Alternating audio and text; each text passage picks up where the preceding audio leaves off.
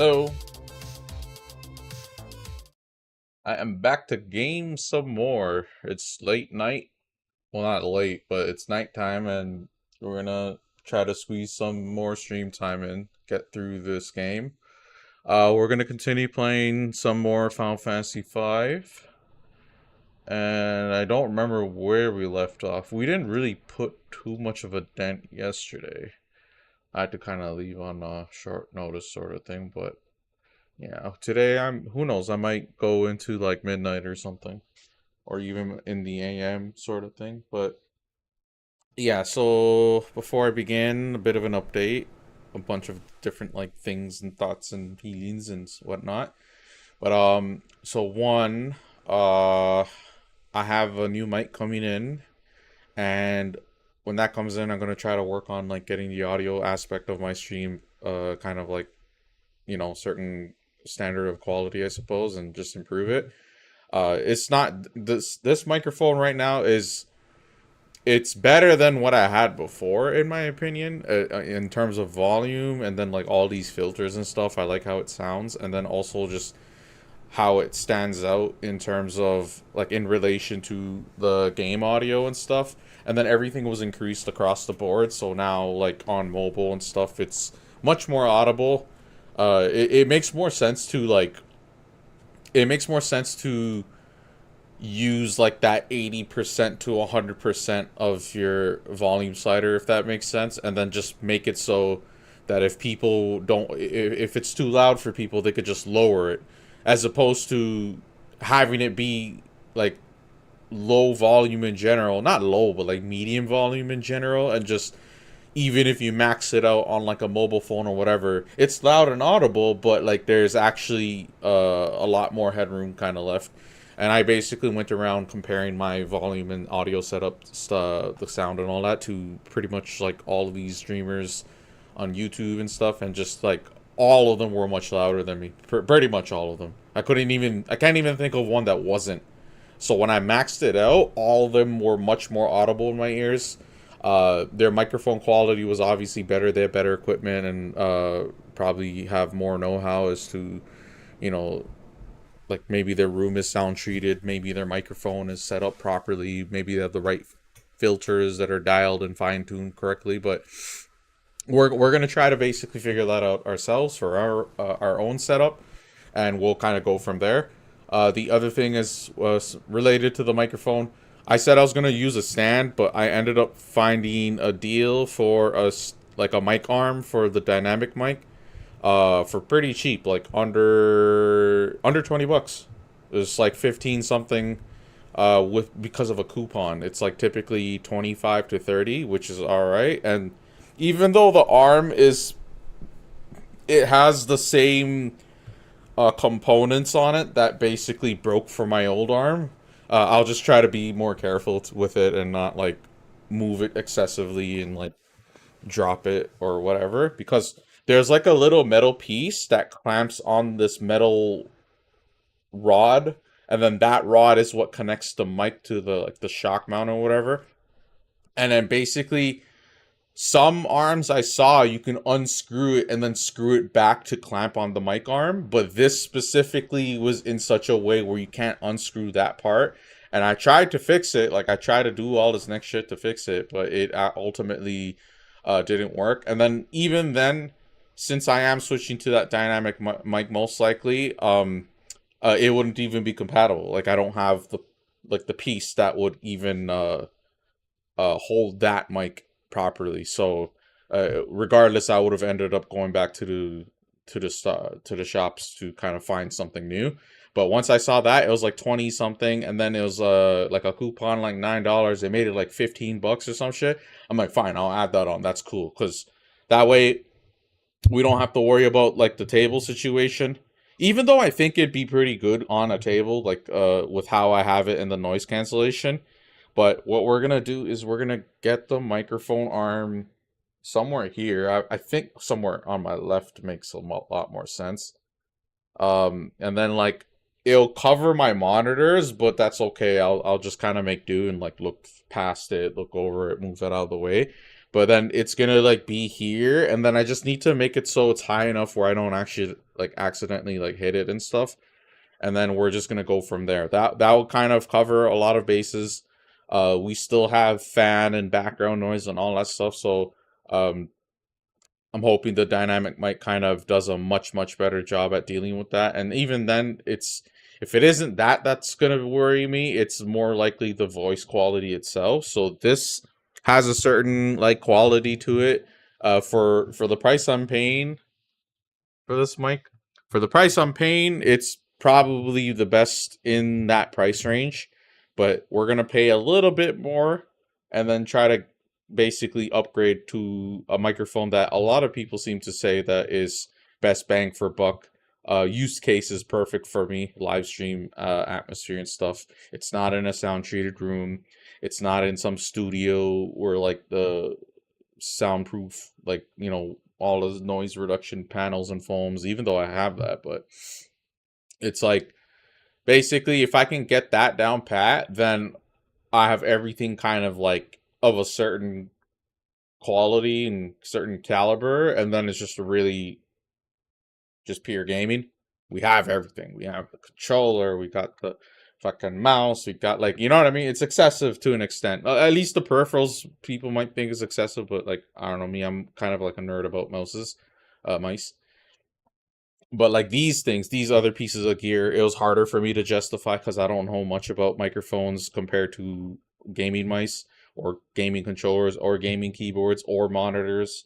But like, you know, I went in a bit of a deep dive, did a bunch of research, ended up choosing a product. This one was a chosen product on short notice based on limited research. And then I knew about this, so if it ever came down to it, I kind of had an idea of what kind of products I should be looking at. I wasn't really interested in spending a pretty penny anytime soon on like a microphone, and I'm hoping down the line I can just upgrade slowly and stuff, right? So, or if like I end up getting like a sponsorship or like something like Elgato has a lot of good gear and stuff. HyperX has a lot of good gear. Razer themselves seem to have a lot of good gear. Uh, yeah, so down the line that maybe that could be something that could help me upgrade, or if not, I'll just pay it out of pocket myself. You know what I mean? But yeah, so we're gonna play Final Fantasy V. We took some time off stream to kind of like once again. I keep doing this because like I really am like that kind of person, I suppose, where it's like I'm just like over analyzing everything. But yeah, once again, I was kind of looking at social medias and stuff, and it's like I looked at so many different creators just to see like what they chose to do, what kind of social medias they juggle. And then one of the things I noticed is although a lot of people have Twitter, they don't post on Twitter. Like they're not as active as I would thought. And then whatever platform like they're the biggest on, so like let's say a streamer is really big on Twitch, and like I'll give an example. I'll just make numbers up. Let's say they have 10 million followers on Twitter. Sorry, Twitch. It it basically is never like the same. It's like a percentage or a fraction of that on like Twitter, on Instagram, on TikTok. Those are like the three. And a large part of it makes a lot of sense because Instagram is like not necessarily like if you were a game centric content creator, you wouldn't really like solely be on Instagram. You wouldn't like be on Instagram only and then that's where you'll grow and that's where you'll be. It's like no, Instagram kind of gets tacked on to either the three main ones is basically the way I would categorize it is um horizontal screen.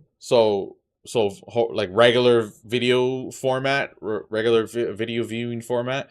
That's either Twitch, YouTube, or Facebook. And then Facebook's just like a non-contender in my eyes. And then Kick also, but I don't really care about Kick in that same way. And it's easy for me to kind of write off Kick, to be honest with you. But then it'll boil down to YouTube and Twitch. So once I chose YouTube, yeah, you can multi-stream and stuff like that, but that has different considerations that would kind of like strain my fucking PC in ways I don't want it to, and then also greatly differing quality. So on YouTube, even though you can have 0 subscribers and YouTube will let you put out a 4K stream and a 2K stream and you'll like no hassle. But on Twitch, basically you need to be of a certain viewership. You need to be partner or affiliate or whatever. I can't remember the specifics, but you need to be those first before you can even be offering, you can crank up the bit rate and be offering those kind of streams. And it's interesting because the difference between the two is largely just because like server side stuff. So like YouTube can kind of get away with it because they're much bigger and stuff. And then even YouTube like allowing just the videos to exist relatively indefinitely. Like obviously these things can happen. It can get deleted. It can get taken down for all sorts of reasons, whatever. You can get hacked or something and all your stuff's gone. But I just mean like in actual just regular use case with no exceptions kind of being considered. Twitch just doesn't have the infrastructure to allow pretty much everyone attempting to stream to like archive their stream VODs like that, or whatever clips they might want to make. So they always have like this expiry kind of thing. It's like limited, and it's like you don't really have your content existing. It only has a short and temporary presence, which is why a lot of people just go to YouTube and just juggle. So if you're on Twitch, you juggle Twitch, YouTube, Instagram, Twitter, TikTok, and it's crazy because it's like that's actually a lot of work. And especially if you don't have a following, it's like you're basically trying to grow from zero on all these platforms for no reason. Because to be honest with you, it doesn't really make a lot of sense. It's like diverting your energy and resources and spreading it thin. But so in my case specifically, it made a lot of sense to ultimately go for YouTube, which is what I did, and I'm relatively happy and content and satisfied with that choice. It makes a lot of sense for what I'm trying to do. And then down the line, basically I thought Discord would make sense because just the nature of my content is just, it is gaming. Eventually I'm going to move on to like multiplayer stuff and whatnot, and I might need to make use of comms if I end up bringing on some of my friends and stuff and we play games together. We could use in-game chat, but ultimately we're going to be going back to Discord sort of thing. So Discord is definitely in the books for me. So aside from that, it was Twitter I was thinking about. Instagram, I was thinking about. Not so much Reddit. I don't give a shit about Snapchat. I don't even know how I would use Snap. I say Snapchat. I don't know anyone that uses Snapchat like that for a further gaming channel. Um, and then like, yeah, it boils down to Twitter and Instagram. Instagram is like more like lifestyle vlog type of, like, I guess in some weird sense it kind of contributes to the parasocial component potentially because you're an influencer and like people want to see all sorts of different sides of you. So if you have an Instagram page where you're just kind of like out and about taking pictures of whatever you're doing just wherever you are, you know maybe you're like doing some fashion shit or like you're taking pictures of food or something. Basically Instagram would be a decent place to kind of house all that content. And then Twitter is kind of like, I don't think it made sense for me to try to post my stuff on Twitter, and then it also doesn't make sense for me to advertise my channel on Twitter or anything like that, especially since it's like no viewership or whatever, and then basically not viewership, no followers or whatever, and then basically it's like gonna be me in like threads, what, like trying to solicit like that. It's like, okay, no, it didn't make sense either. In terms of effort, it made more sense to at least try to grow here first, and then maybe down the line I'll expand to, like, I'll go branch out to one of those platforms. But as far as I'm concerned, I don't want to say I don't see it happening, but it's like it's not really in the books right now, at least, especially when I'm considering like what I'm trying to do here. And then also YouTube just has a lot of the same functionality, to be honest with you. Like I'm on other people's videos in the comment section replying to comments, and that kind of has the same Twitter experience, to be honest with you. It's people have all these opinions and they're being informative, and then you say something, and then it could be like all sorts of dynamics and stuff. And then even it makes a lot of sense on YouTube for me to kind of comment and interact with people that way, because at least you could just click my name and see my channel. Right? On Twitter, you'll click my name, see my profile, and then you'll see a YouTube link, and then maybe that person. It's like it's realistically, like most people are not gonna get. You're not gonna be able to funnel viewership that way. So Instagram, Twitter, same kind of flaws, same kind of problems. And then also me myself personally, I don't really like use those platforms. So I used to have accounts. I've had multiple accounts, honestly. I usually do like what do you call it? Like a social media sweep, not a sweep, a detox or something. Like Twitter specifically, I only ever really use Twitter to just kind of like look at news and follow like GameSpot, IGN, whatever, and like content creators and just kind of like, and then that's kind of why I realize it's ultimately not that useful for me because the news that I am interested in, I get so many other different places anyways. There's even like a website I typically go to, like a gaming forum or whatever, and it's just like, oh, they get it just as fast as Twitter, if not like they get it alongside Twitter because their source is usually Twitter, or the source that they have is going to be posting it on that site and on Twitter. So like stuff like that. And then on my phone itself has like a bunch of news, Google News, I think it's Google News. Yeah, Google News kind of just meets my need if I ever want to see what's going on in world events. And then on top of that, YouTube itself is, and then YouTube's more visual, as the video and all this stuff. So Twitter kind of, and then also the user base of Twitter is like much more smaller compared to the other options I mentioned. And then same thing with Instagram to a lesser extent. But yeah, it's kind of like it's a lot of avenues, but sometimes I think you shouldn't just force yourself to explore all avenues. And like when I talk about firing on all cylinders, it's like you could fire on all cylinders in that category, like just be on every single social and try to build a following in parallel with each other on Twitter, on Reddit, on Instagram, on Facebook, on YouTube, on Twitch, right? Like people say even multi-stream and shit. But it's like if I multi-stream to Twitch, my Twitch equivalent streams would look significantly worse for a large part of the time being, to be honest with you. But yeah, anyways, before I start, hold on, I need a BRB. I don't know. I think a lot about it over and over and over and over, and I'm like indecisive about it because I'm not really sure ultimately if it's like a bad move for me in the long run.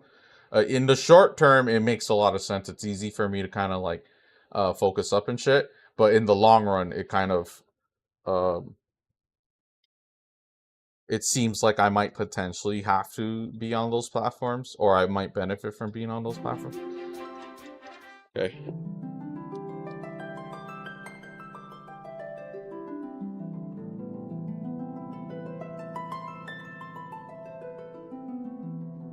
Why did I see my mouse?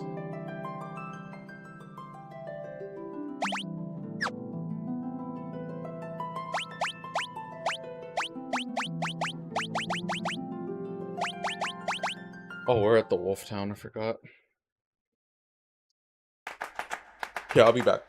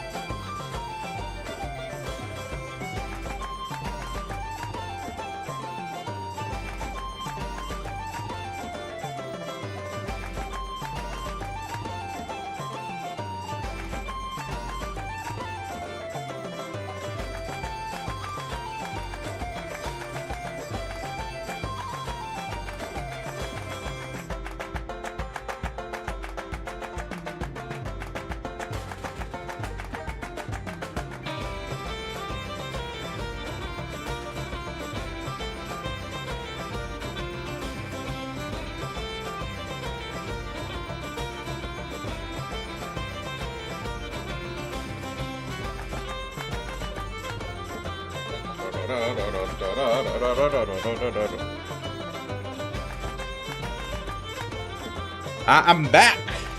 Sorry about that. I don't really like starting a stream and like deferring the actual game, but it is what it is. Okay. Alright, what was I saying before? Oh yeah, so basically like, so YouTube versus Twitch, I had to like basically like think over that like for a long while, and then ultimately because of like, so things like YouTube is much bigger than Twitch. YouTube is potentially competing with Twitch on the live stream front. If you're new with no audience and whatnot, YouTube is better on the discovery front. YouTube is better on the quality front inherently, at least for starters. I found out recently that Twitch has 1440p and stuff, and then that 1440p is technically better than YouTube 1440p. But like, to even get there in the first place would require all my content to be like shitty 720p content. So like, I really cared about the quality part right out the gate, especially since I have a 1440p monitor.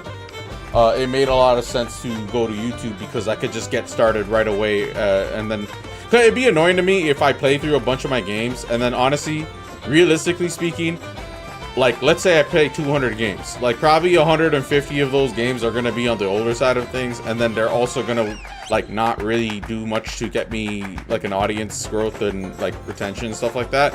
So it's like I'm gonna have a whole era of like 720p videos potentially. So it's like, when I thought about it that way too, it kind of helped me kind of lean more to the YouTube side of things. And then also a lot of what I use YouTube for, it functions like those other social medias anyways. So I don't know, YouTube comment sections has the same kind of toxicity Twitter has, where people are just fighting over everything. People are just kind of putting out like sass and negativity just cause, like, you know what I mean? I kind of think of it this way sometimes, but it's like Twitter is like more social than media. right? You can put media on it, you can whatever, but it's a lot of text based, it's a lot of conversations, it's a lot of replying to each other. And then on YouTube, it's basically more media in a large sense because it's so much videos. You could go on YouTube and use it largely as a platform without really engaging with people in the comment section, and you could still get a lot of value out of it because ultimately, I'm gonna train while I talk. Ultimately, you're basically like, if you go to Twitter, what are you using Twitter for? You can keep up with news and stuff, and then basically a large part of Twitter is interactions with each other and I guess potentially content creators, influencers, whatever. And then basically YouTube is kind of leaning more to the media side because people are like putting out actual videos, and like the main purpose of a lot of people coming to YouTube is to watch videos, not so much go into comment section to kind of have discourse. And then maybe a platform like Instagram is more like maybe a little bit between, but then on the media side of things, it's kind of like not necessarily gaming, even though YouTube's not necessarily gaming either. It's kind of like a smaller niche compared to YouTube. YouTube actually has a pretty sizable gaming presence, whether it's non-live streaming footage and then also live streaming footage. And then in the live streaming hemisphere, Twitch is arguably better in a lot of ways. That's where a large part of the traffic is. But I think that's going to eventually change, where it's going to be a bit more segmented. And it's not to say that all of it's going to shift over to YouTube, but it's just going to be that, like, you're going to have it's going to be viable to be on YouTube no different than it is on Twitch. And a lot of the aspects of YouTube is much more appealing to me. So like, when you're trying to make content, it's gonna stay here, it's gonna exist here. You can build a channel and kind of create like a whole like portfolio. On Twitch, the closest thing you have to that is like archived VODs and clips that last for X amount of time. But on YouTube, that's pretty much indefinite. So even if I were Twitch partner, where I did have the resolution benefits of 1080p, 1440p, and then my expiry date for the VODs and clips are a bit longer, even if that were the case, it would still ultimately end up with me wanting to make a YouTube channel and then taking that stuff and then moving it over there. So YouTube really does seem like the central pillar in a lot of this. Like, I have shorts, videos, and live streams, and then the community tab is kind of like me using it like Twitter, if you know what I mean. So yeah, it's I keep going back to it because it's kind of a pretty big decision, and it's honestly one that isn't necessarily like something I can't change and go back on down the line. If it does come down to it where like I feel like I want to make a Twitter account again and go back on Twitter and like, you know, that sort of thing. That's like maybe if I start wanting to cover news more often or something, maybe it could be beneficial to have a Twitter account. But at the same time, like, I think out of all things said and done, I think the one thing I'm not too eager about is like, there's engaging with your audience, but like, I don't know how to explain it. It's like, I don't think there's that much value in a lot of ways with engaging with people online, especially since a large bulk of people online are like, let's say they don't argue in good faith, relatively disingenuous, hypocritical, maybe self-righteous. You can't even have like a simple commentary that's like playful and fun without someone out there kind of like spinning it in such a way, or like interpreting all of the possible negative avenues that this statement could be said. And it's like, I don't know, I see a lot of one-way behavior dynamics on social media in general, so it's kind of like, I don't really like, I think it makes a lot of sense if I have people come in while I'm live. It's ultimately going to be the same phenomena on the live stream front, but at least when I'm live streaming, I'm playing games and doing something else, and I have control in the sense of moderation and banning and all that. But like on Twitter, it's kind of like you put your dialogue out there and then people see it, people react to it. It's like, honestly, more often than not, it would be people that are willing to spread positivity, and like people that are willing to like be on the more sensible side of things, they're statistically less likely to be like, you know, going out there doing that. They kind of do it when they feel like it, you know what I mean? But if it's negativity we're talking about, people that are like really negative, there's usually something like kind of deep within themselves. Maybe the problems, maybe they're venting their stresses, maybe they feel like they're on a high horse with some of these things that they might be saying. But like a large part of the time, they're more willing, more at it. And a large part of the internet has always been like that, where the most active people, the vocal minority, is actually these like disenfranchised types, these edgy types, these basically people that think that kind of get a kick for one reason or another by being able to say whatever to whoever and then kind of getting away with it without no real like accountability or responsibility for their actions or their words. So it's kind of like, I don't see the value in that for a lot of reasons, but at the same time, it's like, oh god, turn me into a zombie.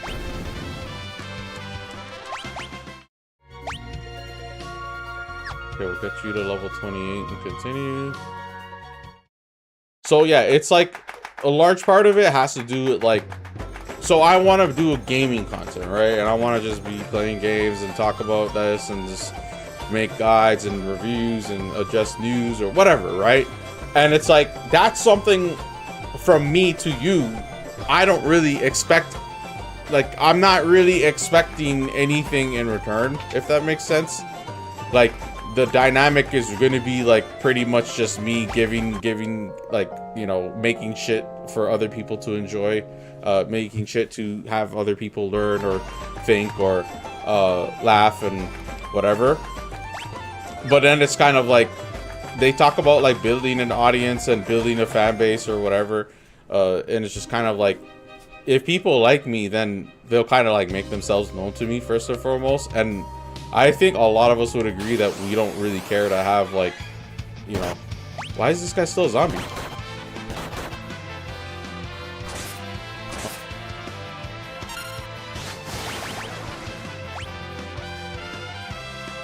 I thought the Invisit would fix it.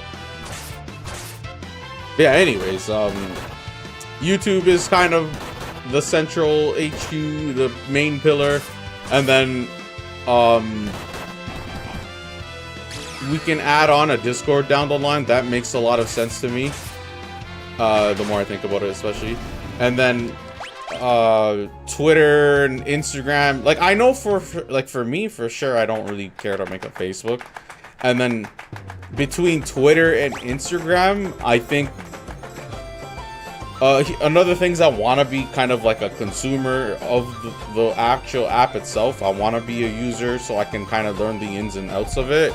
I don't feel like being on Twitter was that productive use of my time, and then also being on Instagram wasn't the most productive use of my time, but it was enjoyable because on Instagram I kind of curated a feed that, like, you know, but like it doesn't really do anything for me aside from just that. But in the context of business and in the context of trying to do this gaming channel shit, it's like, it's hard for me to make that like final executive decision.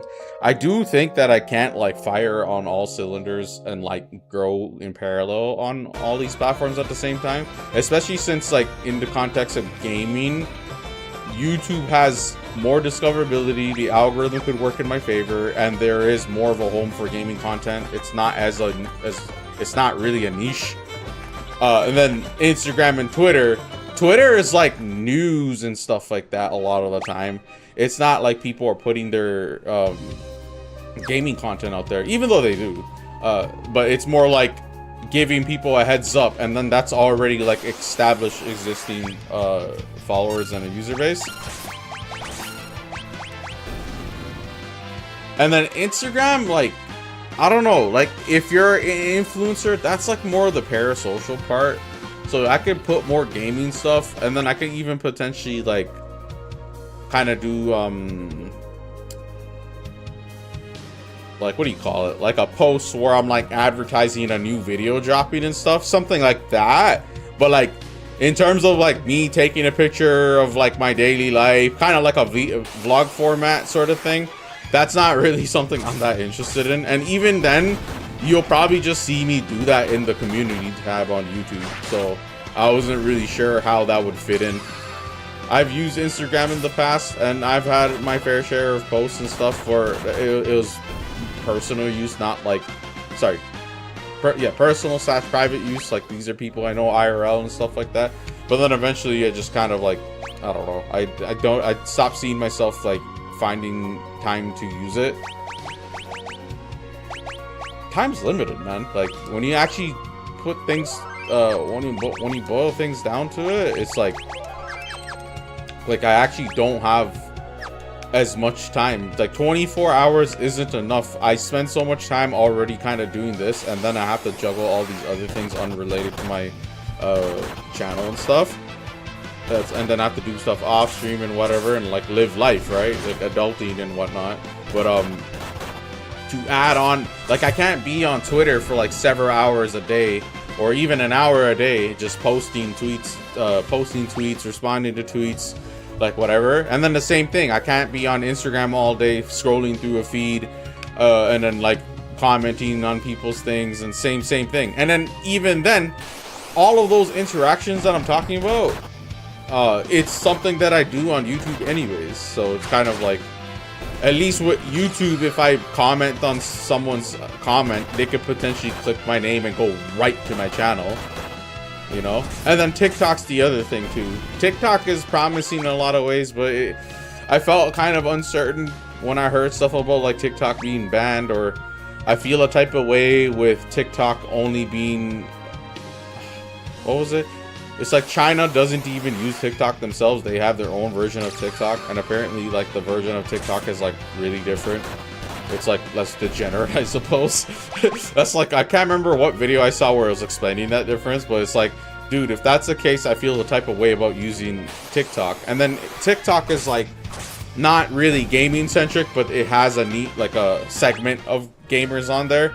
And then TikTok is like more of a younger audience. And then also TikTok, Instagram are vertical format videos. So YouTube and Twitch are horizontal format videos. And then technically Twitter, because you can live stream on Twitter, vertical formats. And then TikTok and Instagram are vertical. And then YouTube has vertical in form of shorts. So if I made shorts, I could post the shorts on Twitter, Instagram, and TikTok. And I've already tested this sort of thing, but it seemed like I got little to no traction on Twitter, and then even less traction on Instagram, even like after trying to use hashtags and stuff like that. And then a pretty decent performance on TikTok, to be honest with you. It was up there with YouTube. So like, out of all of these, maybe TikTok would have been an option. But yeah, ultimately the amount of time I spent to basically do something, make it on YouTube, and then also do the same equivalent thing on TikTok or whatever, it took a little bit of extra time where I couldn't like really keep up, in a sense. Not really truly though, but like the stuff I was posting on TikTok wasn't really like, I think I got way more success and exposure and performance, and then even subscribers on YouTube compared to TikTok. So I thought, hey, maybe like, let me just focus on YouTube and just like really grind it out. Try to meet the monetization tier, do the memberships, add a Discord, make emotes, make badges. Eventually try to promote myself a little bit more, put myself out there. And then eventually when I play multiplayer games, it'll kind of inherently happen as I try to find people to play with and whatnot. And maybe I'll plug in my channel when I'm like done on a multiplayer game or something, and that itself would kind of, you know, right now I'm like just playing straight single player games over and over and over and over. There's no real opportunity for me to expose myself, you know what I mean?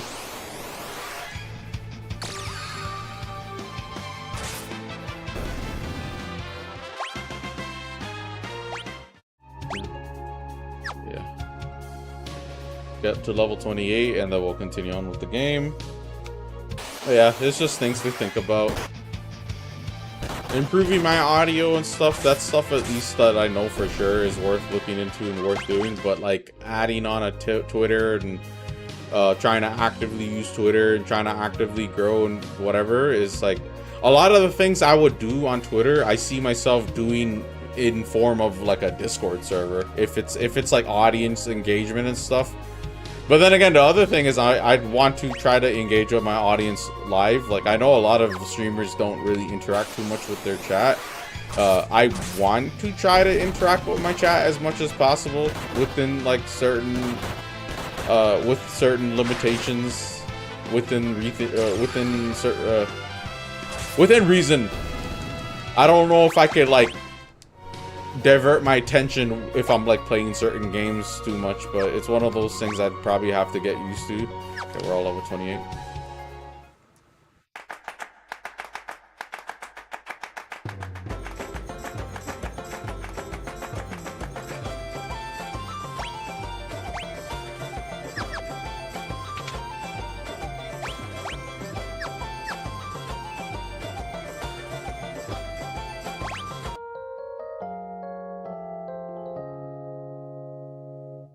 We at least know we want to be on YouTube. So we start from YouTube and then let's keep trying to improve.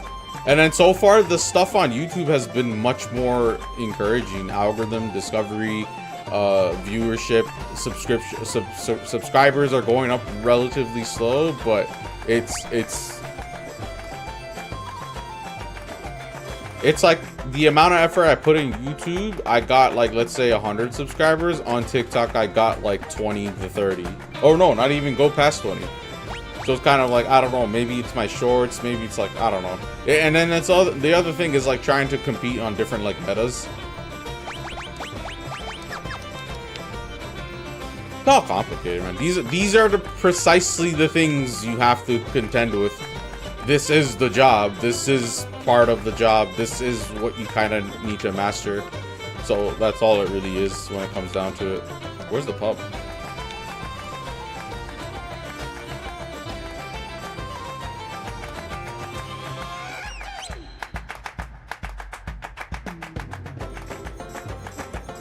Is it in the inn? Okay, hold on. Before I continue, I want to make sure the audio and stuff is good. It should be good.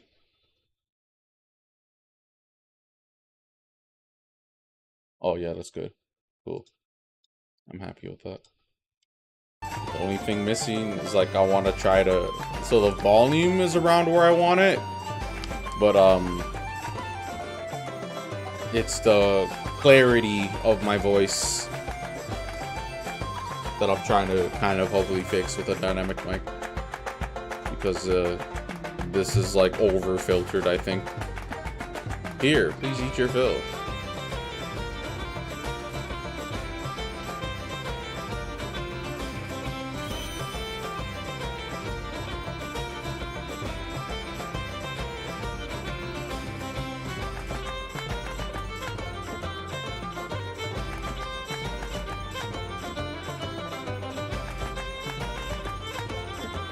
If you do this 3 times, you get 24 potions. That's all I'm doing.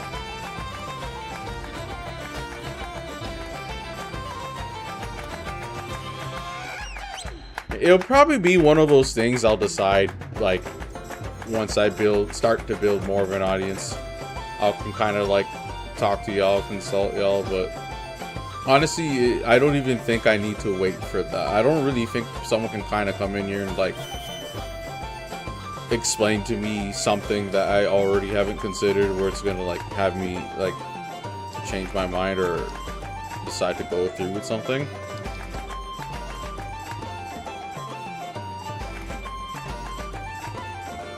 Like, I'm sure people would recommend multi-streaming to Twitch, but I already see all the disadvantages in that like make it seem like people on Twitch would get an inferior experience, whereas people on YouTube would be getting a good experience, which is actually the reverse for how Twitch multi-streamers are doing it right now. or they're multi-streaming to YouTube, and the YouTube chat experience on compared to their Twitch chat experience is like significantly worse in a lot of ways.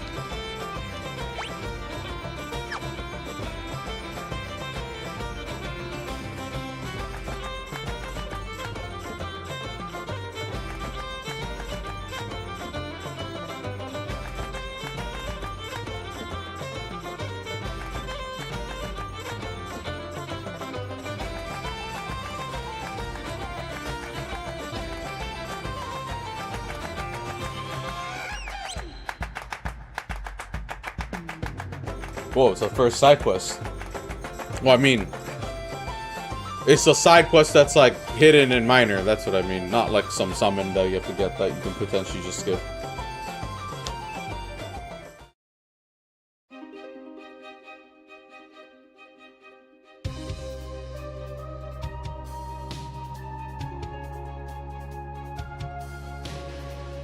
Oh no, I don't care about that. So if I do that side quest, you catch a frog using Beastmaster, and then you give 10k gil, and then you give the frog you captured and 10k, and you get this thing called Cornago Gourd, which increases the rate of catching enemies. Since I don't care about that mechanic, I am just gonna continue north.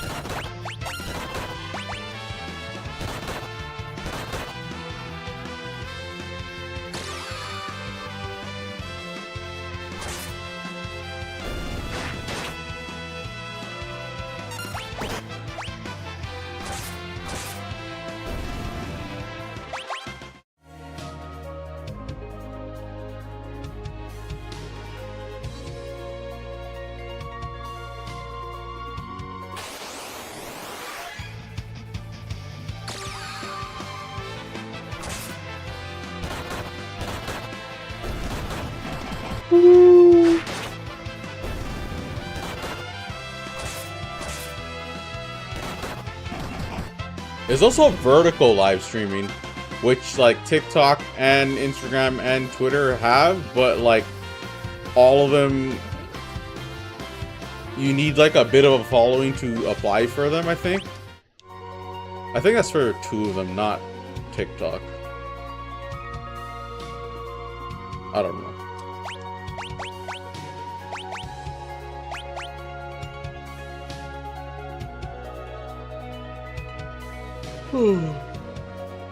I don't even know how, like, since the majority of gaming aspect ratio is 16:9, I don't really understand why people would want to watch a live stream of a game.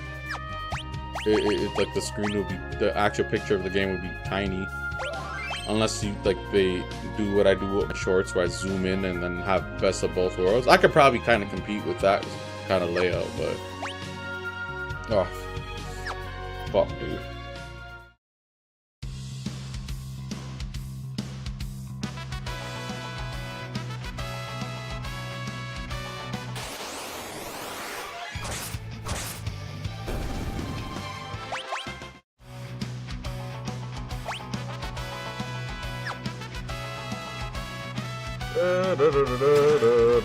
Oh, I feel my stomach hurts. You know what? Oh, BRB again. This time I'll put a BRB on. You're going off, buddy. We are not playing the same game right now. Relax.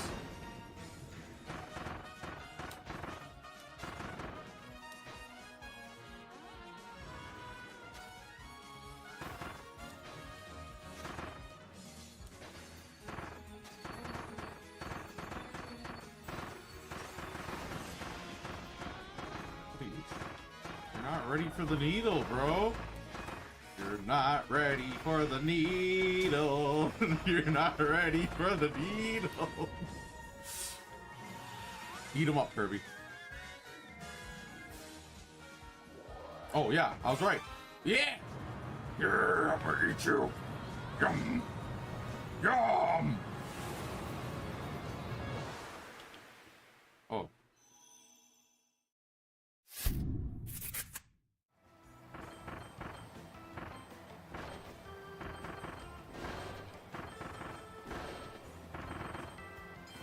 Oh.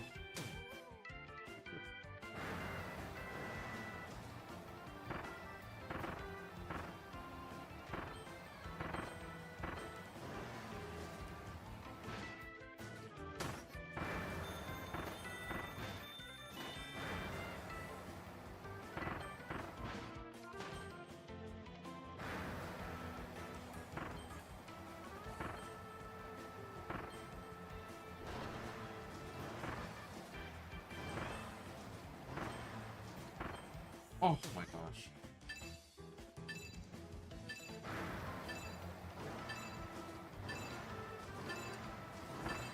Woo! Made it in 1 second. Jeez.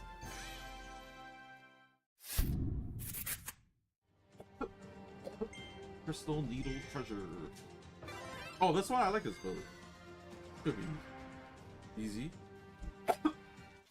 Russian roll, falling needle roll.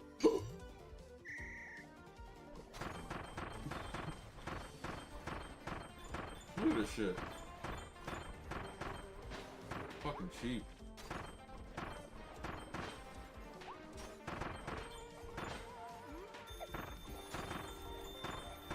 Oh, look at this shit, bro. Oh my gosh. You're not ready.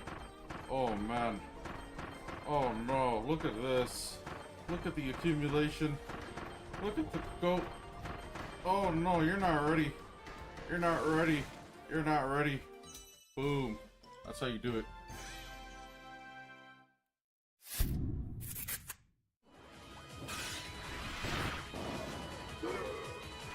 Dead! No? Yeah, final.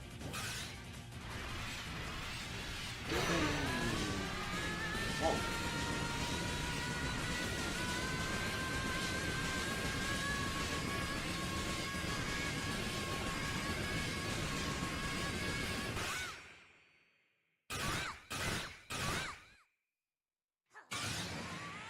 Yeah, Omni Slash.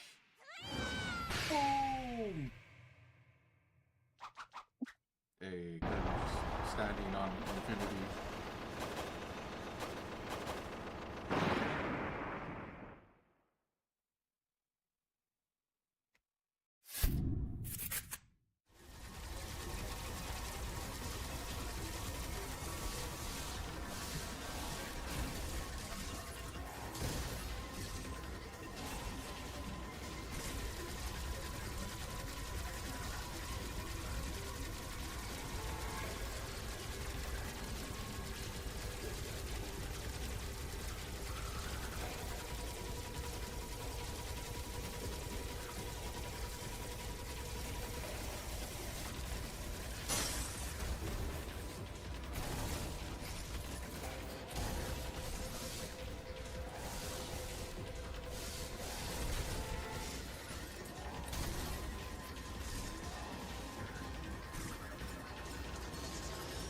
There you go.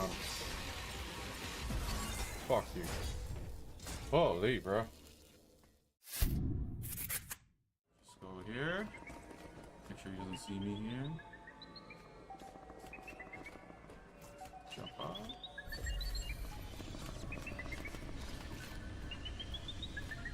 Don't go, don't search this corner. Don't, turn away. Turn away, buddy.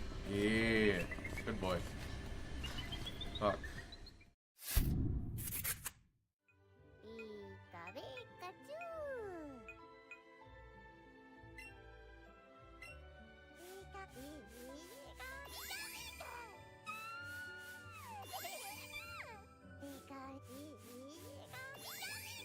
This is worth it.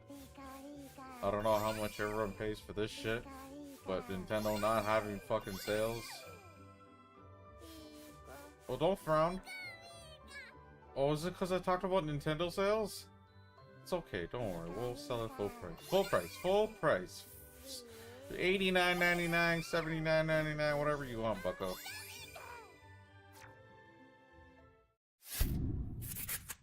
Fucking sell. A Cell Power Ranger.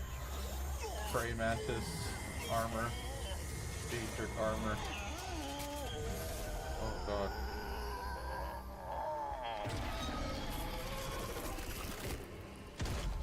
Oh god. Ooh, Super Metro?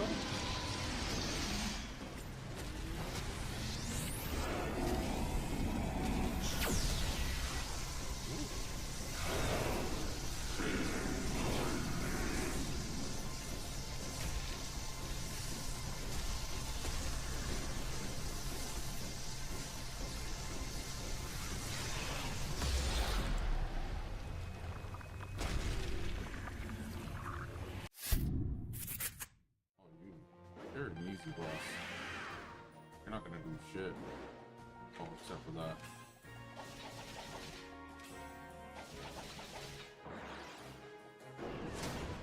I'm gonna press the last one. Bro, this ability is insane.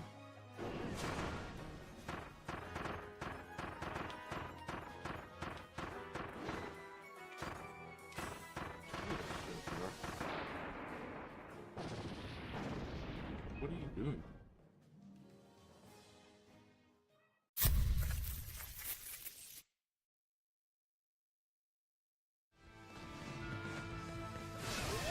Lend me your sword. Oh, double? Oh. I will assist you. Oh. Oh, shit. Let's go. You are doomed. Loving these animations. Ooh, let's go. We gotta help. Blow him up, Mosh. Got the spike, wait.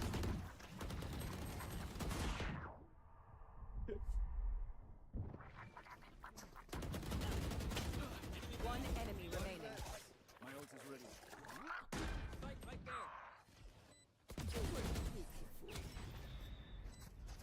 You see the gecko just stuck onto ice This is jumping. light work. We're chilling.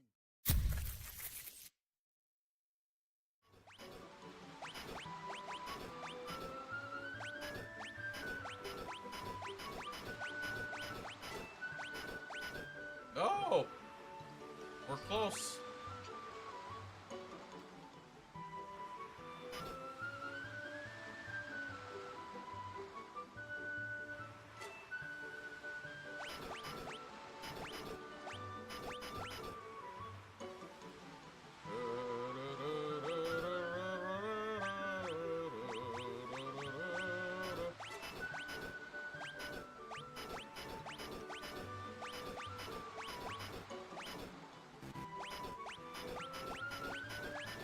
Ta-da!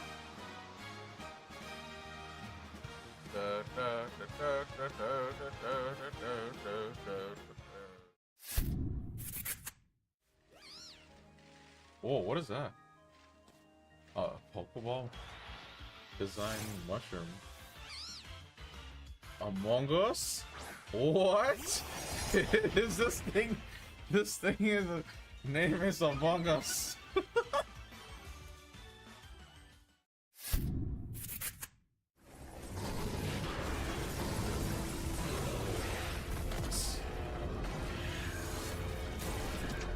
Samas! Samas! Blast them up! Oh. Boom!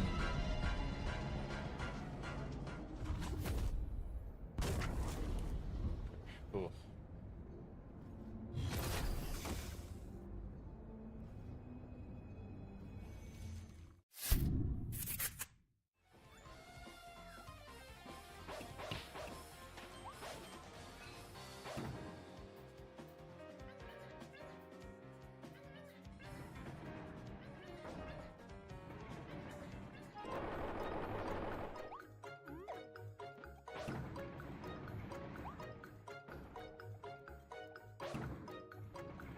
Oh, the car. Okay, cool.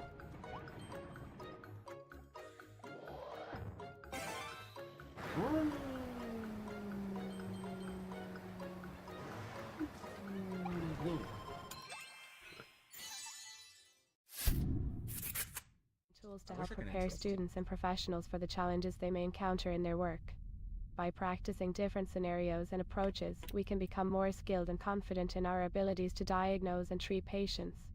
Similarly, by exploring different perspectives and narratives in a video game or other interactive medium, we can gain a deeper understanding of the human condition and the many factors that influence behavior and decision-making. While the world of a simulation or a fictional narrative may not be the same as the real world, there are still valuable lessons and insights to be gained from these experiences. So in this video game that I am currently playing as we speak, I am not Detective Martini. I am a streamer, YouTuber by the name of Alvi. Motherfucker!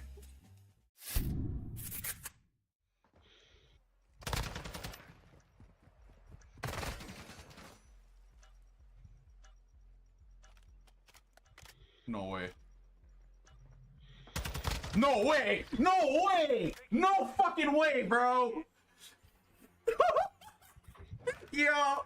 You suck, bro! You actually suck, bro! Oh my god! Oh my god!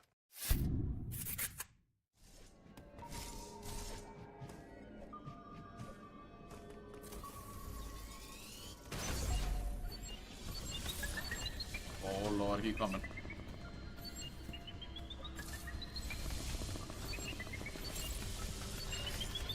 Oh my god, please. Something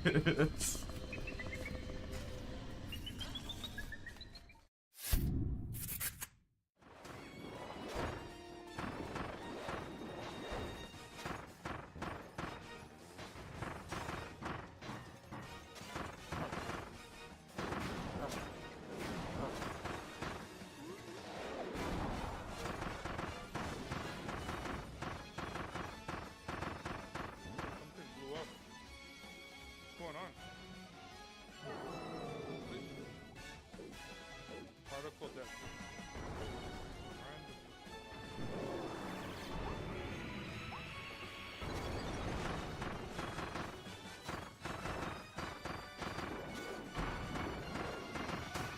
Yo, this is ridiculous. Oh, that's Indeed. I'm like geeking him out. Poor guy. Go, go, go! Back up! There, now it's ready. One enemy remaining. Ow.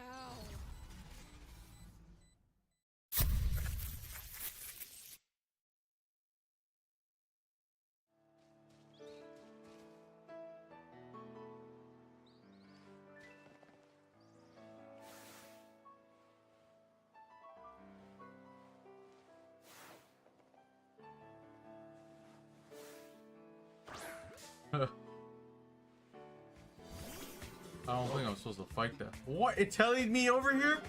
Yo, I'm too sick, bro. I think I'm not supposed to be here. Holy.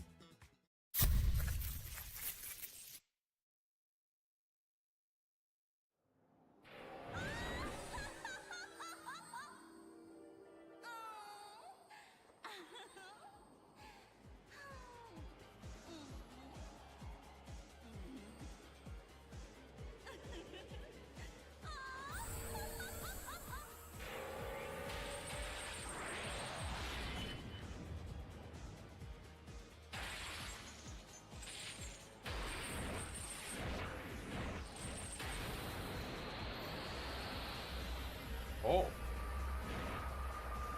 Oh, that was a surprise. Jeez. Majora's Mask Moon just out of nowhere.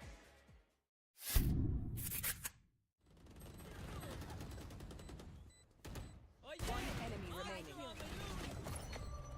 Here. Last player standing. My ultimate is ready.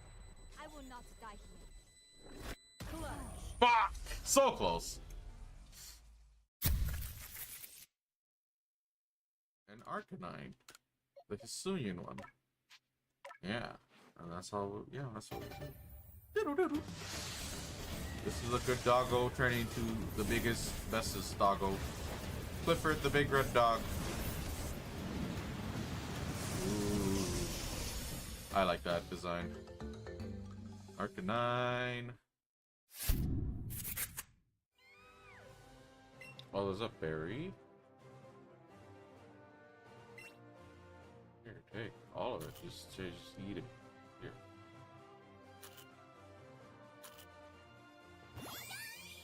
Just eat the berries. Good Pikachu. You can have all of the food. I don't even know what they do. You can just have it all. This is giving me Tamagotchi, Neopets, flashbacks.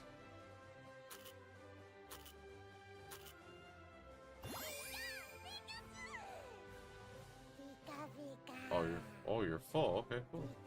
Huh? I don't have any ketchup for you, buddy. Ooh, evolution.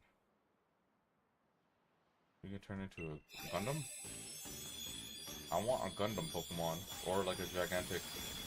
Yeah, that's exactly. Oh, yeah. Very cool. Golurk? Sick. Bullshit. Dodge it, bro. Just tank everything. Just done. This you're done. Fake ass champion. Fake ass champion. Use Thunder back, bro. It's not gonna do shit. Already got 2 Thunders on. Whoa, barely. We're charging each other up. I'm gonna overcharge you to death right here. Done. You're done. Yeah, use your healing, you cheater.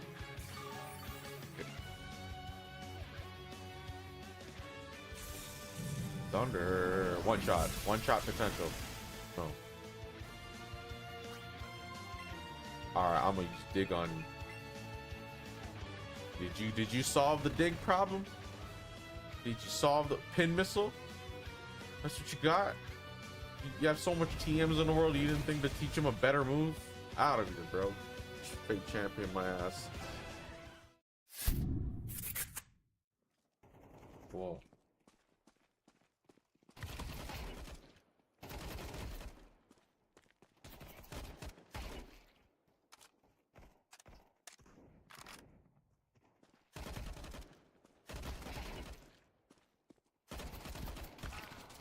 I was doing good.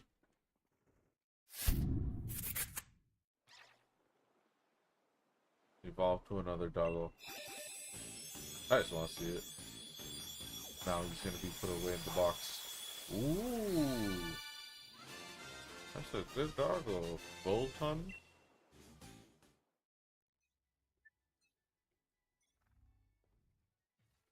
I hear some A. Yep. Oh, they might use mid again. It worked for them. Couple more A. Johnny. There's a bunch here.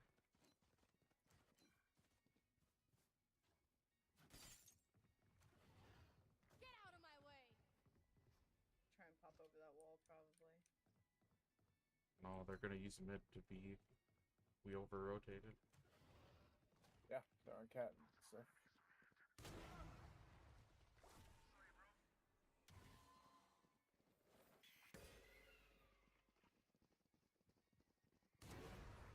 One's on site.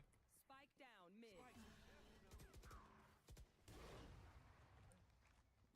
Y'all can clear that body, I can res.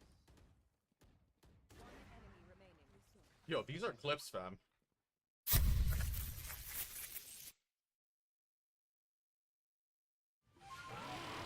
Spent a good amount of time playing.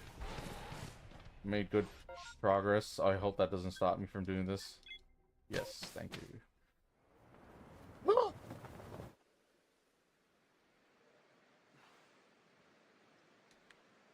Wow. Oh, I thought I discovered a glitch or some shit. That was trippy. Maybe be less ugly.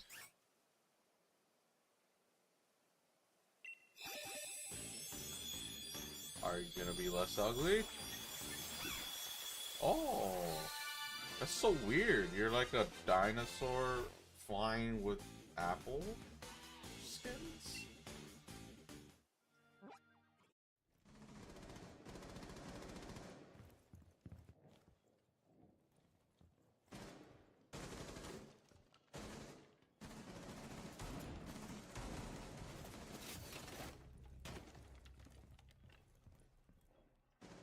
That is indeed.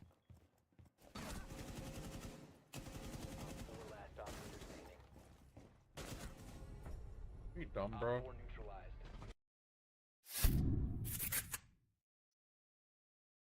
Yes, got it. Beetle, beetle. Dun, dun, dun, dun, dun, dun, dun, dun, dun, dun. I need. What my microfiber cloth that? I didn't really clean my screen. Whenever I see the white parts, and I see like dust and dirt on my screen, it's a really nice screen, man. Like I need to take care of it. Congratulations, your Piplup evolved into a Primplup.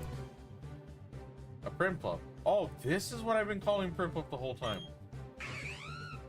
So there is a Primplup. What is this? What's it? Is my scroller broken? Like, what's going on? Why is it not going down? Oh, that was a bugged scroll wheel? Come on, Valo. State from here. Oh, okay, that's okay. I get it. Then that's y'all should look into that. If I switch back, it should go away. Yeah, that doesn't seem. Well, there's a bug for you. You go to stats, the scroll wheels for stats. You go to graphics quality, which doesn't have a scroll. It's just one page, all in one page, but the scroll wheel's still there. General scroll wheel's still there. Go to stats, scroll wheel, leave it in the middle. There you go. There you go. There you go.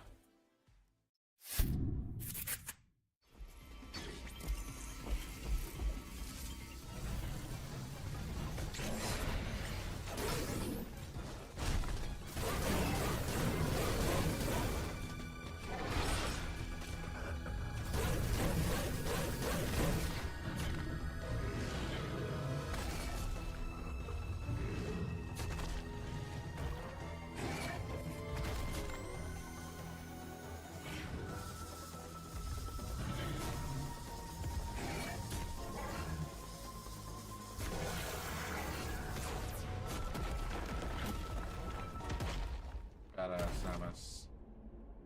Samus!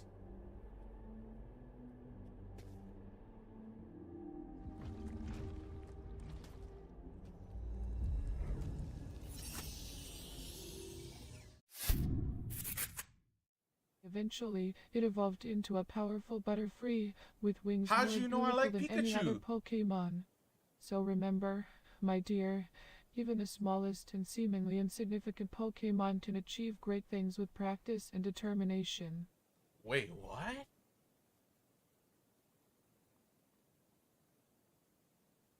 Yo, that's actually really trip, bro.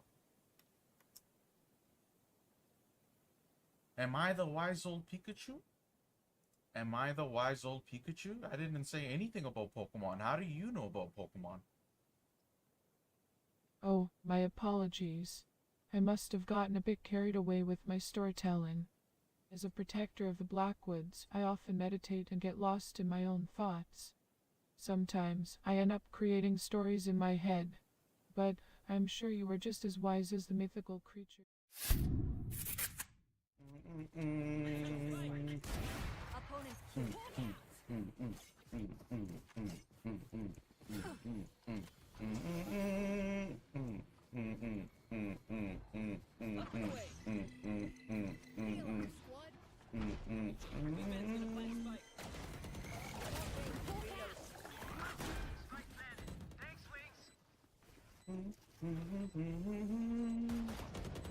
One enemy remaining.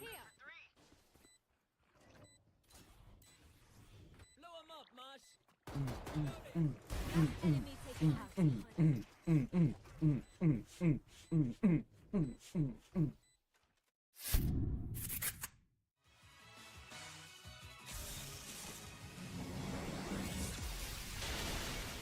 Good. Do your thing. People probably come in the stream and just see my lineup, and it's like, oh, Inteleon. Oh, okay, okay. Oh, Pikachu. What the fuck? The fuck's this guy got a Pikachu for?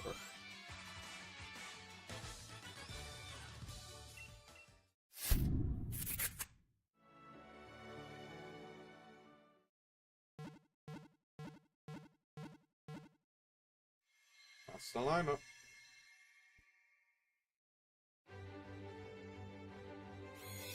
Congratulations, champion. Did it. Pikachu, level 67.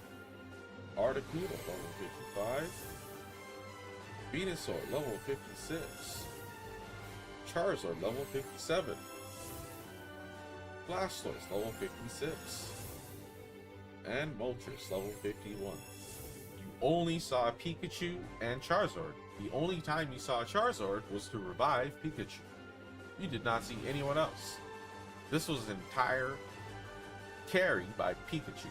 Congratulations, champion, but really, congratulations, Pikachu.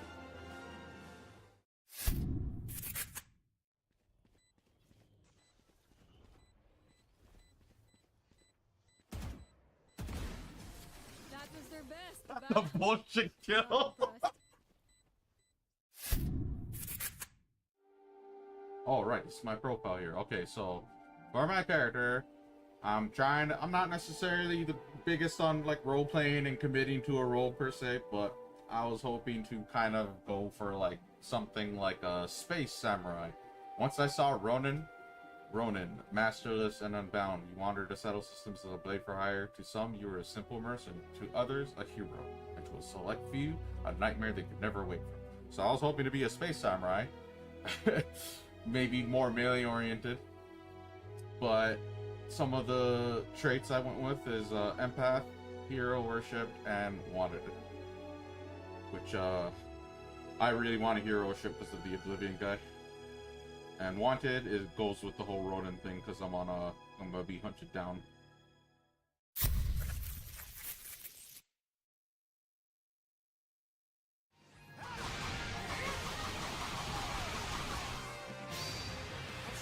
Ooh. That seems good. Let's go. This guy's... Oh man, the moves of the people in this game are so cool. Like super flashy. Look at this guy. Yo, this guy's crazy, bro. Yo, this guy's going off. No wonder he crushed my whole team. I'm the strong one in my family. I'm the strong one, indeed, bro. Holy.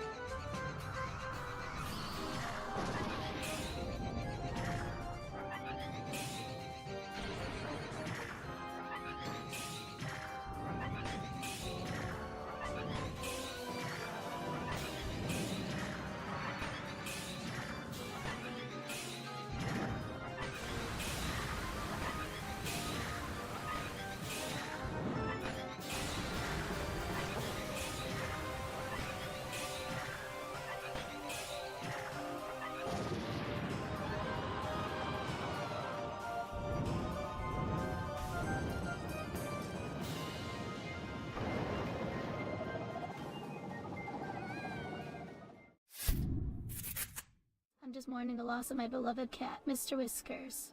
He was such a lovely creature, always purring and rubbing up against my legs. But I suppose that's the way of things, isn't it? Life goes on, with or without us. Mr. Whiskers? What happened to Mr. Whiskers? Well, it's a bit of a long story, my dear. I'm down to hear it, bro. Let's just say that he had a bit of an unfortunate accident involving a bottle of champagne and a chandelier. But we don't need to dwell on that, do we? Let's talk about something more pleasant, like the delicious oranges here at Pascales.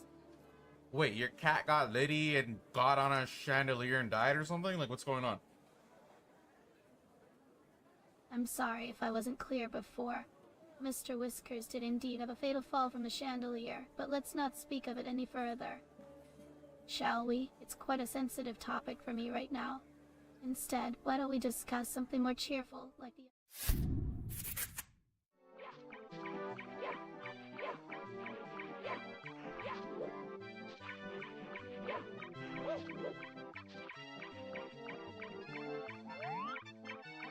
Are you serious? Come on, man. Hello? How am I gonna get you up there? Swapping mags.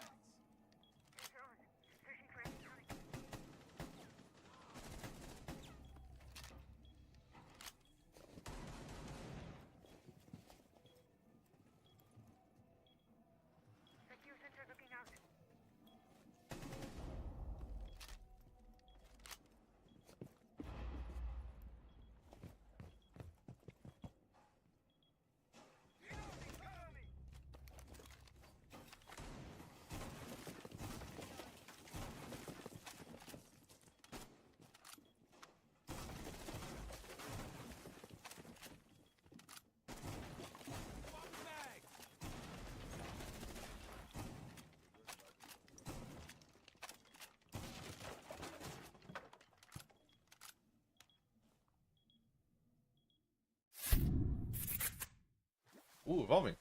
Toxin or whatever. Toxel.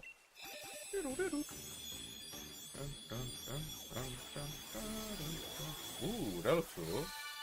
You like riff your chest at a guitar? What the fuck?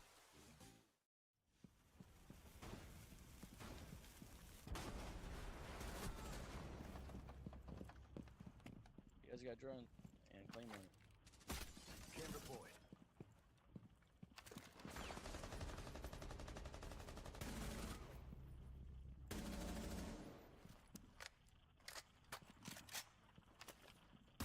Argus deployed. I got the game, I got the game.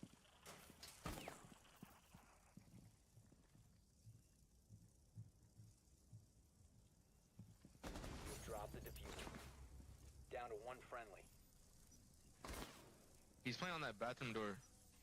1 on 4 remaining. The diffuser has been recovered. He's swinging around. He's should be right there. There you go. Good job. Yeah. Op 4.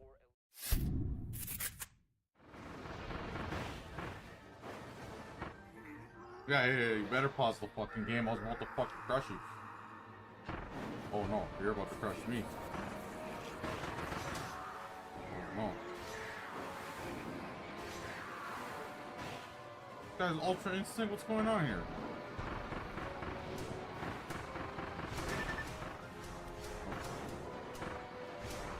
Just commit to the strat. Commit to the strat. What the fuck is this guy on?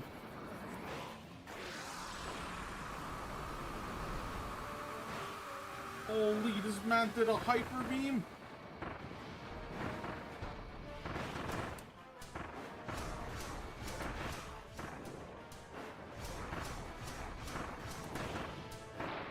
Oh. Ooh, evolving. Nice.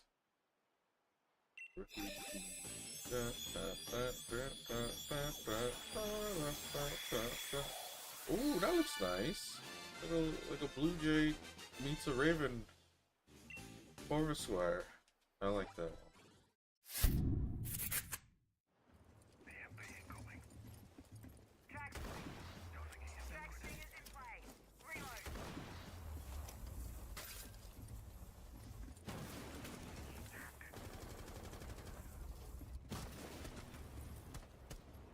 Think I don't know a zombie pitch? I'm in bridge. I'm on bridge. Am I ever gonna catch you? Come on, man. You like seem like a low-level, weak Pokemon. Come on. This guy's fighting for his life out here. Like, jeez. You're making me want to catch you more. You seem like you're a sick Pokemon now. The ones hard to get inherently seem more valuable as a result. And I got you, so you're shit, you're trash. I don't fuck about you getting your ass put in a box, bitch. No, for real.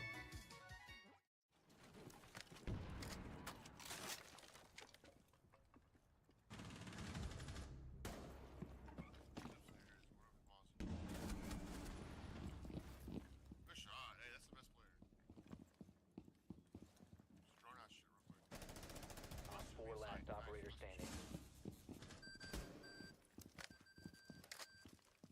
Drone activated.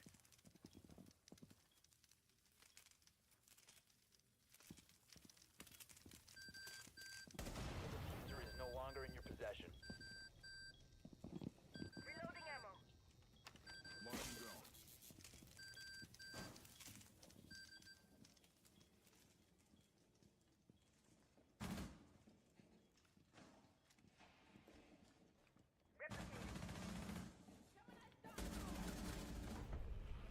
Op 4 neutralized.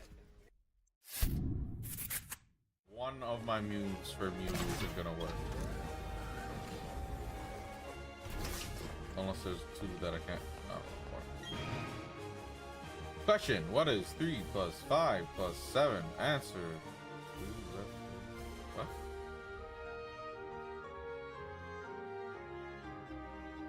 What? I don't get it. Oh my god, what is it trying to tell me, right? Like, okay, so 15.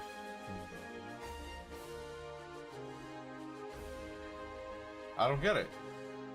What does this have to do with what's in front of me? You know what? I'm just taking a door. Fuck you.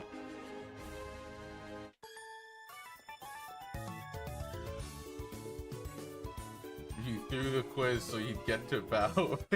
Yeah, that's exactly what happened. That many times and then all the way to the right.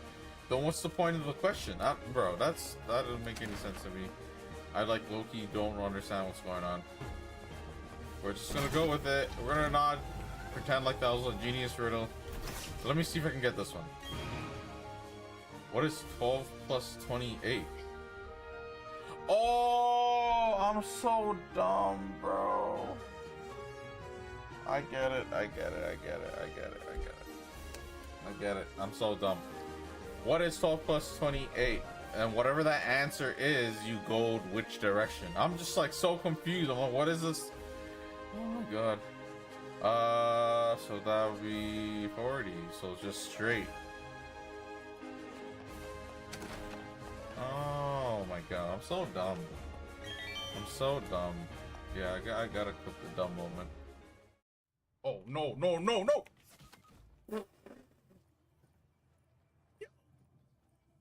How come we didn't grab the rope? Wait, is it E or F? Let me go check.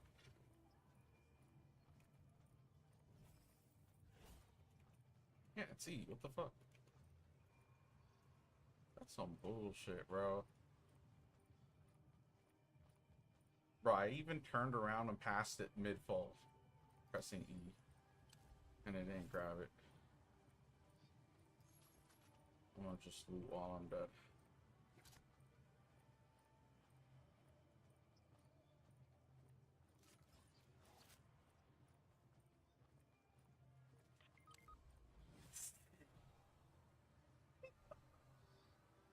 I saw that, bro. I saw the highlight just drop fast. To become part of the most advanced technology corporation in the settled systems.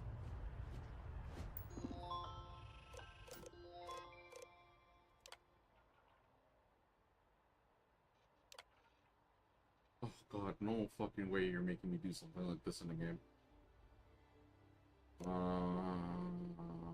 Sure.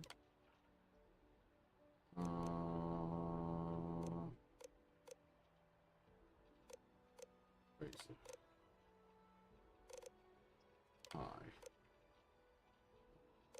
No way, bro.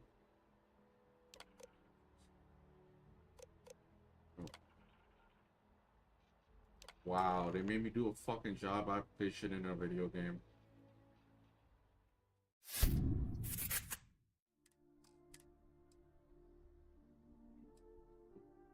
Shotgun. So rectangular, man. Why is everything in the future so cubed?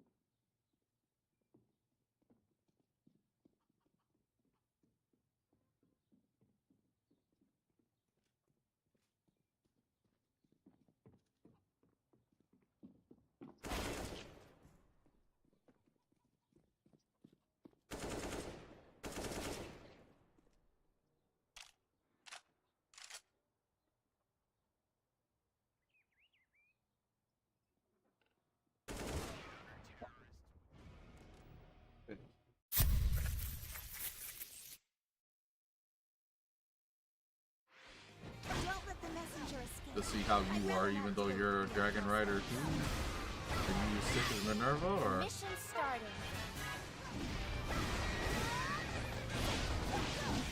Buddy, how am I supposed to stop that? You've been naughty.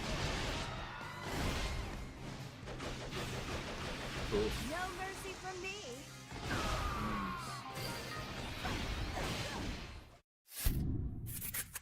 The gym battle for this expansion, basically.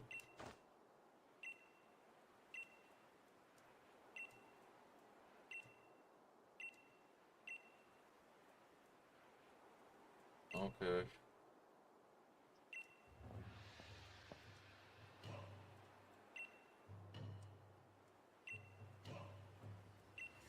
Wait, Claire cheated? Oh my god, this is too on the nose. So Claire is real. Jeez, I had no idea.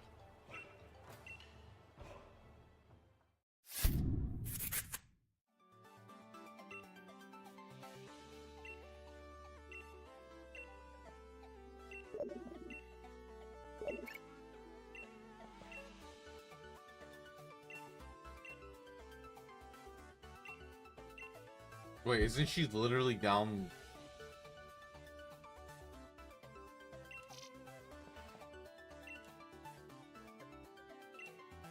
Yeah, right down the hall. Oh, weird. Yeah, she's right here, bro. What is wrong with you?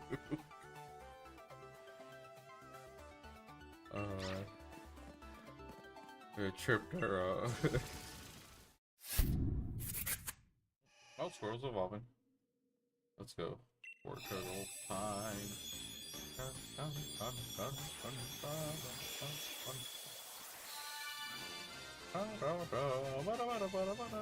Alright, that was quick.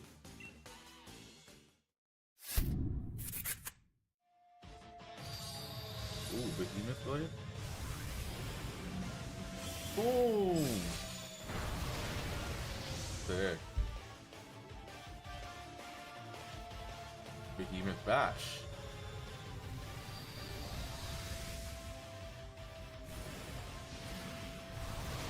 Sick.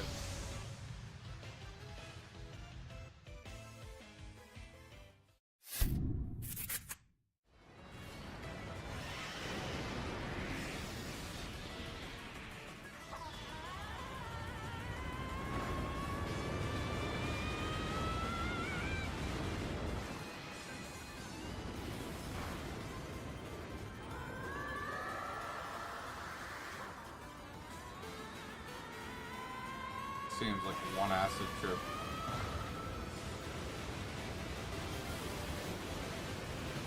Some anime It's a truck. A pink alien took a truck. And he's going against a meteor against a Pokemon. Okay, sorry about that. I got What's distracted going on? and I was like giving advice basically. Magic School Bus 1.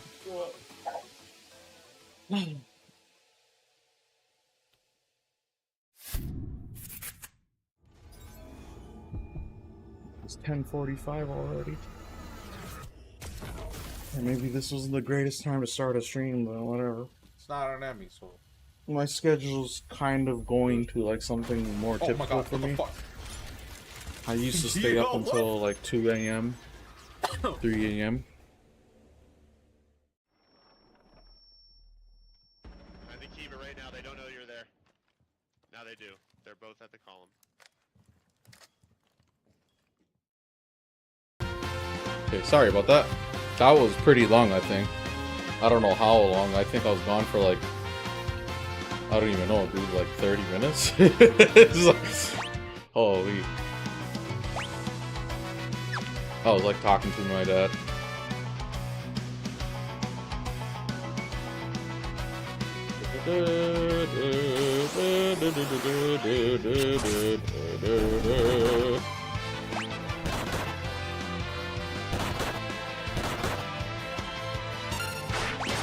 Yeah, sorry about that. I really shouldn't make a habit of like leaving the stream unattended for like heck, even like more than 10 minutes is potentially like problematic. Whatever. Not much I could do. Just gotta be more mindful.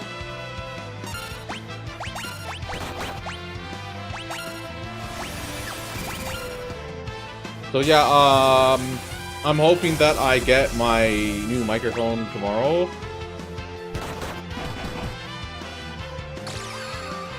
I'm not gonna get the microphone arm the same day. I don't think so, at least. I mean, I could potentially. But yeah, we'll run it with the stand first, and then eventually we'll get the mic arm. The mic arm is white, so we're continuing with that black and white theme.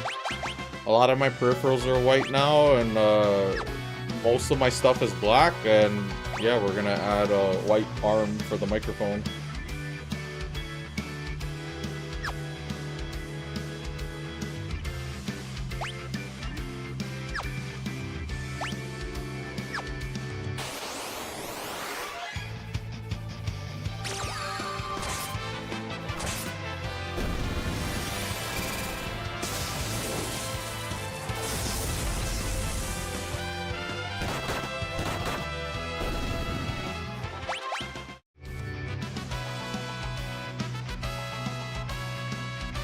What was I talking about before I left?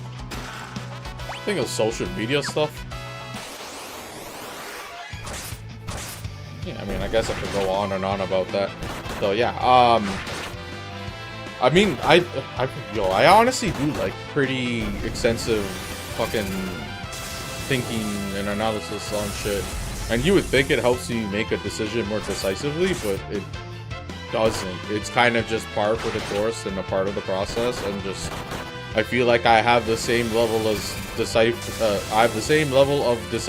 when it comes to these things, no different than like a typical person might, or maybe even worse, because maybe I have like a bit of anxiety where it's like sometimes I like worry and shit, and like that could potentially slow me down. But the truth is, like, I never really like use the social media platform in like some in-depth, like I didn't like listen, like people might say that we're all like chronically on the internet, and like all of us are just on social media, or like the majority of humanity that has like access to these things and whatever. Even though that's not necessarily true, a good subset of people are still just kind of living their day-to-day lives, and they use these things a bit more superficially. It doesn't really take a big chunk of their time or their life. But when I was younger and before social media, I was basically kind of just, you know, on forums and shit. So I've had my experience. I know what it's like And honestly, social media is just kind of like a more mainstream way or mainstream experience. It's like the kind of toxicity I seen on like forums and stuff is basically like the same kind of toxicity I see nowadays on social media, like on Twitter and YouTube comment section and Instagram comment section or wherever. And it's kind of like one is like more for like the OGs of the internet before the internet was like mainstream to be like used for those kinds of purposes, and it was just like nerds on the internet just kind of like arguing about all sorts of shit that doesn't necessarily matter. And then now social media has like a good portion of humanity on it. It's like now they're kind of getting their taste of it, so that's all it really seems like a lot of the time, where people are just kind of experiencing what I kind of experienced when I was like a teen. Yeah, teen and a kid, basically. And it's just, honestly, a lot of it's kind of like played out. If it isn't like activism or vigilantism run amok, or like virtue signaling of some sort, it's like basically people are just kind of like using the internet not to actually do anything necessarily positive towards others or themselves, because it's not really healthy to be like that all the time. Or at all, if anything. It's like people just go on the internet and kind of just complain, and then it's not really like, complain is not the same thing as critique. You know, a lot of people's assessments and evaluations of a given situation or a person or a drama or whatever, it's like they talk, you know how they say this person's like an armchair lawyer, armchair psychologist, armchair whatever.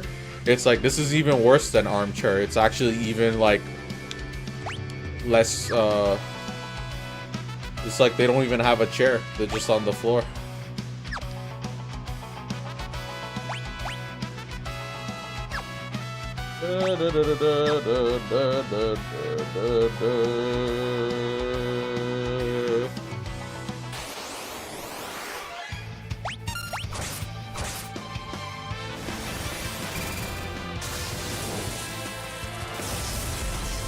Yeah, like I use Twitter as like a news feed where I just follow people, and then maybe I'll go on Twitter and just like scroll through the home feed, which like the algorithm would just like show all these people's stuff. But they kind of change it here and there. Like it would end up showing me, so the most recent time I used Twitter like that, it was actually pretty bad. Like the algorithm wasn't really the same as I remember it. It was actually showing me a lot of like shock value posts, and then it was showing me like suggested posts of like people's followers, and a lot of the time it was like, it wasn't like some sort of like some sort of business or some company or whatever. It's like random users of Twitter, and it's like I didn't really care about their input any more than I would care about the input of someone in a YouTube comment section or whatever. So I don't know, and then maybe that's because I didn't curate it properly. I could have probably put more effort into doing that, but it's like I'll start a new account and I wouldn't bother to do that, so I basically have like a really raw Twitter experience, and it's just like I don't really see any reason why I should use it in a personal sense, and then also for the sake of this channel I didn't really see any reason to use it. And then same thing with Instagram. Instagram seemed like the most superficial out of the bunch, you know, like people just like taking selfies and whatever. I used to just post pictures of food and stuff on Instagram. I thought they like super aesthetically pleasing, and then Instagram I would like consume content that's like foodie stuff, bunch of cats, internet animal stuff, a lot of feel-good stuff because I purposely curated it to be like that. In terms of like news, like I would get my news from multiple sources, so it didn't really hinge on any one platform. So it like ultimately didn't matter to me. Like I didn't feel any type of way when I deleted my accounts. And then TikTok's like the new contender.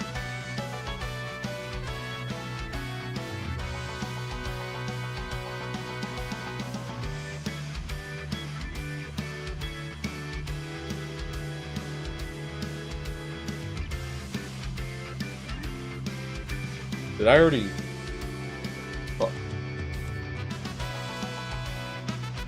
think I missed a summon.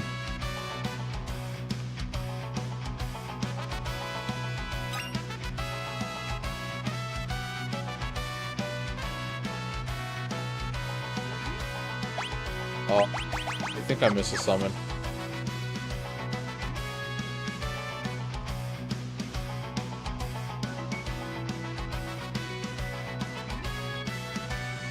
Where did I last save? We could potentially go back and get it. Holy.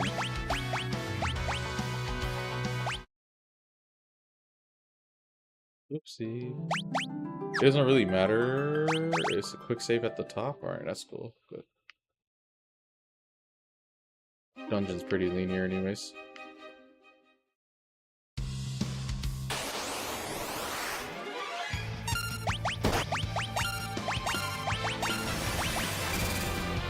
But yeah, it's TikTok is like, honestly, I tried to use TikTok and like it's not like it was bad. I'm not gonna act like this like completely repulsive or some shit, but like the kinds of content on that platform was not really like something I was interested in consuming. It's rough because it's like the more I want to do this, the less time I have for other things. So like me sitting down casually scrolling through my social media feed isn't exactly my idea of like a productive time. And then if it was for leisure, I'd rather just not do that, and I'd rather like try to catch up on like shows or movies or whatever. You know what I mean? Like,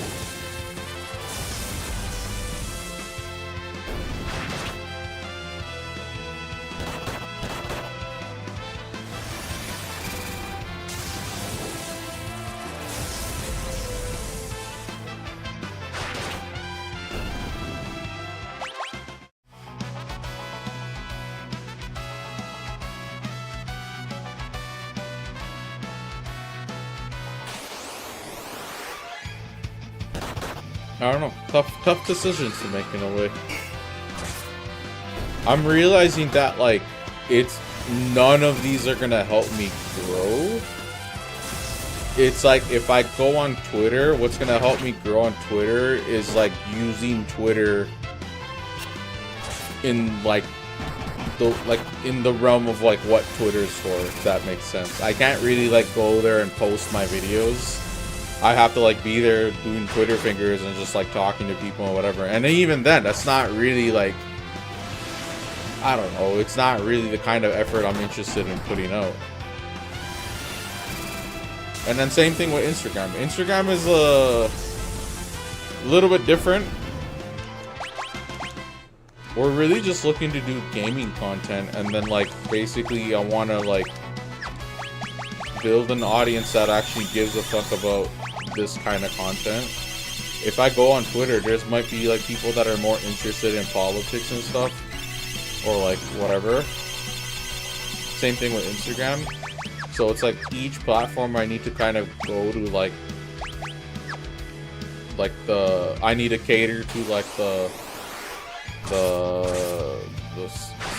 sub segments of the user base that's like interested in whatever, engaging with that kind of content, those kind of content creators slash influencers.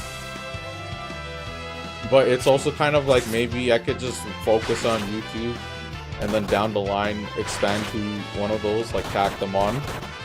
So I said before, Discord seems kind of like a good choice for the very reason that like it's pretty much the go-to for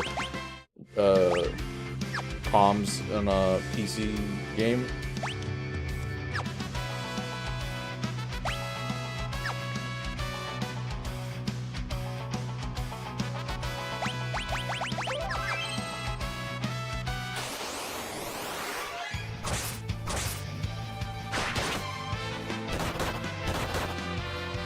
I've seen some people have like a Reddit. That's like an easy one for me to write off. I don't ever expect to have my own subreddit. I don't really use Reddit like that. In the time I have used Reddit, it was like more like I come across Reddit because I'm Googling something, and then basically it just links to a Reddit post where someone's asking the question and someone's answering it. It's kind of like Quora in the same sense, where I just really stumble upon it and use it because like I'm just trying to answer some question, or like someone has the same circumstance as me. Like I was Googling stuff about the microphone, the Samson Q2U or Q2C, whatever it's called. And then like basically I came across a lot of posts on Reddit of people like the same questions and stuff. So it's like, yeah, that's cool and all, but I don't really need to be on Reddit or make a Reddit account myself to kind of benefit from that in a lot of ways. And then like one of the streamers I watch, they have a subreddit, and it's kind of cool because their community can kind of like make meme posts and stuff, and then basically she just goes through her own subreddit and then like reacts to the stuff that people are like pushing to her. So I would say you could also do the same thing technically on Twitter, but it makes more sense on Reddit. But I was saying you can also do the same thing on Discord. So if anything, I would just use Discord as my own version of that. Out of all of these, I've talked about, Discord is like the one that stands out a bit to me. It hits all the right notes. I have a server set up. I went through the trouble of learning how to do all those stuff. Moderation, all that stuff too. But like building the server, I have it like linked up. I have a bot. Every time I post a video or whatever, it's like shows up there. Even though it's like a dead server, it's like a template with just me in it. It's like it's been just updating the whole time. Yeah, I should encounter the summon eventually.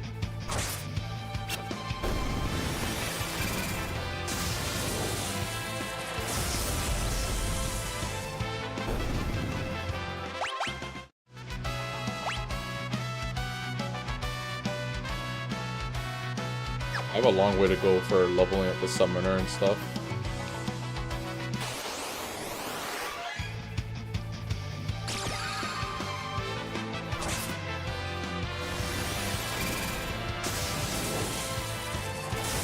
I'm just glad that the main platform I chose is like actually helping me with discovery and stuff like that. Eventually the algorithm's gonna kind of like notice me and like redirect like all of my content and recommend it to people that would be more receptive.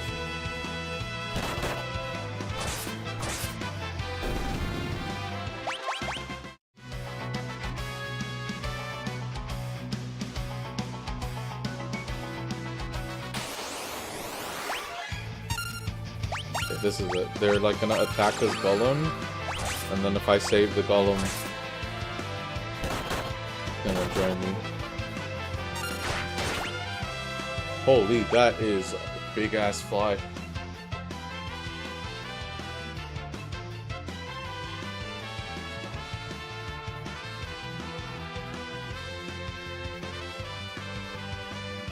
Leave my room. Holy, that is that a wasp, bro?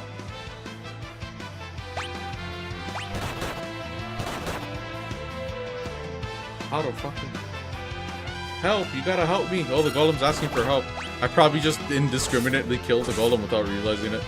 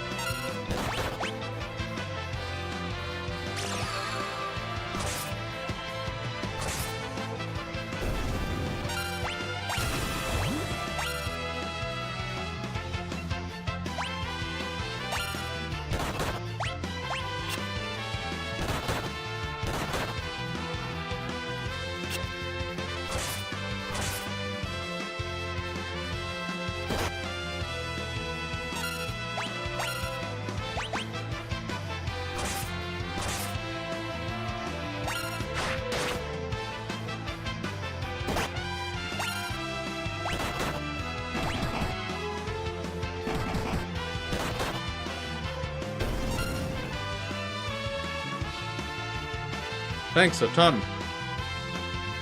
It'd rock if I could roll along with you. Cool. The last time I probably just, yeah, I think I straight up just killed him earlier. Okay, you got the golem stuff, good save. That's a summon, right? Yeah, it is. Alright, cool.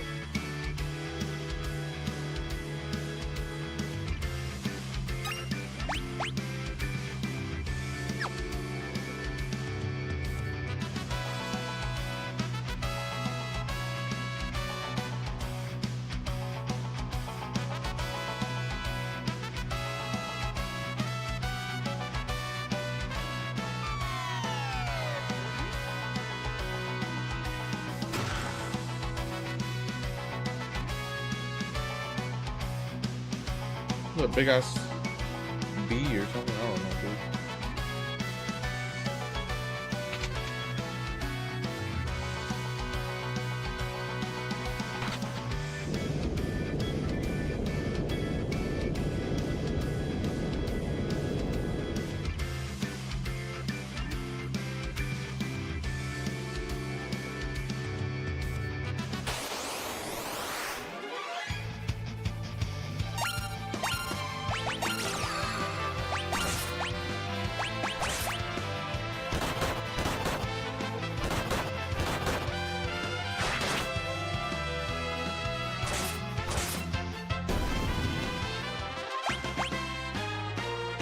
Well, yeah, we are at 127 subscribers now.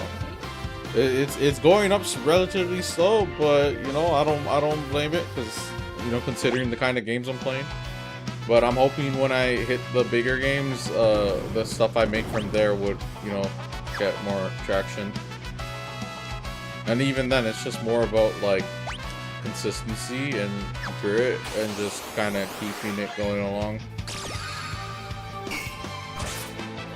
It helps a lot that like, because there's gonna be people that like start doing these things and then they get burned out and then they quit and stop.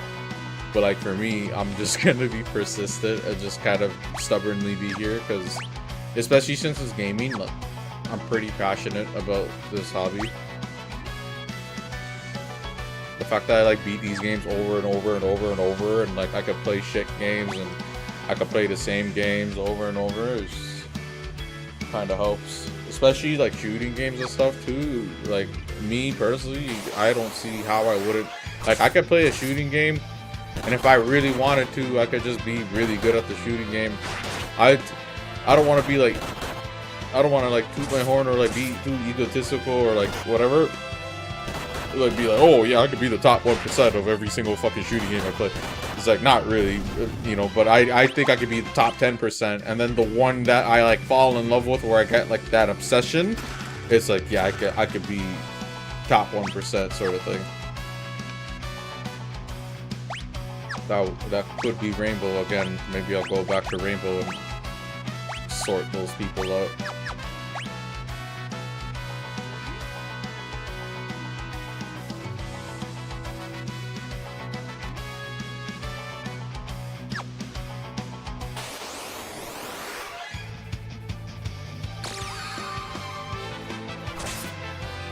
I'm like, where did that fly go? Or bee or wasp or...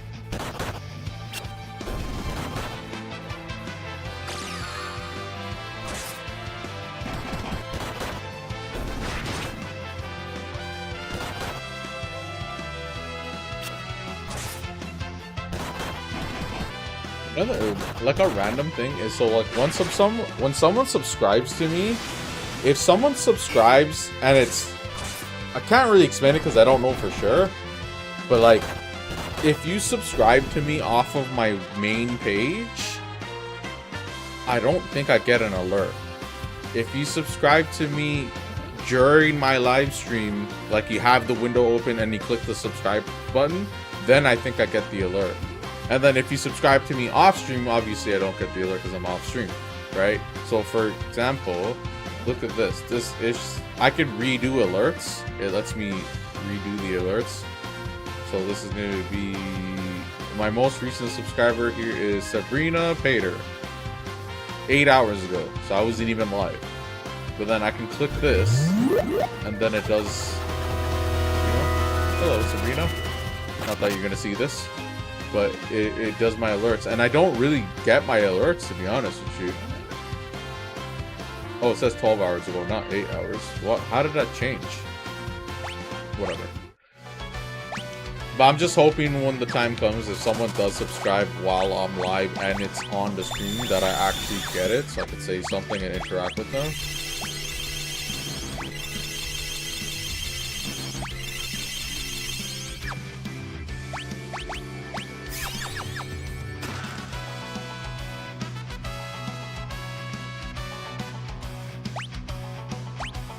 Okay, that's everything. Cool. Couldn't took heal them or whatever. Not like I knew. I mean, I could have just looked ahead and the guy didn't know, but it was, we don't have that kind of foresight here.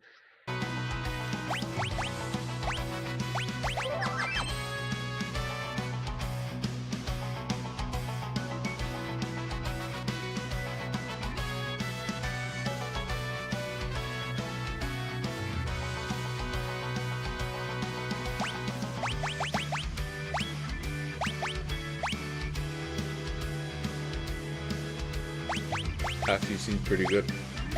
Wait. I need to rest more. I want my MP.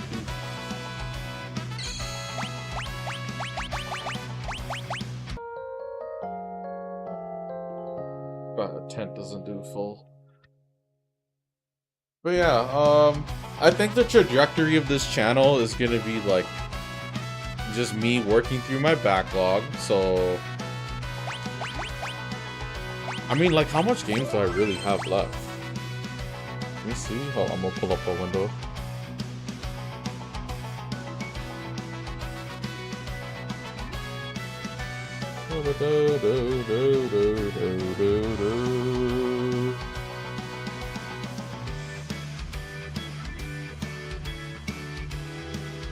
Oh yeah, there we go. So here's my live stream.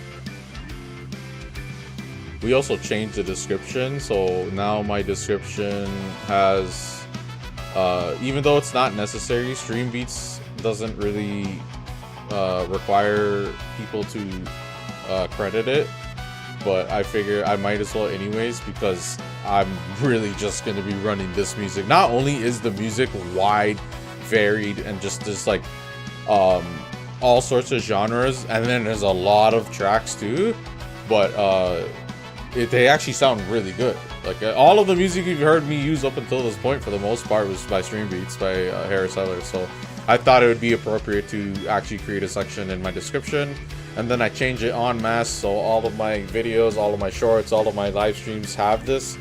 I also tested out the timestamp stuff. I'm not sure if I'm gonna do it anytime soon, but I have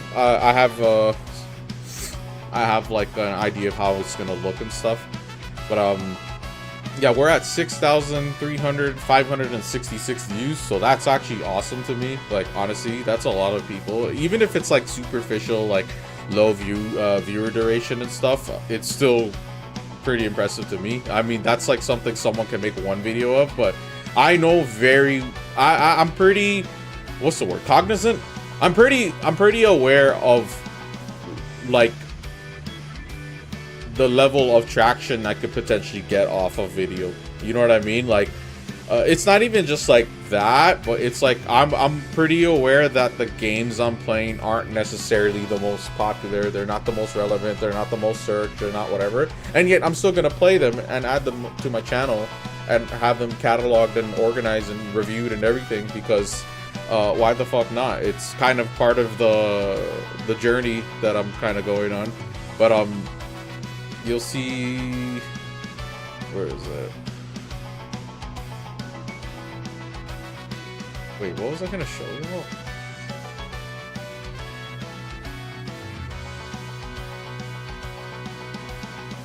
I forgot what I was gonna show. Oh yeah, the game is okay. Good. There we go. We're gonna get this mic replaced. Hopefully, this is the old the adaptation. Oh yeah, my stream, the co-stream is actually doing pretty good. I didn't expect. Oh, it's done much better since then. 65 views is not a lot, but hey, like this is could have easily stayed at 0. You know what I mean? So it's actually getting pushed out to people, so that's cool. Not that like people have been upset about the event, and there's all sorts of people making videos on it. I was actually considering making a video, but I'm just like, fuck it, I don't really care. Community tab.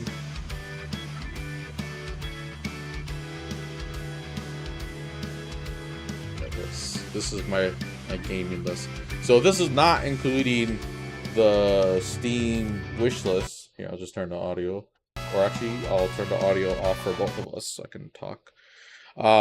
Yeah, so this is like my gaming list. It's usually updated. The last time I updated was on November 30th. So we have it categorized like solo games, online games, and then we just do a line break, and then it's just everything else that. So if it's here, that means I already started it. If these I'm considering adding, like I'm considering game hopping to them sooner rather than later. So they're kind of like shortlisted. But like, look, we got Bayonetta 1, which shouldn't take me any time at all. And that's like a pretty irrelevant game, to be honest with you. Bayonetta 3 would be more relevant because that's more newer. Fire Emblem Warriors 3 Hopes, it's kind of old by now, but it's you know, still kind of on the newer side of things, I guess. Final Fantasy V, this is what we're playing right now. No one gives a shit about this game. Legend of Zelda Link's Awakening Remake, kind of passes time, but, you know. Mario Rabbids, I don't think anyone gives a shit about this game in terms of, like, viewership and metrics. Super Mario Bros. Wonder, this game is pretty relevant, and even then, I would argue it's kind of already kind of past its time to an extent. But yeah, it's probably the newest out of the bunch here. Metro Prime Remaster, don't think people care about that. Pokemon Violet, I think there's always people interested in watching Pokemon, but like also I think it would get a viewer buff when the expansion stuff comes out, which I think didn't the expansion already come out? I don't know. I think it, or maybe it hasn't. I don't know. Doesn't really matter. We'll figure that out later. But Starfield, it kind of passes time. Also, it wasn't like it had a bunch of controversy and drama, and a lot of people are upset about like the end result. But it's still on the newer side, just like Super Mario Bros. Wonder. But I think it's kind of slowly past its thing. So, and then Super Mario Sunshine, definitely no one gives a shit about. Chrono Trigger, no one gives a shit about. Devil May Cry 1, no one gives a shit about. Apex is pretty relevant still. People actively play it and whatever. Back 4 Blood is kind of irrelevant. Modern Warfare 2 is not relevant. Modern Warfare 3 is relevant because it just came out. Counter-Strike 2, pretty relevant. It has a bunch of viewership just like Apex and whatever. So you'll notice the online games just have like, you know, that's where like a large part of the audiences are. At least the ones that would probably be interested in watching me.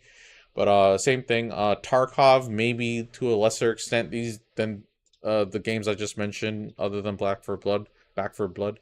But also has a cheater issue. So I say that about a lot of games anyways, but the cheater issue in Tarkov is probably worse than all of the other games, to be honest with you, because the griefing potential in this game is ridiculous. The whole point of the game, a large part of the point of the game is like the dire consequences of you like taking it out and losing all your stuff. It's really hardcore in that sense, where it's like all the loot you get, whatever, you can just lose it by getting killed, right?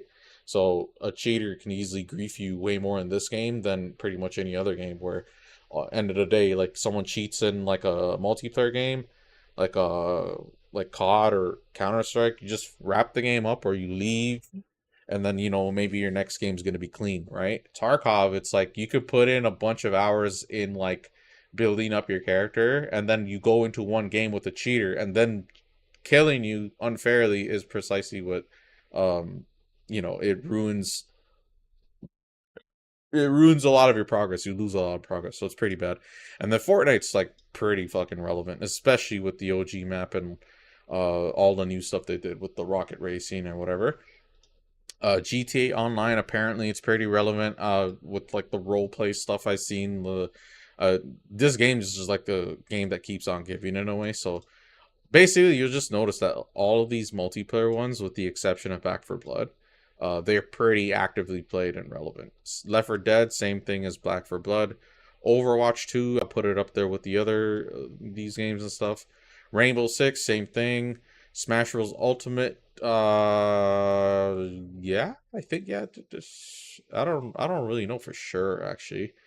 It should be pretty active. And then Valorant, same thing. And then we go into like basically a bigger list. 13 Sentinels, no one gives a shit about. Astral Chain doesn't give a shit about. This one, no. Bayonetta 3 is probably more relevant than 2 and 1, and it's relatively new, but it's kind of passing its time. Same thing with Origin, but 3 is more important than Origin. This whole Batman franchise, pretty old. Gotham Knights is on the newer side of things, but that game like flopped apparently, so we'll just have to assess that ourselves by the time we get to it. Injustice, too old. Mad Max, no one gives a shit. Better leave my room, huh? Or something.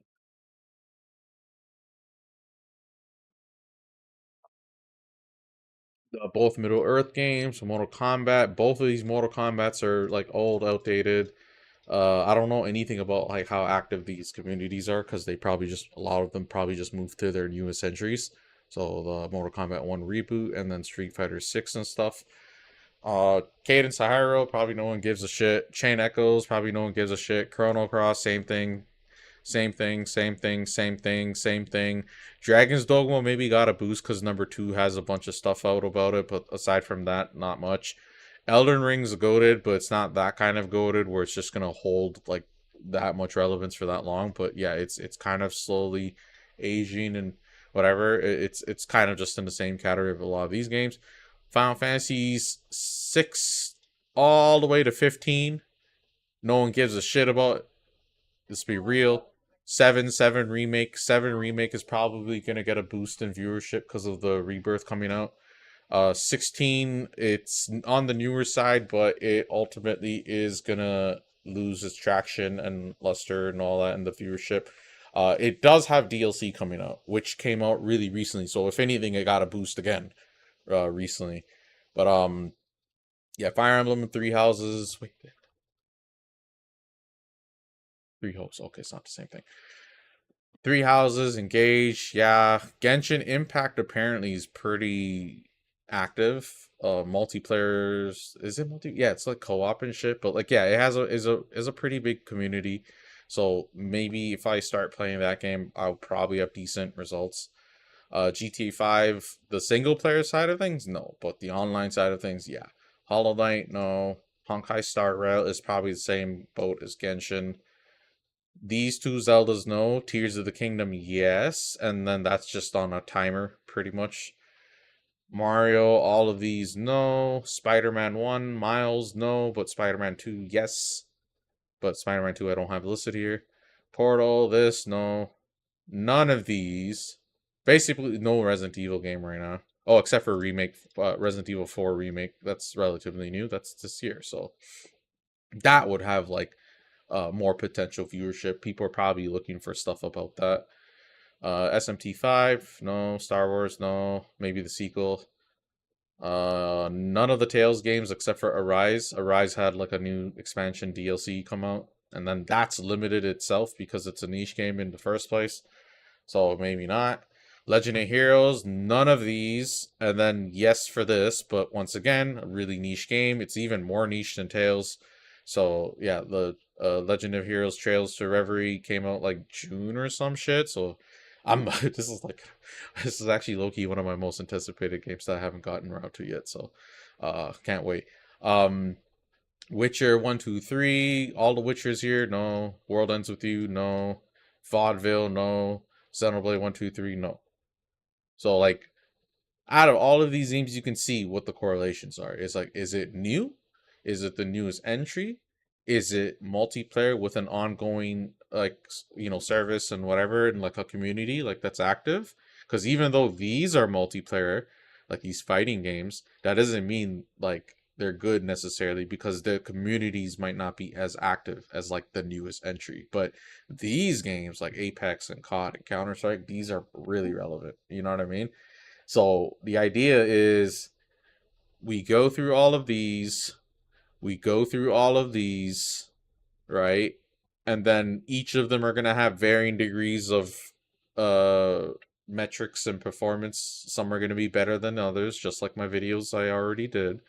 And then when I get to these games, that's where like I'll start tapping into these games' respective audiences, and then those games' respective audiences would hopefully stumble upon my channel or get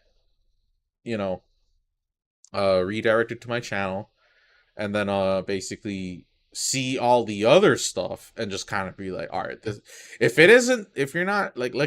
if you're not subscribing to me because you found me through Rainbow Six Siege and then you like the Siege content, it's like you're not only gonna like the Siege content, but you're gonna see me gaming all these other games and shit, and it's like, oh, okay, this guy's like really all encompassing. And then the other thing's the sheer volume, bro, because I don't know how many channels, like, it's not like I can search. Maybe there's like maybe Social Blade will let me do it, but I can't really find other channels that are comparable to like what I'm going for. The closest that I know that I found just because I know about them is Zach Scott Games. So like Zach Scott Games, pretty much your by the books let's player, gameplay walkthroughs and whatever. So he's like, he plays a wide variety of games, and he just lists all these games, and just look at his video count. His video count is almost 12,000. 11,989. That's crazy. And then the views are crazy, and he's been going at it much, much longer than I have. He's been going at it since 2010. 2010, that's fucking 13 years ago. 13 years ago? So like me, I'm not even done my first year. In my first year, I already have 1.2k videos, so I like my progress so far.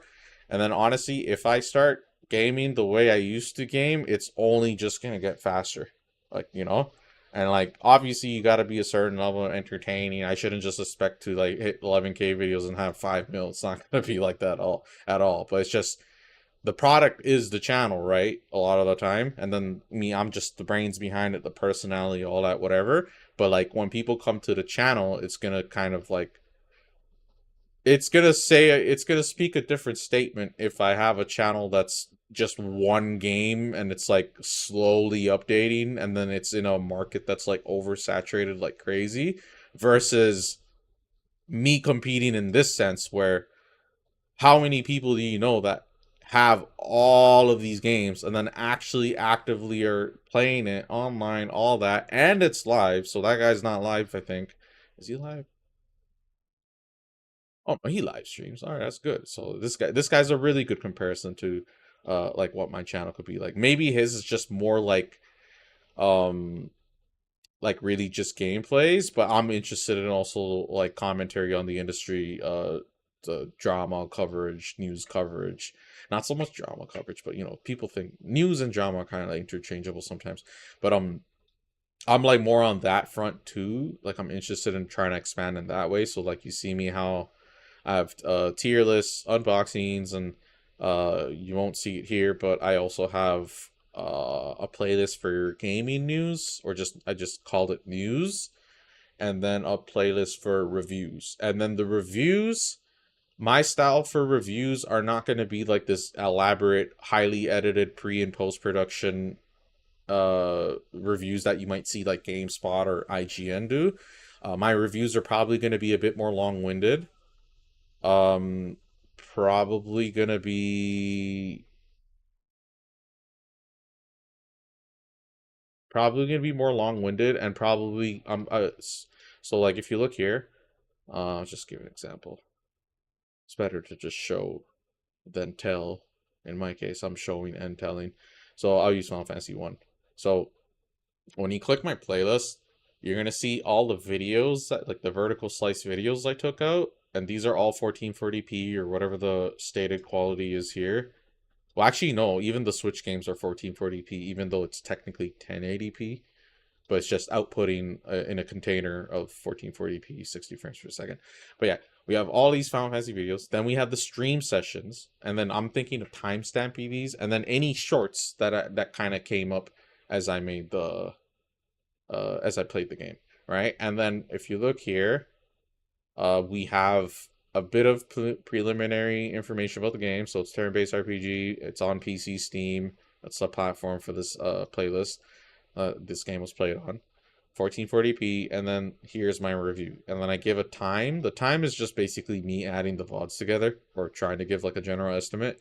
And then I have a review. So I have a review, a written review, and then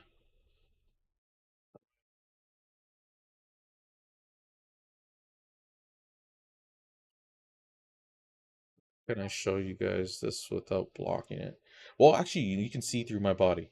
So it's like, here. I can make it. No.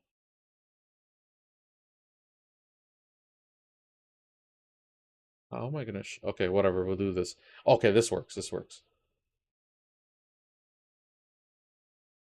Yeah, okay, cool.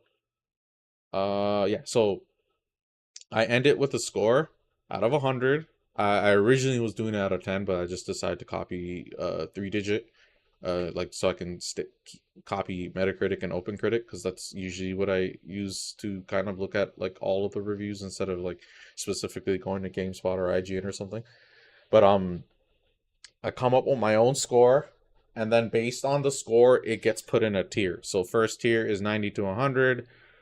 Second tier is 80 to 89, and then third tier 70 to 79, and then I forgot the lower tiers. It's like participation ribbon type of shit. But yeah, we have a tier designated for it, and then that helps me categorize so I can make this. So we have the main, so my homepage is kind of like a large part of where my organization's at, because if you go to videos, you can go latest, popular, and oldest, and then shorts is the same thing but minus oldest, and then live stream it's the same thing but with oldest again.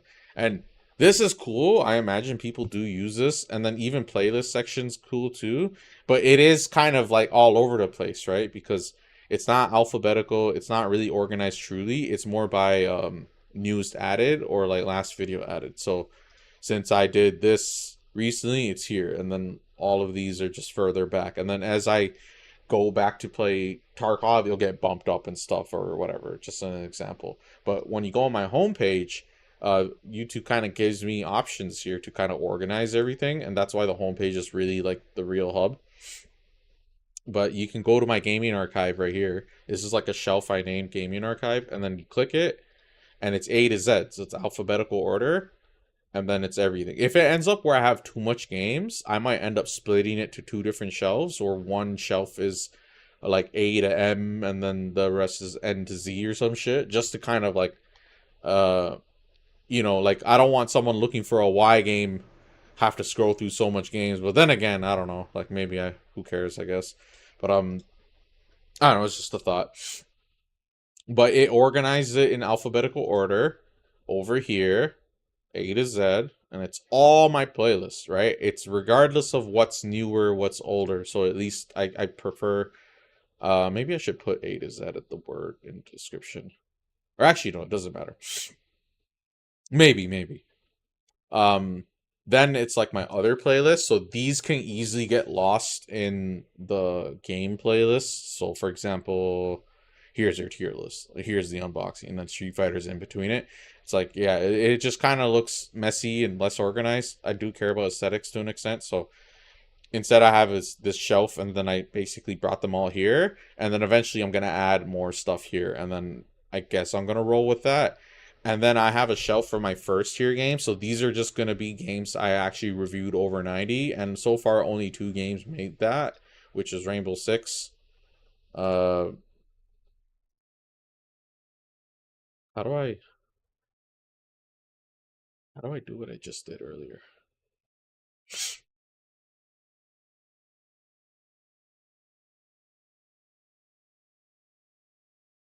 Well, whatever. I gave it a 95 out of 100. You can't really see it because it's back, but should be like this. Oh, it's the more tab. Okay. So I gave it a 95 out of 100 first tier, and then Valorant is the same similar thing. I gave it a 90 out of 100 and it's first tier.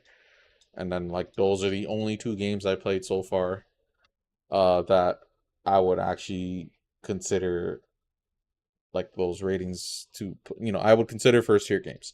And then eventually this is going to make things easier for me in a way, because if I keep reviewing these games, when I do my reviews, I'm going to be going based off of the written review. I don't know if I'm going to read it word for word like a script, or I'm just going to kind of consult it and just read some of my takes and just kind of go, like, maybe I'll elaborate on things as I go through it. And then I also have the footage too. I don't have to like borrow footage from someone else. I have my own stream, my own stuff that I can kind of consult. So on one hand, I can make a really highly edited review, or I can kind of do it live in real time sort of thing. I do think, since I am a streamer and I'm interested in the streaming side of things, that I want to kind of tackle a style where it's like basically me it's basically me winging it and doing it in real time with no like edits and cuts and stuff. Which might not necessarily be the greatest, but we'll see if I can execute that in a way that's like interesting and like, you know, I've seen other people do it, so I know it's not like a bad idea per se, because it definitely works. I think Moist Critical does his reviews where you just sit there and he's just talking to the camera. He doesn't even have footage, like stuff like kind of go by. So I want to kind of do something a little bit more low maintenance in that sense, and then me doing those written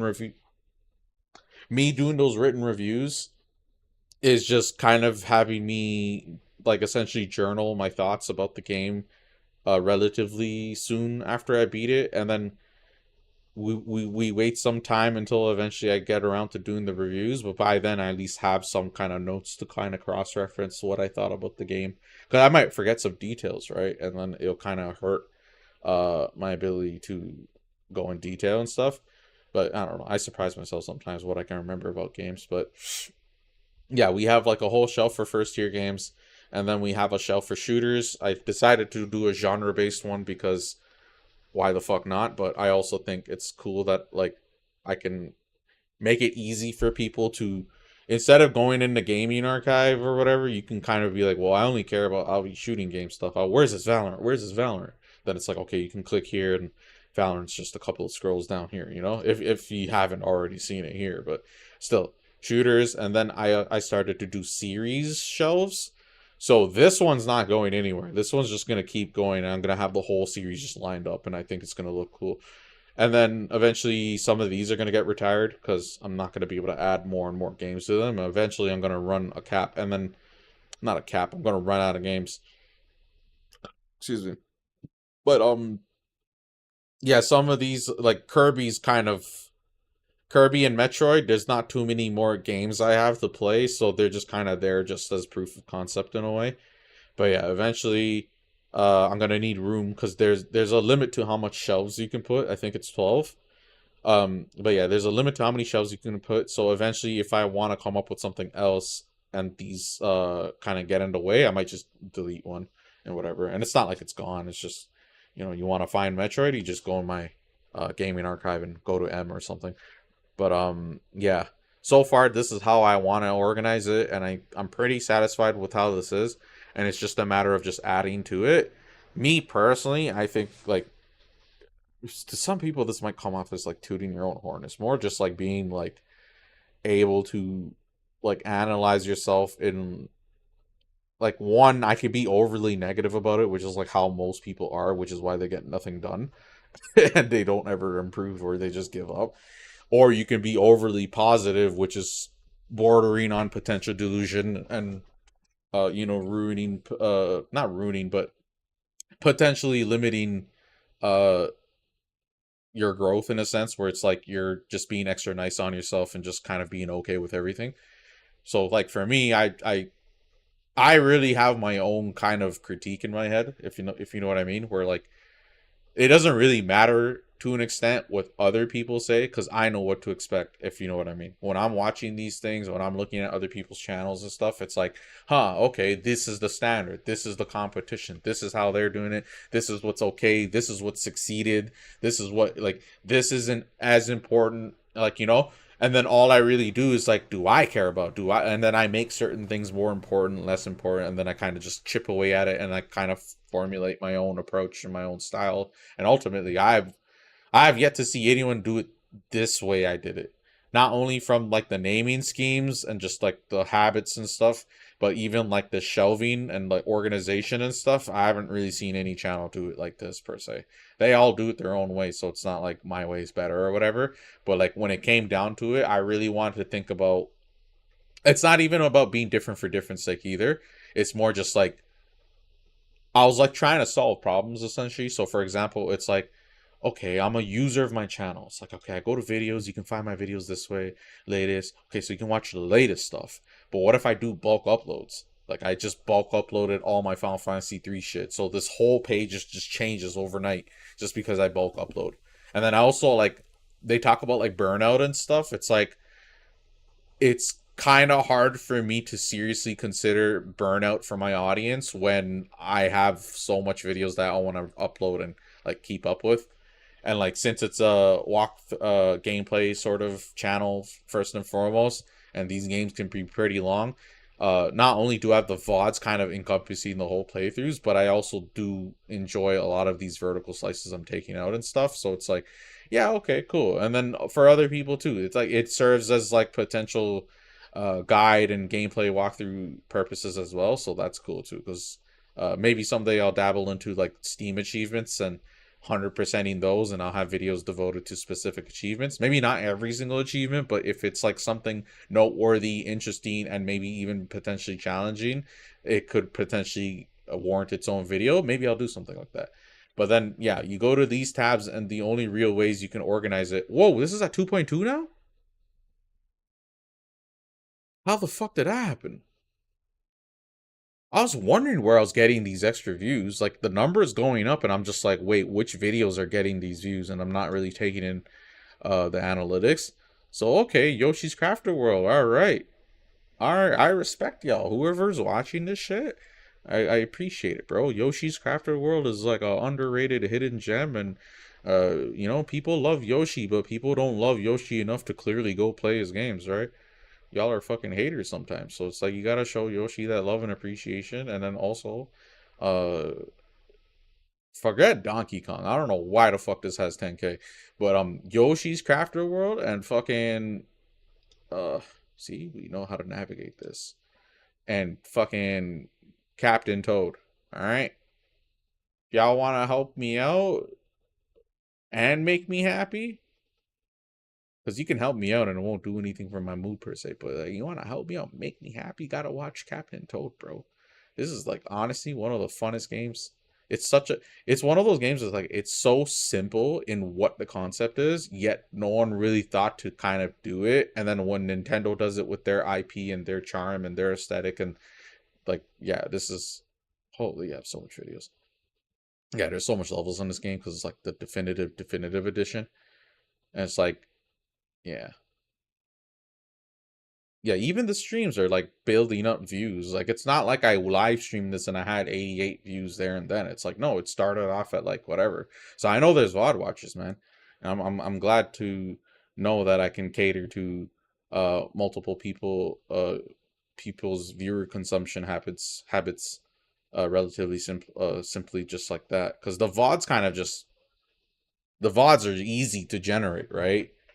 It's simple to generate. It's literally just me playing the game, and then when I begin and end, it creates the VOD, right? It's nothing more special than that.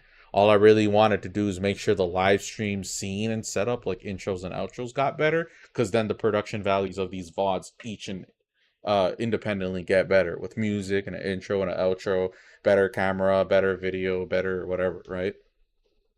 And then, like, mainly I'm a streamer too, so I wanted to make sure I got these right. And then shorts, I kind of, you know, little by little, kind of worked out my own style, my own preference. I think I'm like the only person with this positioning.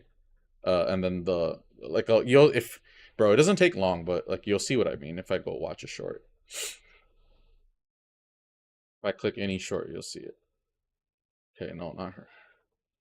Not this. Why is it zoomed in like that? Not this. These are good shorts. Okay, that's good too. I'm trying to find one to explain what I'm talking about. Okay, so this one, it's like the gameplay's at the bottom and the camera's at the top, right? So since I green screened it, I wanted to make it so that if you're going to centralize your vision and watch a specific part of the screen, which is where the action is, it's just like a really minor thing, but I think it's like kind of, it's like a minor thing that aids the viewing experience. But like, you're looking down here, and then as the guy's doing something, not to like hate on or put like throw any shade on this, because this is good, this is fine, right? But it's just more of like a optimization on my part that I wanted to do, because I would watch this and it's like you'll watch this and then you'll look up to see the reaction. On a phone, it's like your eyes movements, you're going up, then back down, then up, then back down. And honestly, vertical format is not really the greatest for gaming, where it's traditionally horizontal and there's like a lot of detail no matter where you look, sort of thing. And then having the green screen for my thing kind of be centralized with the zoom in portion of the image is kind of what I ended up going with. But like, you'll see other people kind of do it too, where it's like, okay, this doesn't have a face cam, but it has a zoomed in footage of the whatever, right? Yeah, there's gonna be a bunch of dogs and cats. I can't really find an example of what I'm talking about. This is the same thing. It's like camera at the top, footage at the bottom that's zoomed in. Okay, so there's these examples of shorts where... No, I'm not finding it. Basically, they waste the space at the top and bottom, and then the footage is in the middle. So like the footage is in the middle, maybe zoomed in a bit, maybe zoomed out, maybe it's the whole thing, it doesn't really matter. And then basically they do like an effect at the top or bottom, maybe like a transparency effect, maybe it's like a mirror effect, not like a mirror effect, like a reflection effect off the game footage in the middle. Maybe they use the space for they use the space for whatchamacallit, advertisement, like the banners and stuff, like subscribe now to my channel, that sort of thing. But yeah, basically my style I ended up going with, I think ultimately that's like, it's not necessarily optimized for every game. It's actually meant for like shooting games. That's where I really try to like think about it. Because if you watch, hold on, just, I can at least locate my own shit really quick. That's another thing too, to be able to find my own stuff. Okay, we went to something newer. I don't like that it's this video player, but whatever. So when you zoom in on the footage, you basically cut out the left and the right of the gameplay, right? So in the context of a shooting game, people might want to understand more about what happened in the play. So look what happens when you zoom in. On my left, you cut out the mini map, and then on my right, you cut out the kill feed. So what a lot of people do is they'll put the full face cam at the top or the bottom, doesn't really matter, and then the gameplay footage will be zoomed in.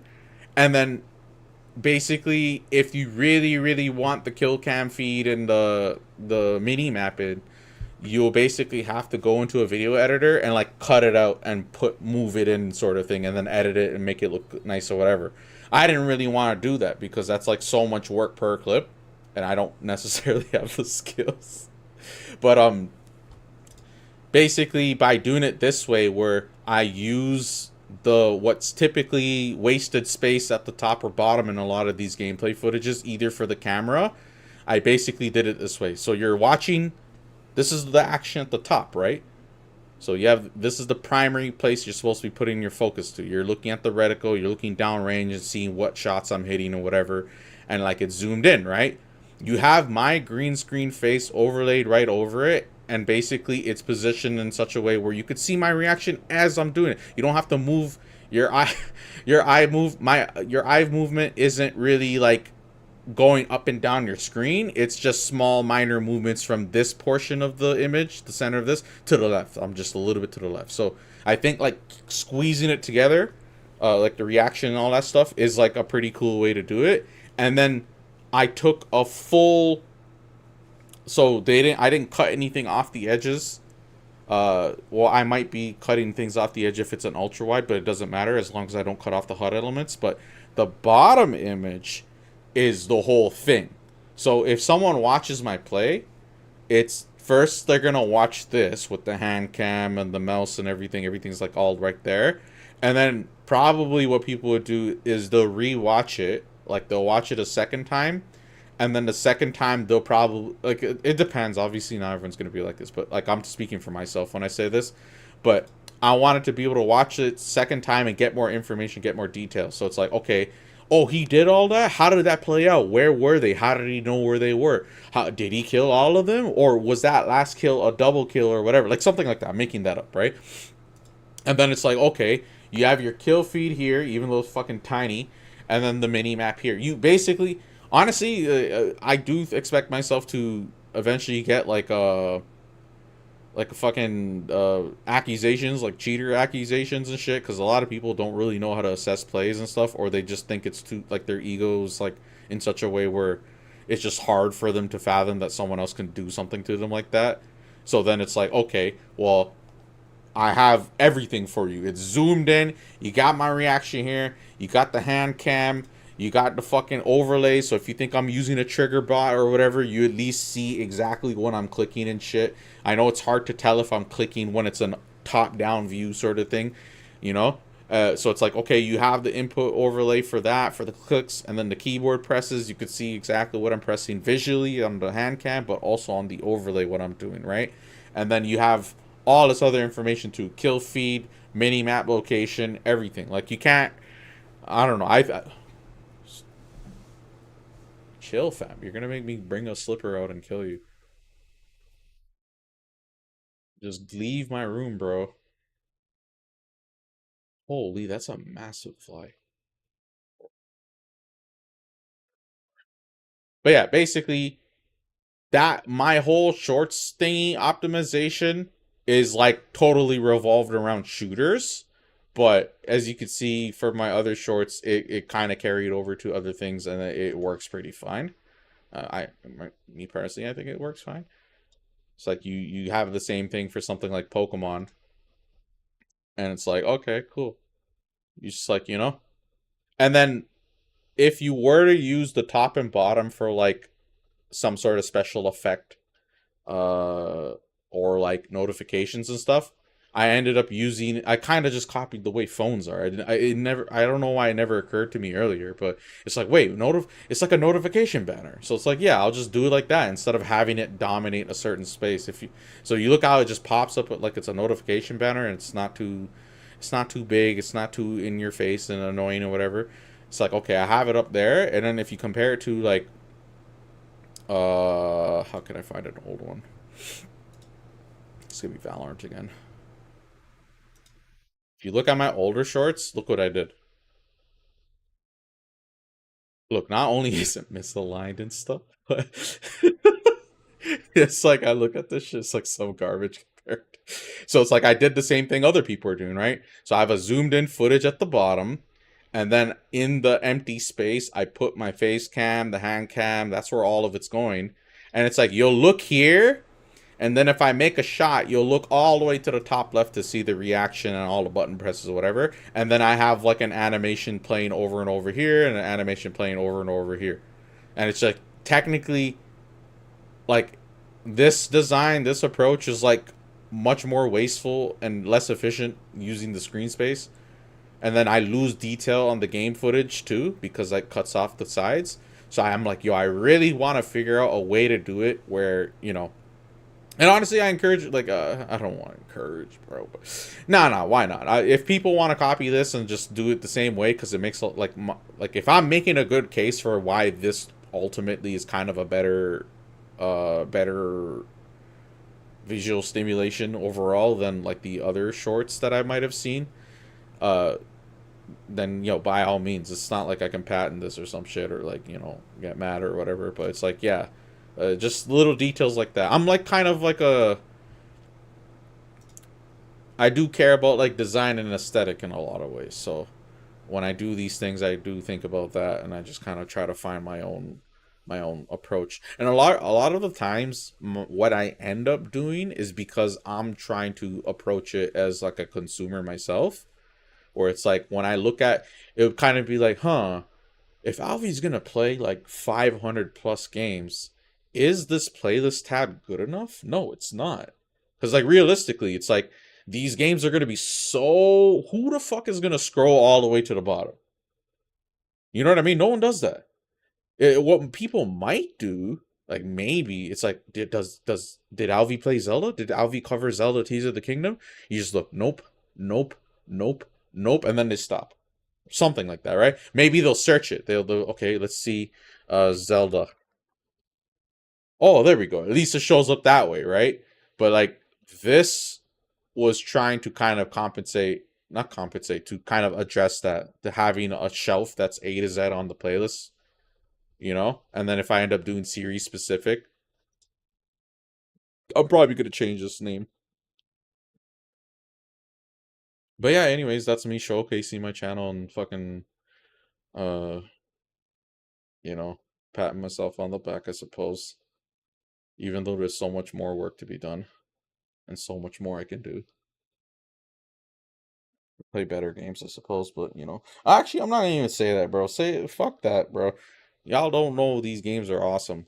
Alright? I know better games, so a lot of people might be like, fucking Overwatch 2 or some shit. Or, not Overwatch 2. Why did I choose the worst example there? No, people might think of better games like fucking Fortnite or Valorant or something, or I don't know, League. And it's not, I'm not even hating on those games. I like Valorant and fucking Fortnite.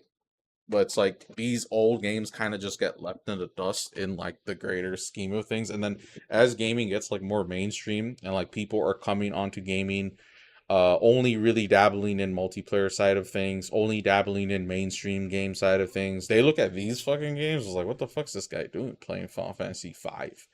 It's like, aren't we at 16, dude? Why are you playing 5? Isn't 5 like older than me? So yeah, it is older than you. That's probably why you don't give a fuck about it. But yeah, it'd be nice to just kind of, whoa, how did I get to 5, 6? Oh, maybe it registered the views or whatever. But anyways, we're gonna go back to Final Fantasy. But just a bit of a tangent there.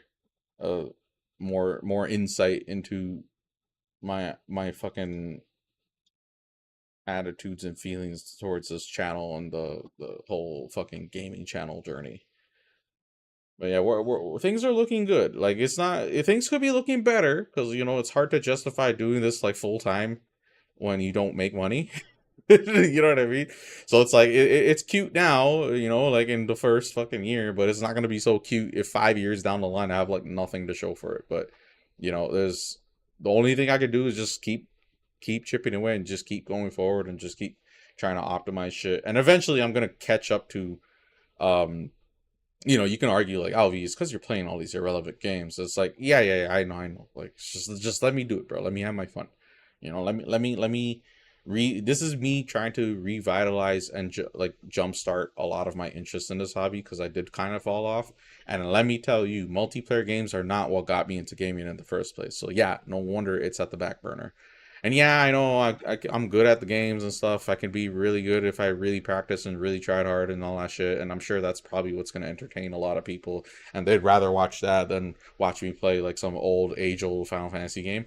But these games, in my opinion, are like kind of like the heart and soul of my hobby, like the experience, like the history.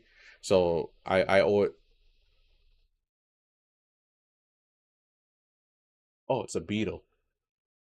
Or like, yeah, like some sort of lady, but it's not a bee. As long as it's not a bee or a wasp, bro. A wasp was straight up assassinate me in my sleep. Can you leave though? Like, I don't want to have to hurt you, bro. But if you keep flying around that, like, if you disturb my sleep too, like, if you fly on me while I'm sleeping, it's kind of it's kind of over for you. Like, I hope you understand that. Oh, look at you crawling on the fucking thing though. Anyways, 12.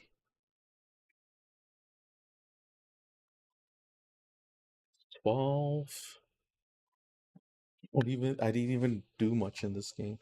I don't know what it is, man. It's not even the game's fault. It's kind of just me, like, going on tangents and just, like, wanting to talk a little bit more, you know? Instead of just playing the game. The game's going nowhere, alright? It'll be here even after all of this.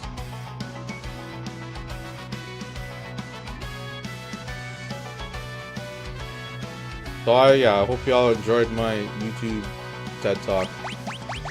We're gonna continue playing this game. Okay, MP's good, and we're actually gonna fight a boss. Right? Am I fighting a boss right now? I should be.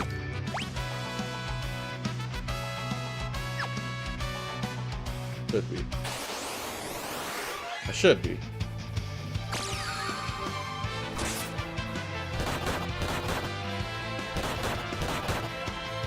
Hit recording. Oh shit. I didn't hide the source this time.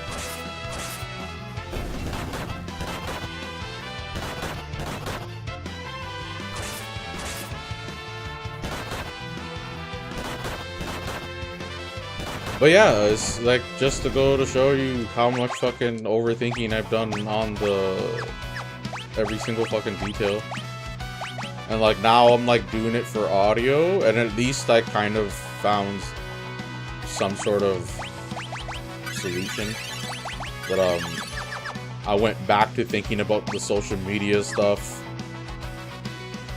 Anyways, look, dragon grass. Ah, help!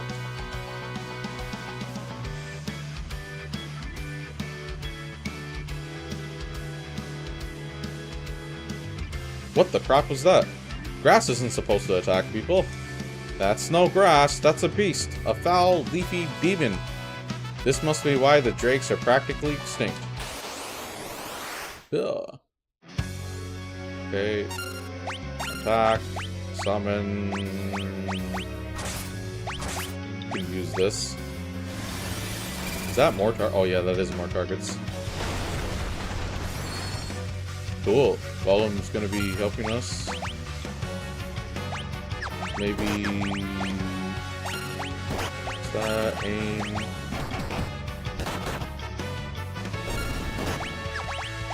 And we'll use Titan, because your flowers in the ground, and your grass and rocks are good against grass or some shit. Like some Pokemon logic. Ooh, look at that. That was an easy boss, okay, cool.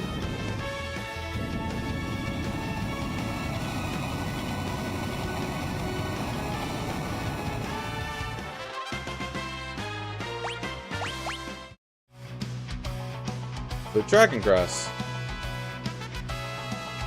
Look. Come on, let's take some and go.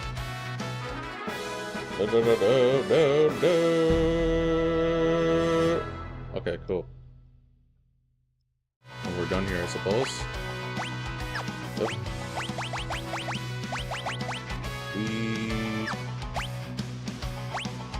Oh, we don't have teleport?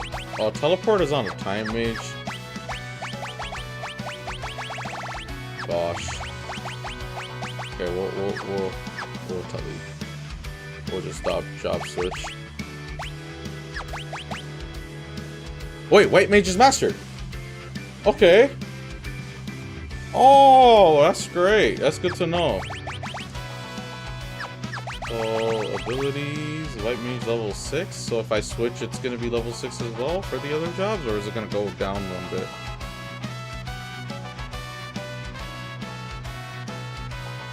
Okay, we're gonna switch jobs. Yo, honestly, dual cast might be a good move. Ooh, dragon looks so cool.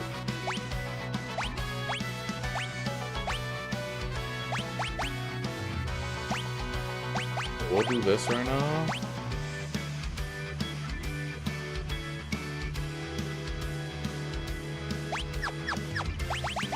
Oh yeah, we'll just use this so we can use this. Get out of here, and then we'll switch back. Okay, so... what should you be? I think white mage... okay, let me just try to think. What abilities do I learn that would complement a white mage? Dual cast seems like the obvious choice, to be honest, so... yeah, dual cast makes the most sense. And then, instead of just using... how much magic can you use right now? Yeah, as long as you use Kira, it's good. We'll put barehanded on you, and then if anything, we'll put white magic level 6 later, but I'm gonna work on being a red mage for a bit, and... wait, you have a sword? I've only had 2 swords. Oh, you can dual wield potentially to but it doesn't matter. We'll do like that. And Galuf is gonna be level 6 summoner, and then we're gonna switch him back to black mage, and ninja is... they're both still going. Yeah, okay, we're good.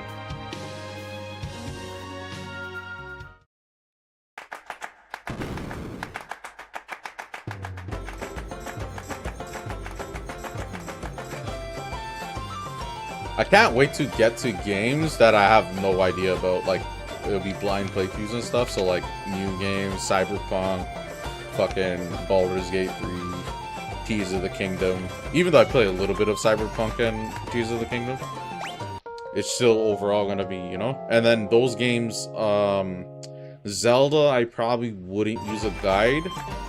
I'd probably use a guide to, like, figure out certain stuff, like how to make money or whatever, maybe, I don't know.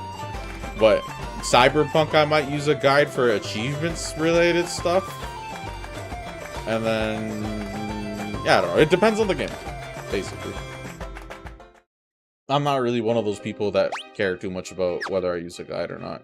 But I do think following a guide is kind of annoying sometimes. So if a game could be played without a guide, then I'd rather just play without a guide. And when I mean by play without a guide, I mean, like, Legend of Heroes is like, I kind of want to play those games with a guide because there's a lot of missable stuff.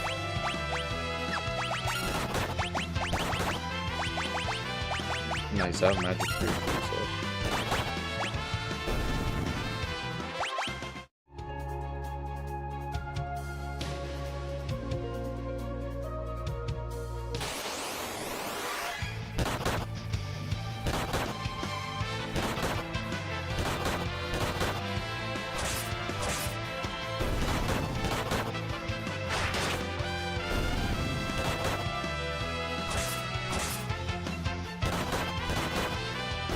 Here, let me check that recording quick.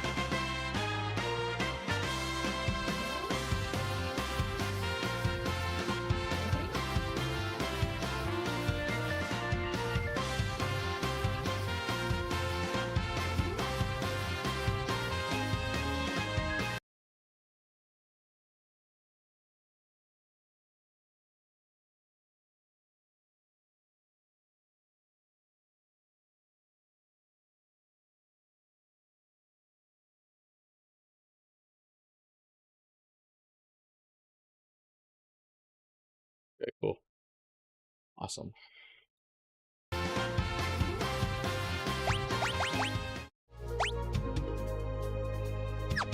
Okay, we'll level Galuf, I guess.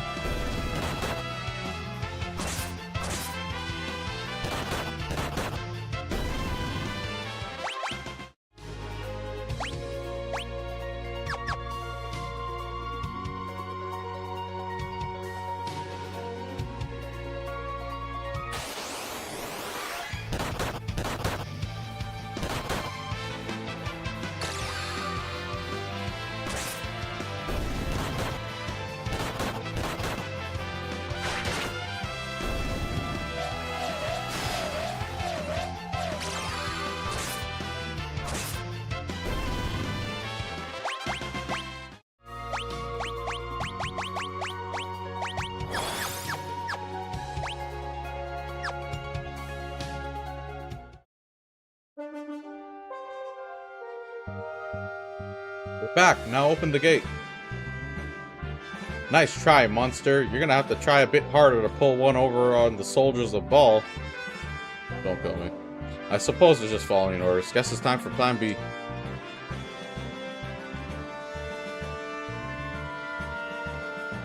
coming? Right, oh, the drain thing. It's kind of like a oversight, isn't it? I mean, I guess you have to know about it, but still. Kind of like a easy... Like, what if they come from behind? They just see that... Boom, you just get a path in.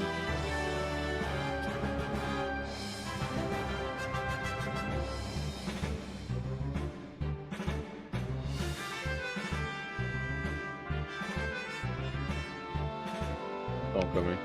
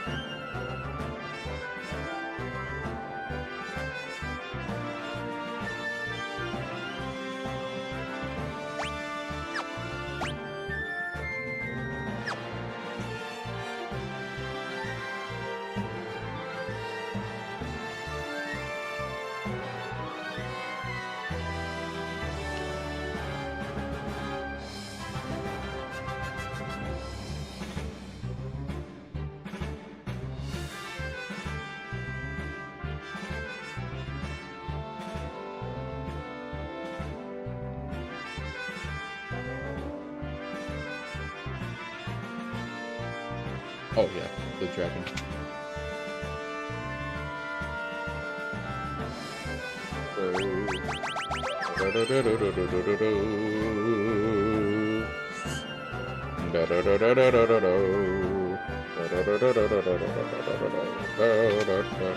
Oh, she in bed. Brill! Grandpa! I'm here, my dear. He's calling. Who, God? Shh, don't try to talk. Calling. Guido is calling. Guido. Hurry, go find Guido, please. Who the heck is Guido? But who's Guido? A sage who's lived for over 700 years. Guido's the one who prophesied that the crystals in your world would break. And he's calling her? Like, psychotically? I think he means telepathically. Oh, psychically. Oh, right. That's it. That's psychically. Bart's. Anyway. Anyhow. Wow, I got it wrong twice. Anyhow, the sage might know some way to defeat Exta. Hang in there, Krill. We're gonna go see Guido, so just hold on a little longer. Okay, but have to use the Windrake. Don't worry, we've got dragon grass and spades. Really? The dragon's resting at the top of this tower. Yeah, I don't really want to, like, read out the... I'm well aware that I'm not reading the sentence, like, accurately or, like, dramatized in the correct way. So, like, sometimes I'll read questions, statements, and I won't say it as if it's a question. I'll just say it matter of factly, like, will you come with me? It's like, will you come with me? Like, you know what I mean? Certainly! And then exclamation marks. I'm not trying to yell at the mic, but sometimes I might. Like you needed to ask, where do we find this Guido? Anyway, you know what I mean? Like, I don't even pause for comments sometimes. He lives on a small island in the ocean northeast of Drinkenville.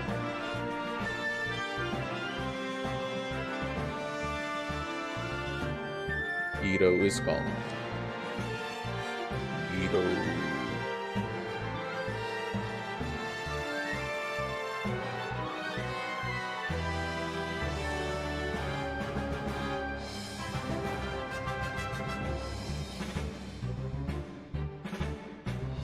Here, eat this. You'll feel better. Also, I don't do feminine voices for women and masculine voices for men. I just fucking speak sometimes, and I do change my voice here and there somehow. And it's not like I assign character voices. That would be cool. I've seen some Let's Players do that, but yeah. Oh yeah, I don't mind when the voice acting comes and I just sit there and watch like an idiot. That grass killed off all the windrakes. No wonder he doesn't want to eat it. It doesn't matter if he wants to, he has to. With wounds like these, if he doesn't hurry and eat that stuff, he'll die. It's alright. Look, it's good to eat. See? I'll have some too. Isn't it poisonous? Lena, are you insane? Lena, did you forget? Dragon grass is poisonous to humans. She even like went through poison to grab the grass before, so she's like super self-sacrificial for the animals and shit. Here, now you try.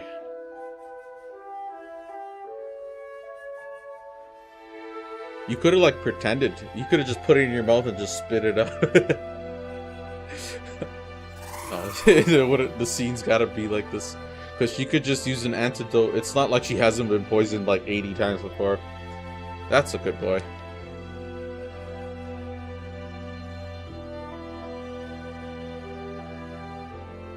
Lena! Lena, hold on. We all have antidotes, bro. Drink this. We have like 99 antidotes. You didn't have to. I don't know what these people are doing, just standing on standby. Lena. Lena, Lena. I don't know. It's probably Lena. But it's two N's. I think. Anyone know anyone named Lena with two N's? It just seems like it's beast Lena, like Lenny. Lena, are you all right? It's funny. I don't even remember any of these characters, because like these are like such old games with like not the most dimension. Like they're like more one-dimensional in a lot of ways. Yes, thank you, Krill. Don't do things like that. That's ridiculously dangerous. Cripes, Lena. If something had happened to you, I'm sorry. Krill, you sure you should be up and about? I'm okay. Oh, she collapsed. Krill! Don't worry about me. Jeez, OP, every one of you guys is always overdoing it. You stay here and get some rest, young lady. Okay. Krill, thank you. I'm in your debt. You saved my Windrake, so I think we're square. Thank you.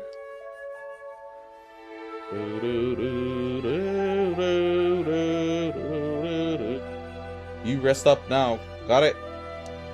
I will. You guys be careful too. Let's go find Sage Guido. Right. Let's go. We're off.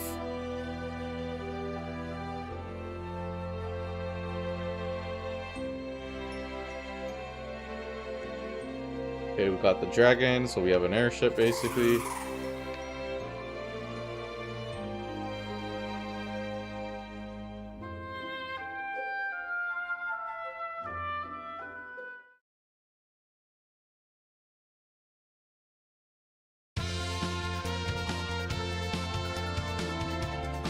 Bum bum bum bum bum bum. Well, can't fly over caves, mountains, or whatever.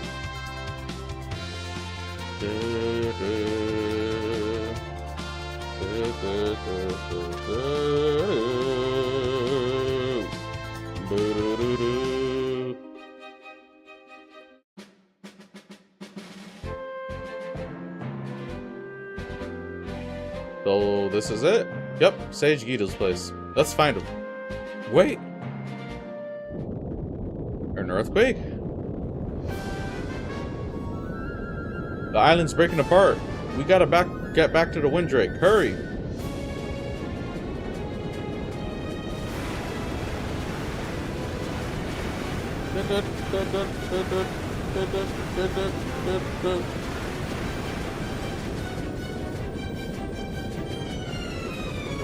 Sage Guido's dead?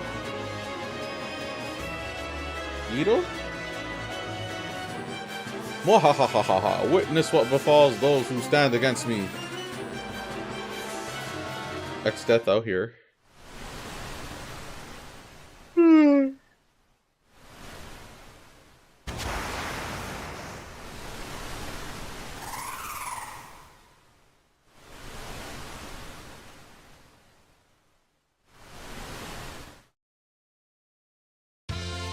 Okay, back on the map.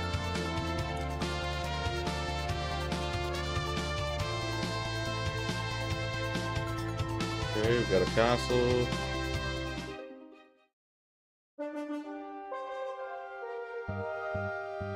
King Zizat. State your name and business. Stand down. This is King Galufo Bell and his retainers. Let them in, you cretins. King Zaton is off leading the fleet to X-Death's castle. Really? Zizat. He's one of the Dawn Warriors, right? Yeah, I was wondering about him. They said there was 5, but in the flashback there was 4. He fought alongside Dad. This way, please.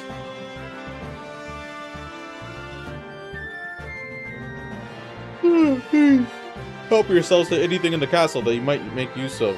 Thank you.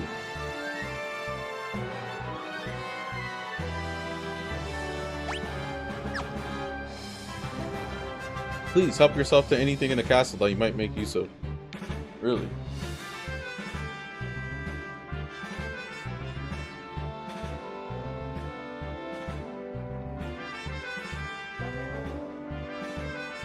Should be able to land that Drake of yours on the King's ship? Good to know.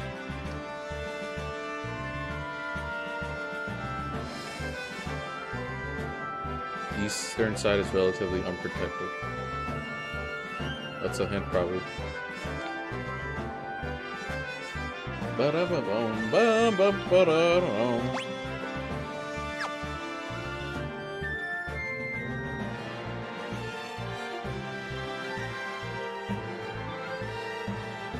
Wait, don't I already have one equipped? Oh no, I went barehanded.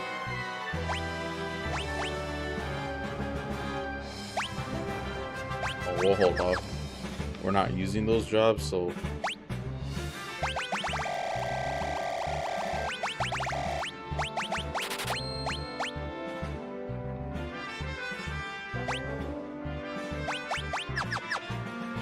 Can I buy more high potions?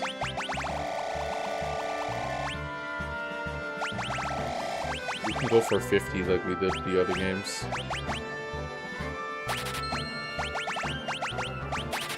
Yeah, that's good.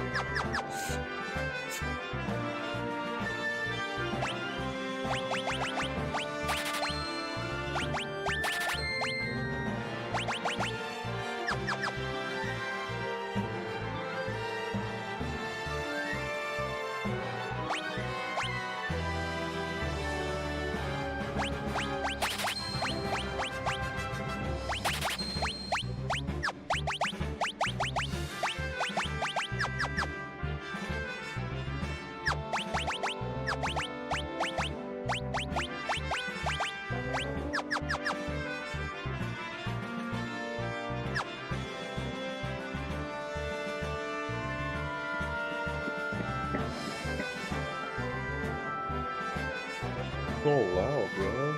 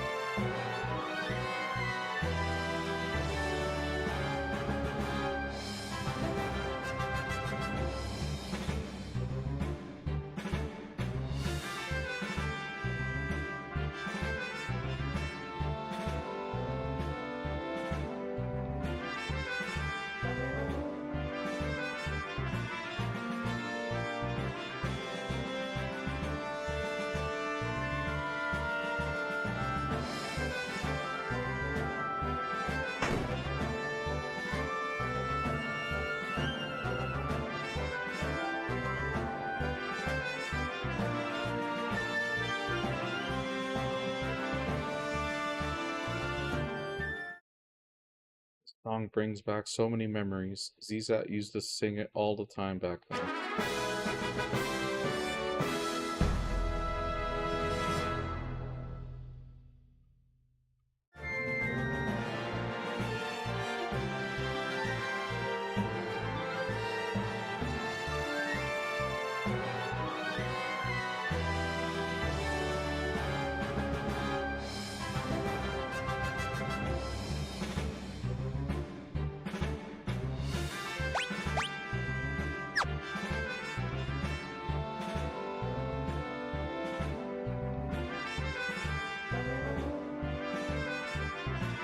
Feels home.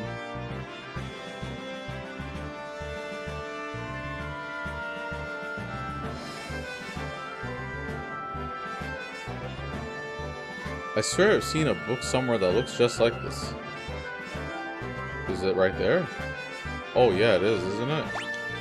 Wait, no. How would I know about that book?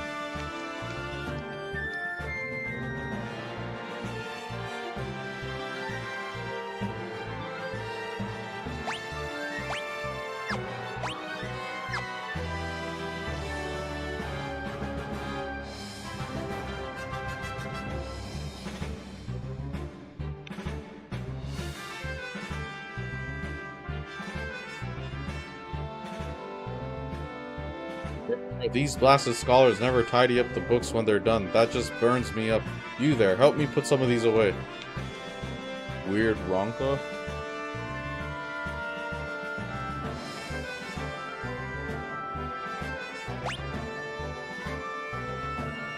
Destroyer of monsters.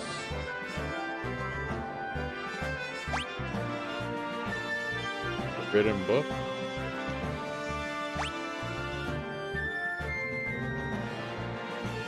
Thank you, I can go back to my room now.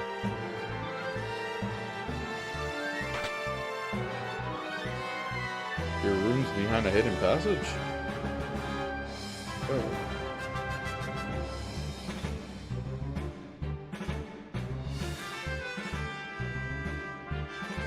Oh, now that I think of it, I heard there's some strange magic that allows you to levitate. It's hidden somewhere in the castle. Why do I need float again? I can't recall. I swear there's reason.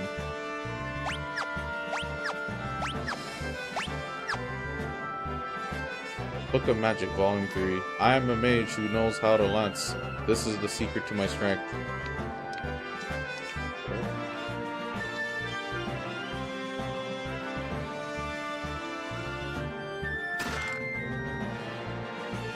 I just got back from the lake up north, and boy, do I have a tale to tell. You know it's surrounded by mountains, right?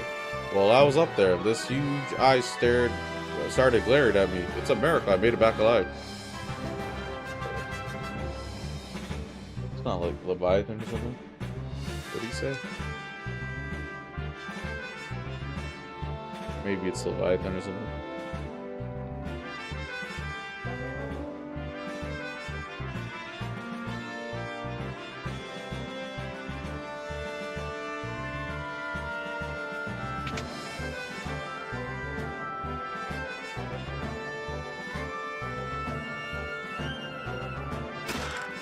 Okay, that's what we're looking for. Float.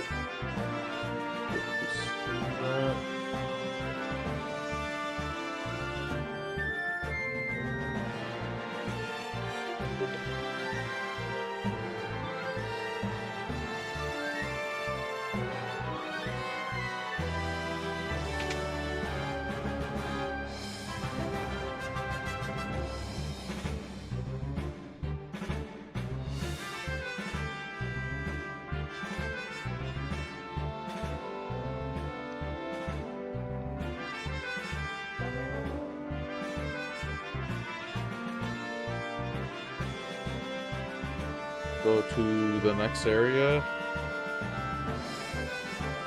which is the guy's fleet.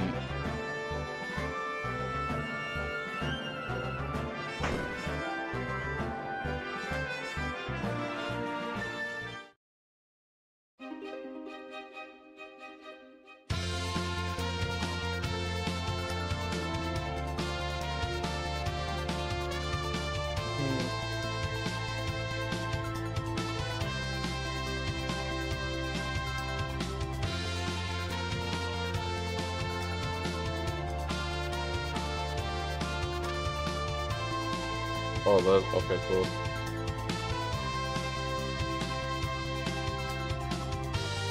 Okay. We're gonna take another break. I will BRB.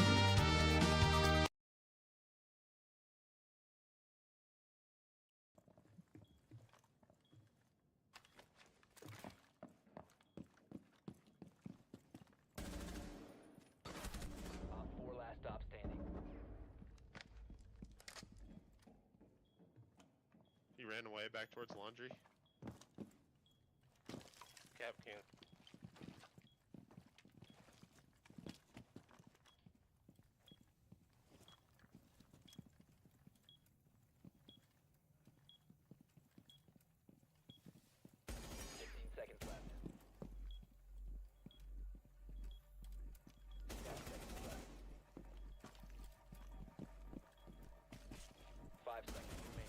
Yes! Yes!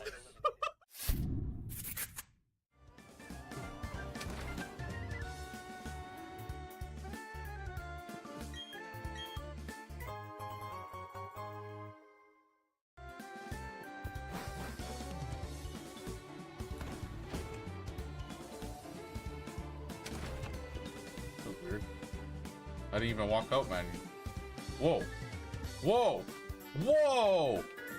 Okay, hold on. I walked in, she gave me that, and it forced me out. I didn't walk outside. It manually moved me down and walked outside. I come back in, she's not even there anymore. So it's like a fucking ghost.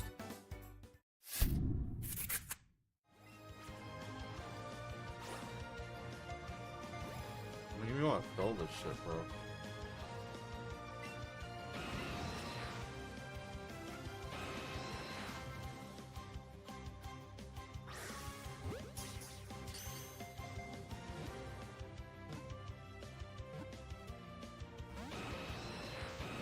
Trying to get my hopes up.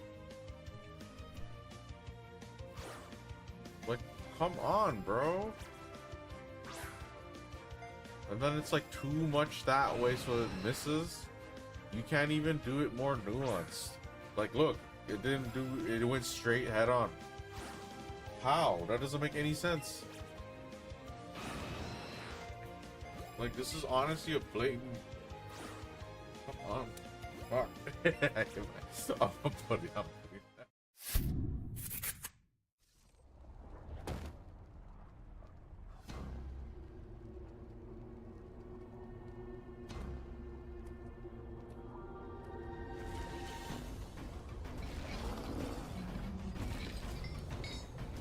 Great. I remember this boss was pretty hard. Seems like you do well at first.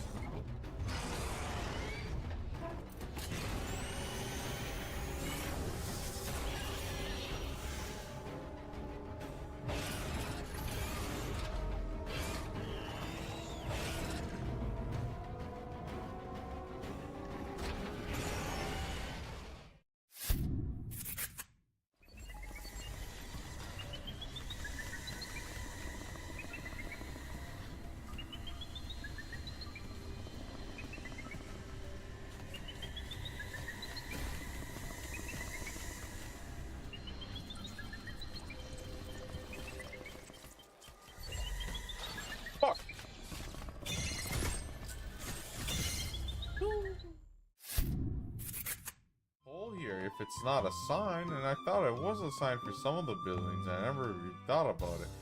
I'm looking at it, I'm like, wait, this is here.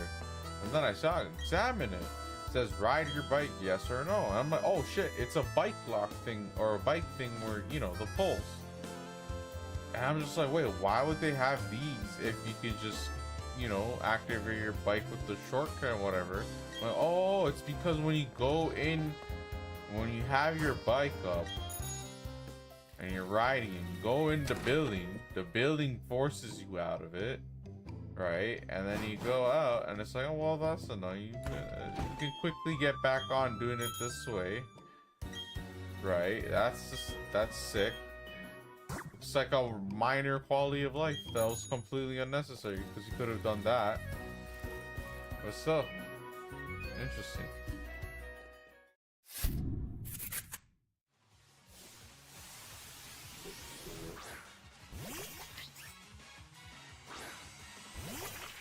What's that, an apple with eyes? Applin?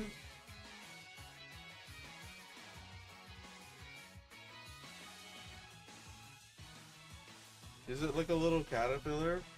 That's probably the worst Pokemon I've ever seen. Like, they actually don't... They ran out of ideas, bro.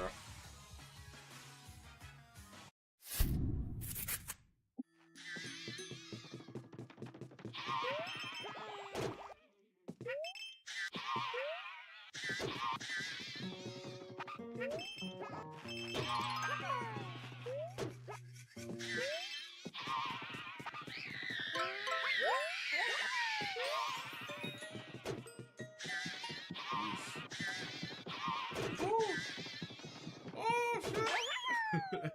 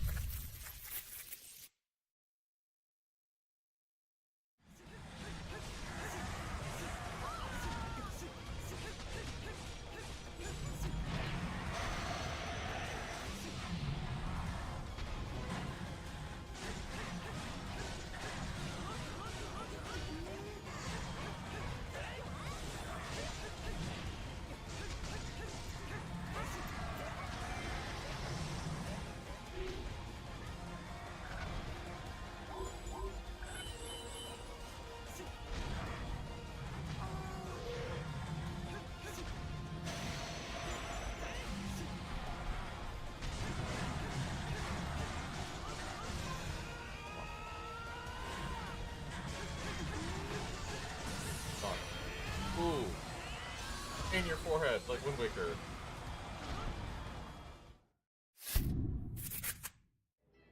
You ever meet her? No. You ever go on an expedition? No. Apparently you went on an expedition to India. Yes. Who went? I did. Who else went? No one else. Apparently you went with a group of entertainers and entrepreneurs. That's not correct. So correct me. It's correct, not erect, my friend. I didn't And say. no, I did not go with any group of entertainers or entrepreneurs.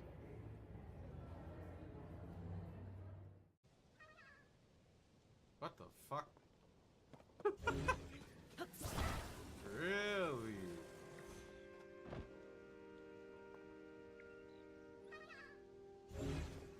So you're a mortal, huh?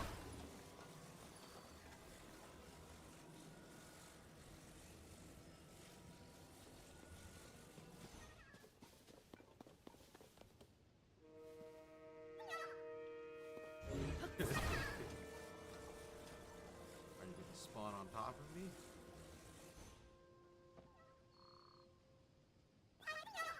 Huh? Dang. Sorry, buddy. Never doubt you again. But you know what? Just in case this is like Tarkov and there's like a Parmo situation, I won't fucking load this save.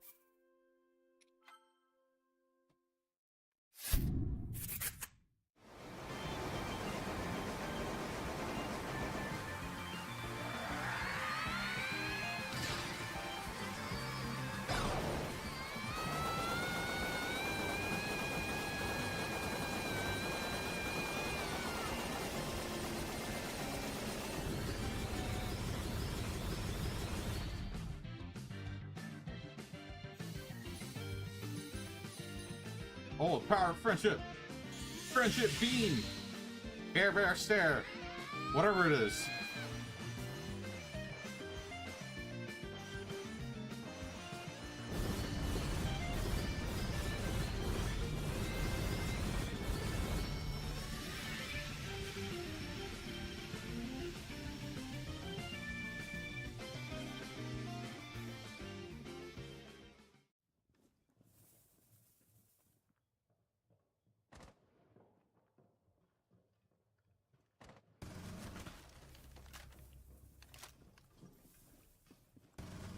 One Op 4 remaining. Op 4 has located a bomb. You know what to do. Op 4 eliminated. And basically, one shot all of your Pokemon. If this was me in the Pokemon universe, I would say this is grounds for animal abuse. Pokemon abuse. Can't do this, bro. You can't, they're not fodder, bro. They're not, you know, they're not here for my Prim Club to just slap around like, you know, they get knocked out. They go to the Pokemon Center. They gotta be healed, man. These are life forms. And why are your employees kids? And if they're not your employees, why are they just lingering around instead of fighting you? Why are they trying to fight me instead? Like, buddy, aren't you? I ain't gonna give you a badge.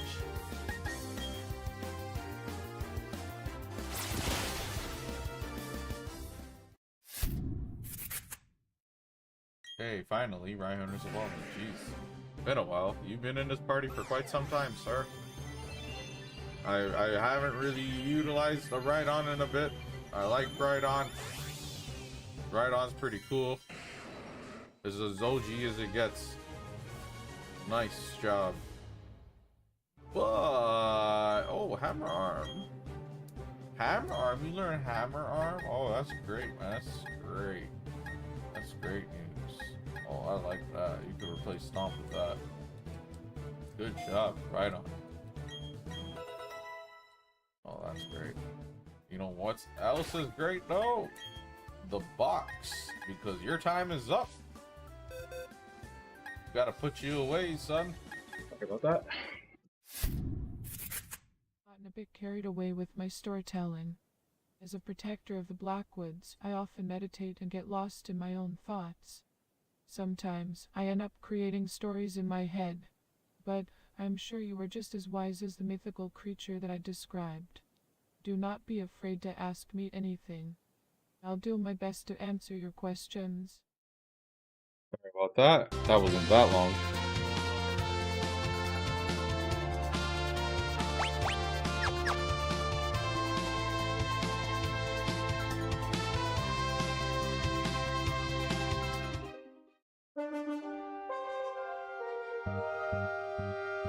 That Windrake.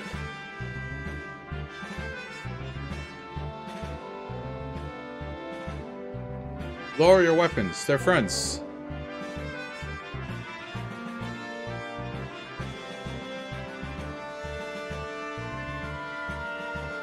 If it isn't Galoof, aren't you a sight for sore eyes? Zizat, how the devil have you been? Managing barely. These friends of yours? This is Dorgan's son, Bartz. You're Dorgan's boy, eh?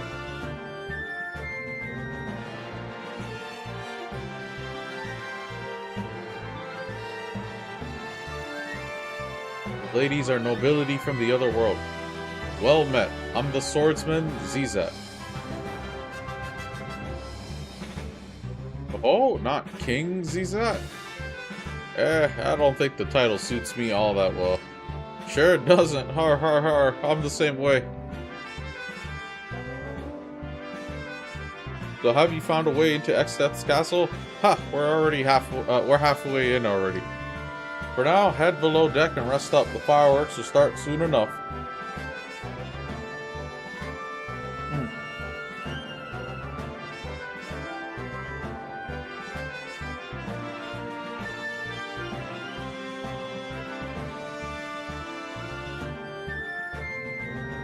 Oh, I didn't mean to leave those.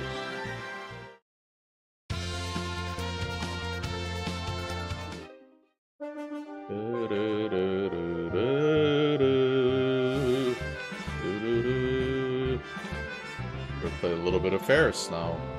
Yeah, Ferris. Show Ferris some love. Whoops.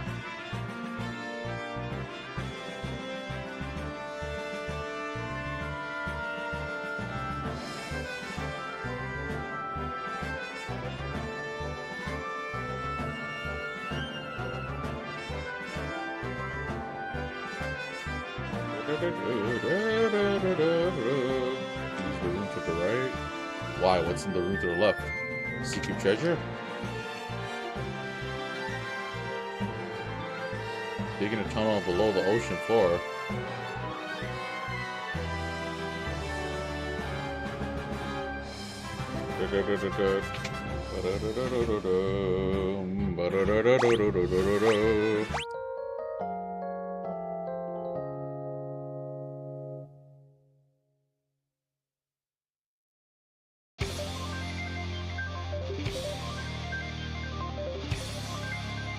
Monsters!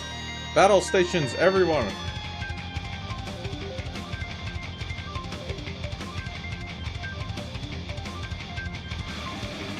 Da-da, da-da, da-da.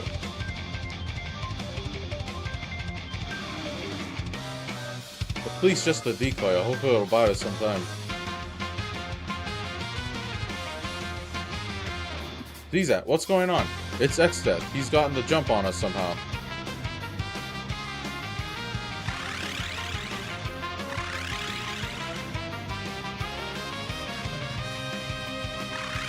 Gilgamesh is there.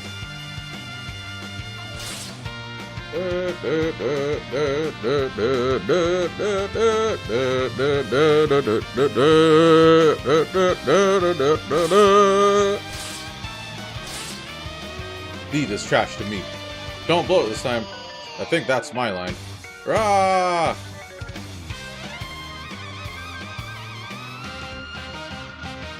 Hey, come back.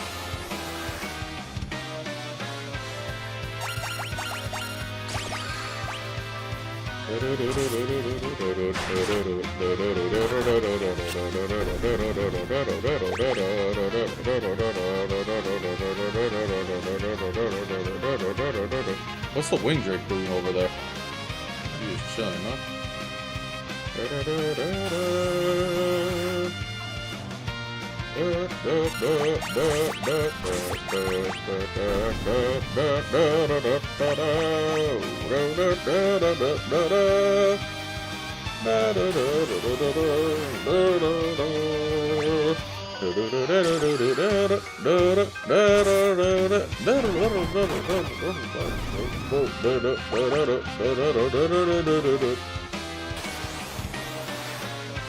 Gobbledygook? Is that really the enemy's name?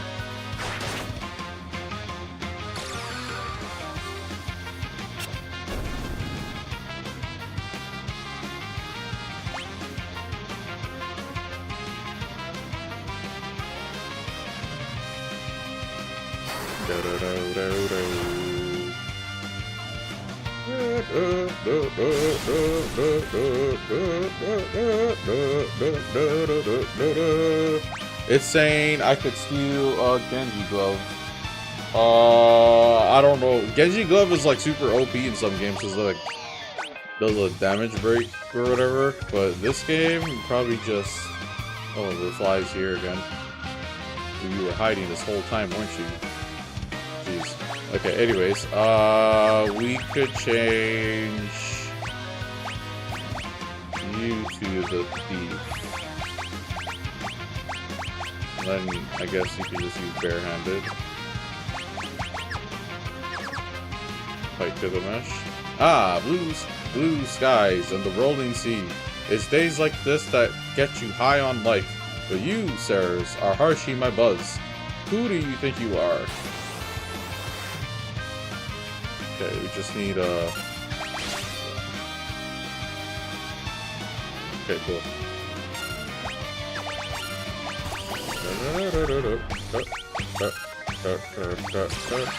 Can I steal again? Surely not.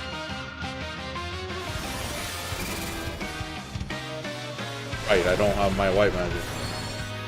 Oh man, I gave up my healer like an idiot. Oh, I have high potions, so. Oh, you're gonna have to act like a healer. I could also use Sylph. We could do that.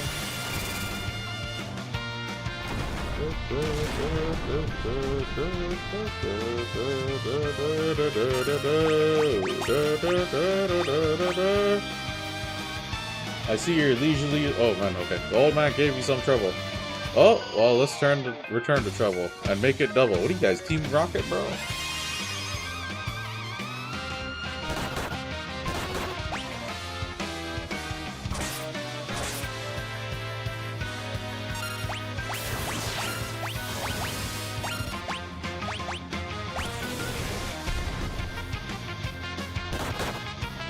You should heal.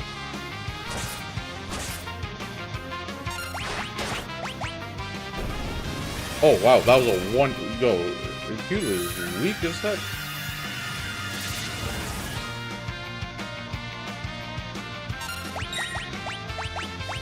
Okay, high potion, attack. Do what you gotta do, Bucko.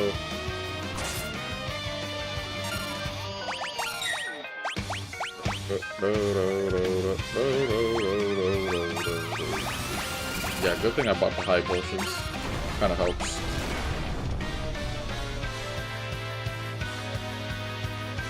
I don't even think Genji gloves are that good. We'll see.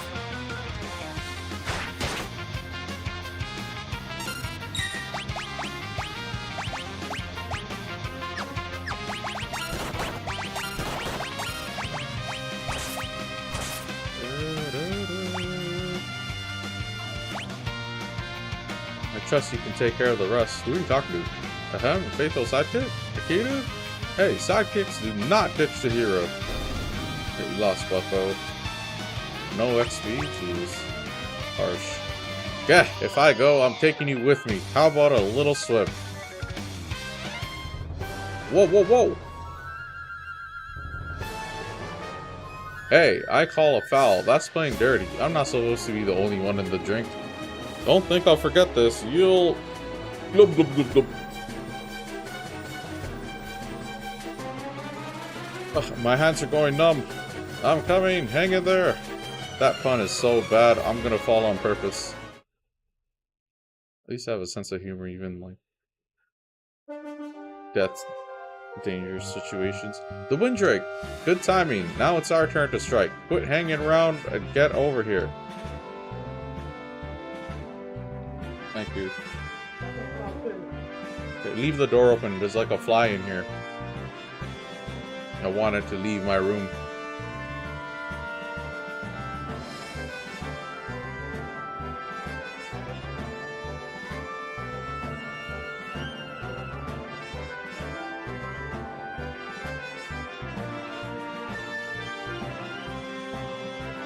Okay.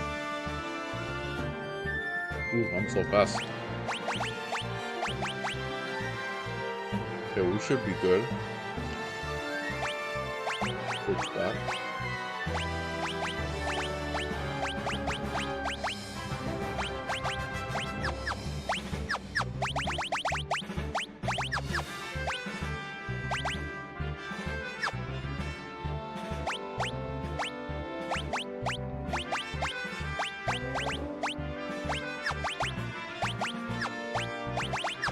Who can use the Genji gloves? Prevent paralysis and toad status? That's not even all that. Yeah, none of these I'm gonna be using. Jeez. Oh, that was for nothing.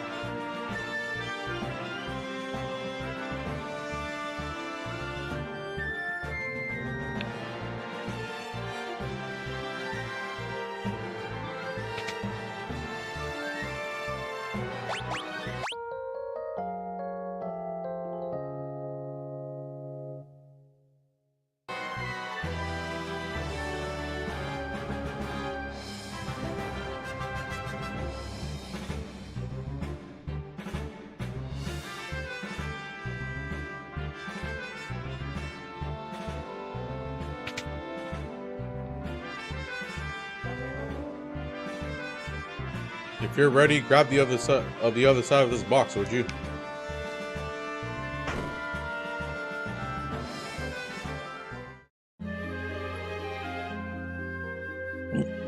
We're off.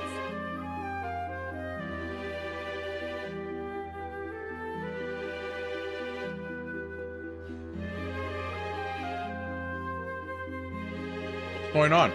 The fleet was only a decoy, a ploy to buy us enough time to reach one of the barrier towers by submarine. Well, huh, that's kind of brilliant, actually. You expected any less? Anyway, the tunnel that leads to the barrier's towers have been completed. Barrier towers.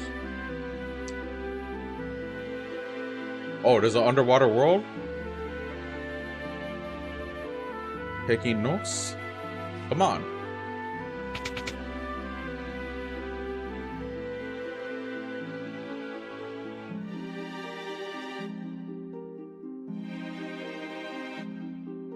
We can rest here. Okay.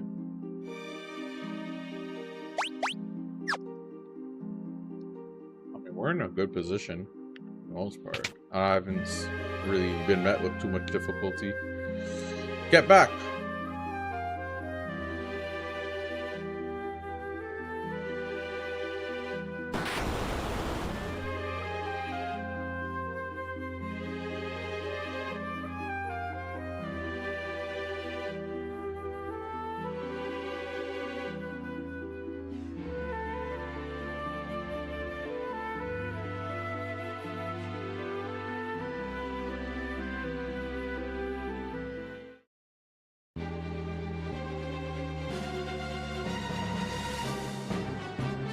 This is the barrier tower? Indeed, all that's left is to take it out and the barrier fall. I'll take care of the generator downstairs. You hit the top floor and find the antenna. Find and destroy it, I assume? You got it. I'll cut the power, and once that happens, you blow up the antenna. Here, you'll need this. Walkie-talkie? Oh, whisper read. What's this do? You can use it to keep in contact. Alright, let's move. I'm counting on you. Good luck.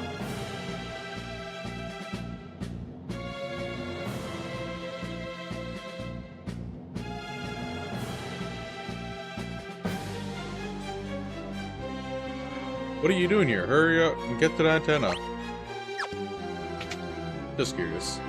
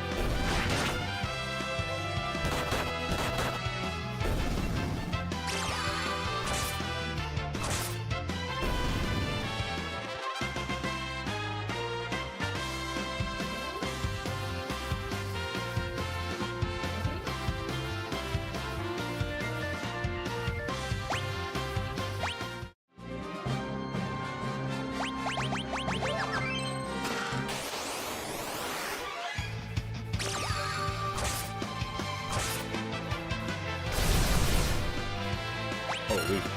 Whoa.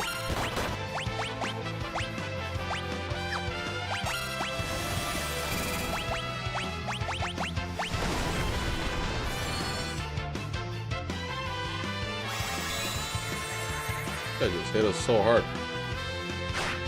Good thing a quick save. It just res you, bro.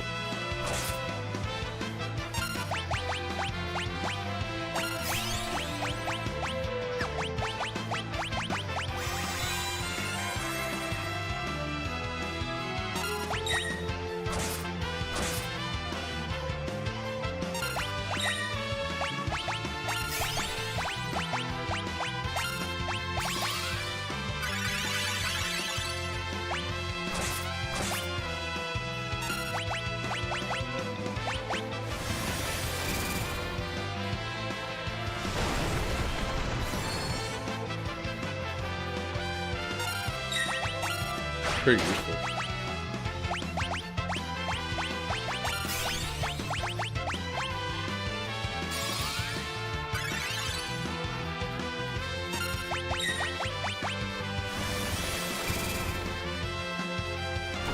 Yeah, that's pretty useful.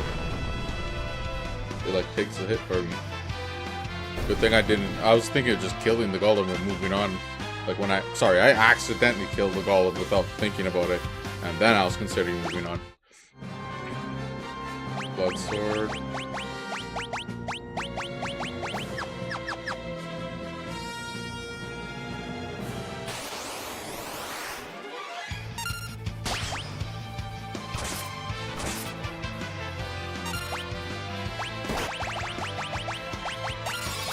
These guys are strong now. What am I gonna do?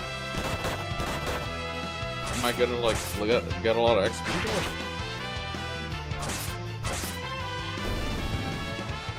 though? $170. Oh, 700. I'm like misreading it because I'm reading the bottom part.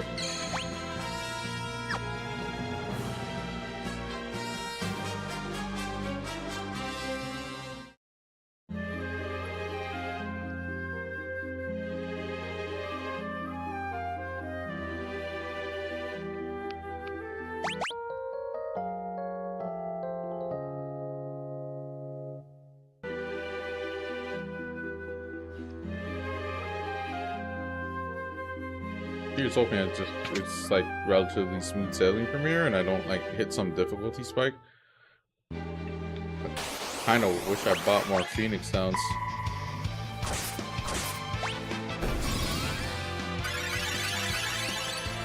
Greatest use of MP, but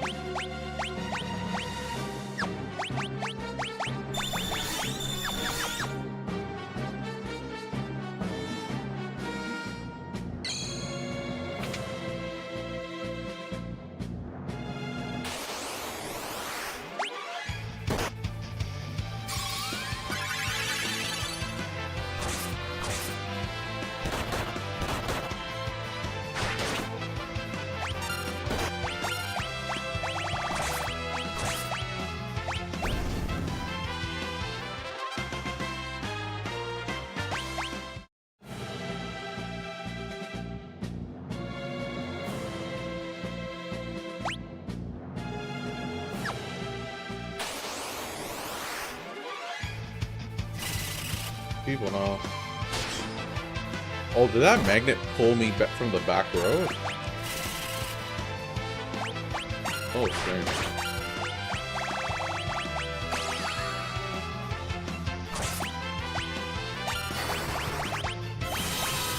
Oh god. Wait. Oh, I mean, kind of works.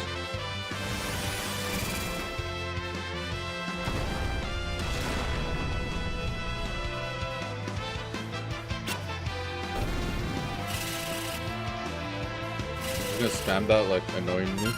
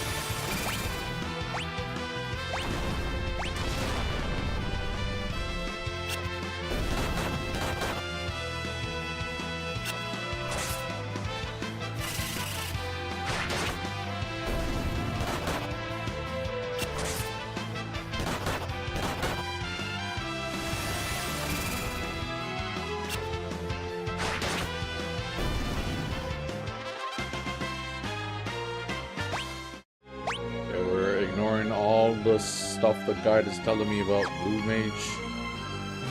We already have our first playthrough where I did all that anyways, and that first save is all the grinding and stuff is done.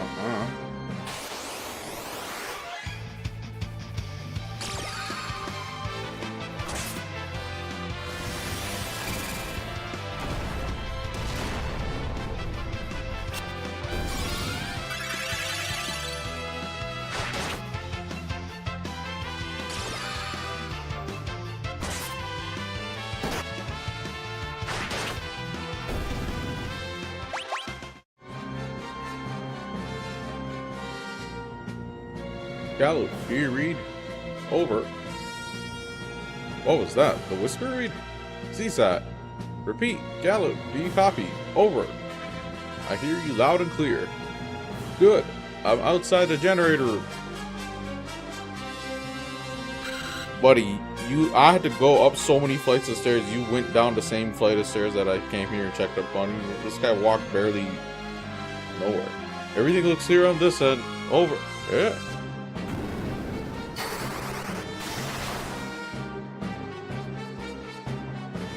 Nothing to worry about. You just get to the roof as fast as you can. Over. Gotcha. Over?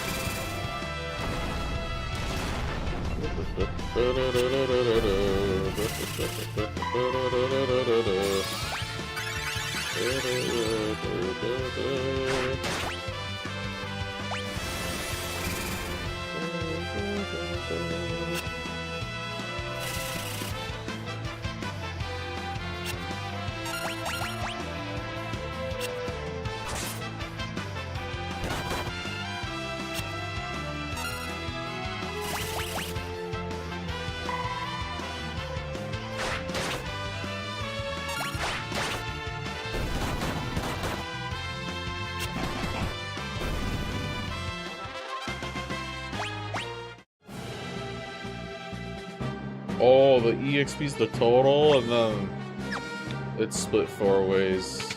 I only just booked that.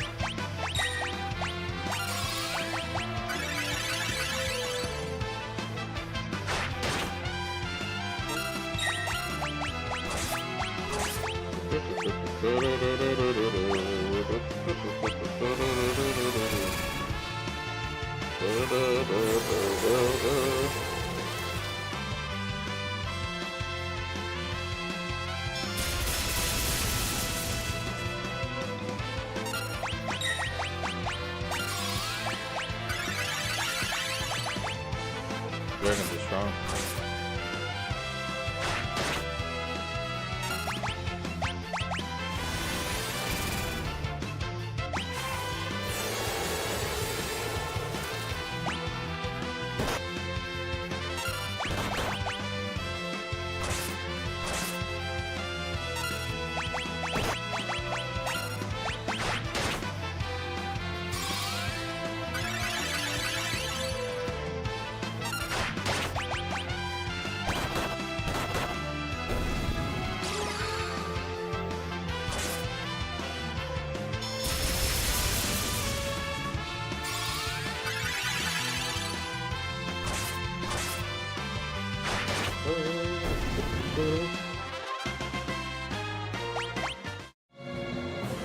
Old hairpin.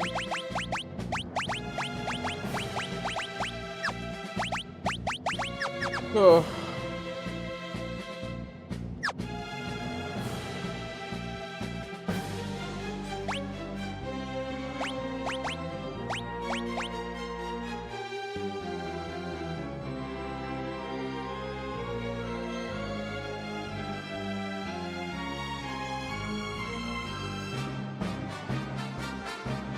I was hoping to heal, but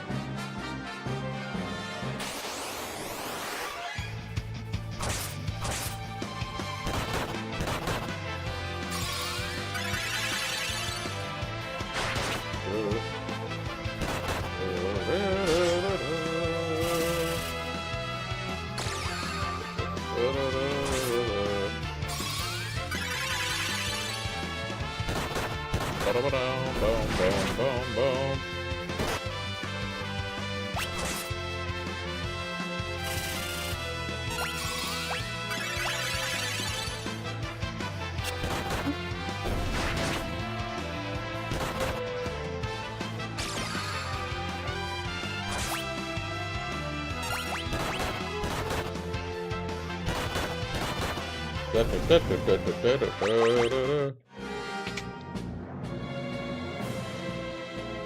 goodness. Oops.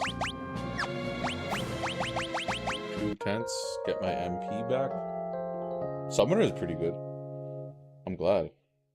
I didn't really want to, like, copy my exact setup from the first playthrough, because I wanted to try to spice it up. So when I saw Berserker, I was like, maybe a Berserker. But then I saw Summoner, and I thought about Rydia in Final Fantasy IV, and, like, all the spamming I was doing, and I'm just like, yeah, let's go for that. show the summon some love. Because they're not useless, they're pretty good. They're just, like, better than the black magic spells in a lot of ways.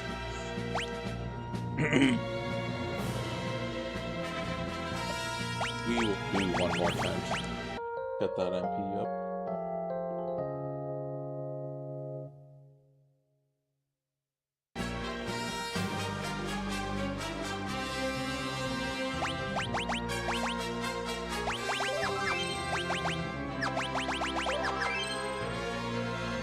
Continue on.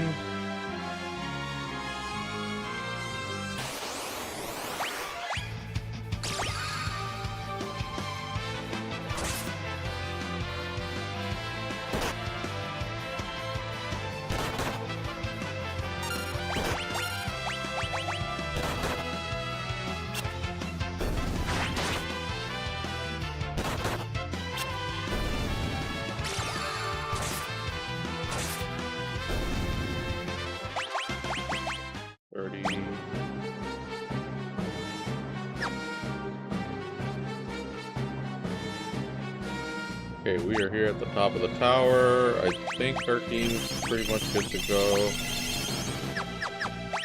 I mean, for sure.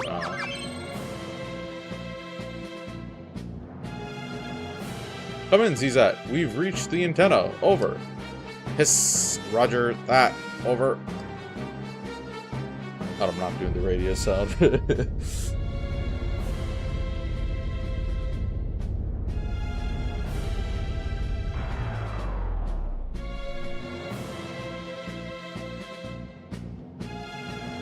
Probably going to be a hard boss because I'm not using Blue Mage like the strategy suggests. Now, destroy the antenna.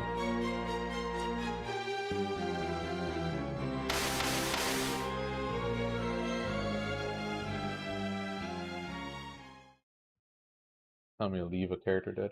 You think it would be that easy? Think again. Now you will pay with your blood.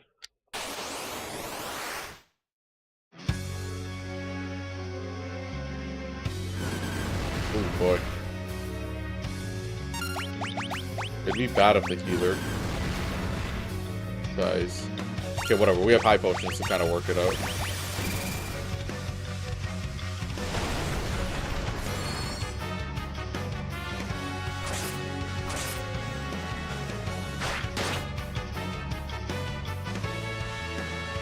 Yeah, they try to absorb them little by little.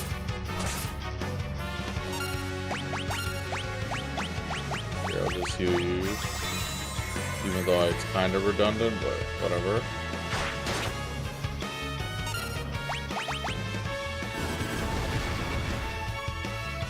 Holy, bro!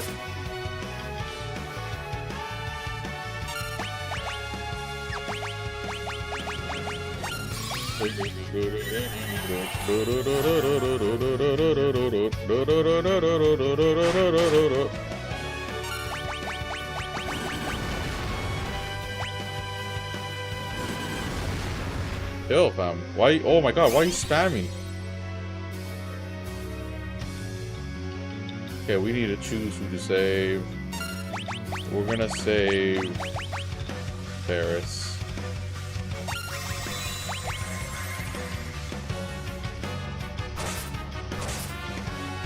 Healing capabilities.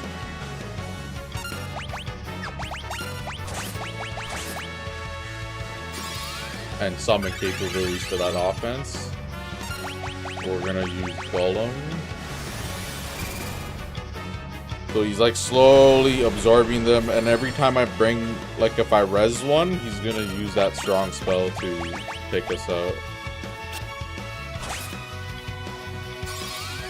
So as long as one of them is dead, he's just gonna revive them, I suppose. It's interesting how my position didn't really change.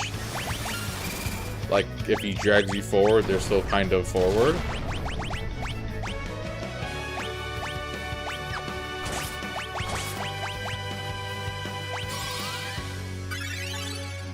I thought I could maybe revive them and reset it, but apparently not.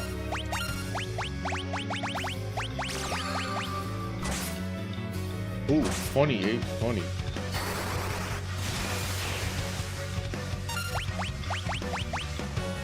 No, Lana!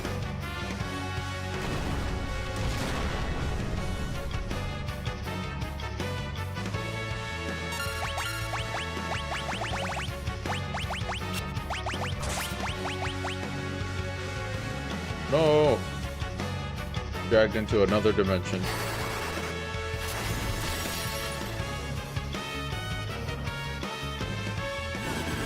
He's gonna do it again. Holy. Whoa, what the heck? That's not fair. Okay. So we're gonna use rays on... Who is the more useful of the two?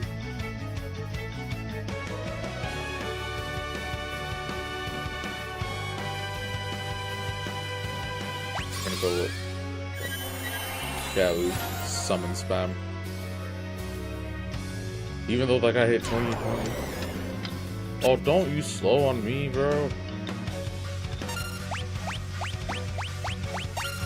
Still, that's like way too fast.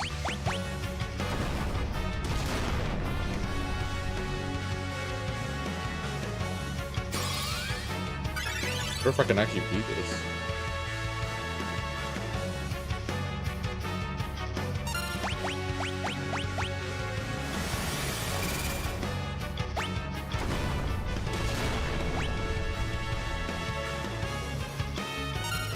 Could be able to.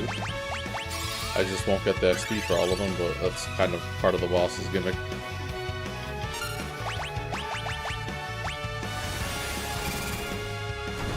This guy's pulling them so quick.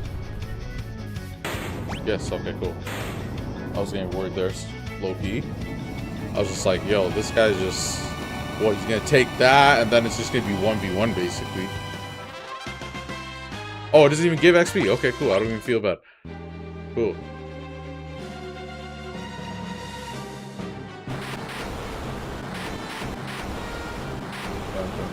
Dun, dun, dun, dun, dun, dun, dun, dun. And that's how it's done. CZAT, come in. Can you hear me? It's done. We've destroyed the antenna.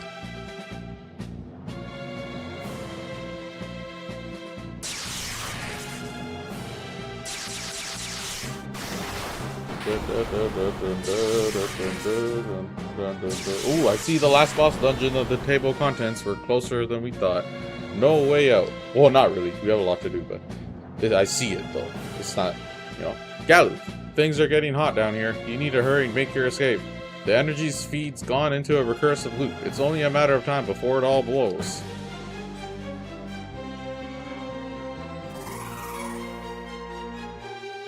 The Wind Drake, he can fly us out.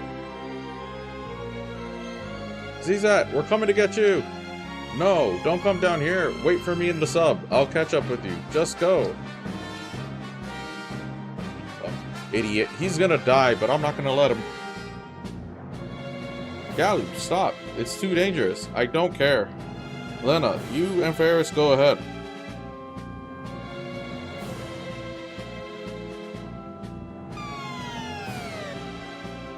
ZZat, this was your plan all along, wasn't it? You knew, and you sacrificed yourself. Yeah, everybody sacrifices themselves in these games. Yes, yes, yes. Galuf, wait for me in the sub. Promise me you'll go. Over and out.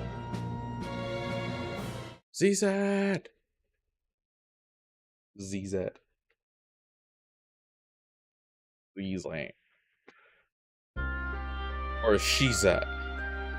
Of course I knew the risk, but I couldn't live with myself if I sent one of you to certain death. 4 new warriors have been chosen by the crystals. They must be the ones to fight X-Death. Galuf, Bartz, Lena, Ferris. The rest is up to you. Don't worry, I'll always be with you when you need me. Yeah, the typical anime ghost.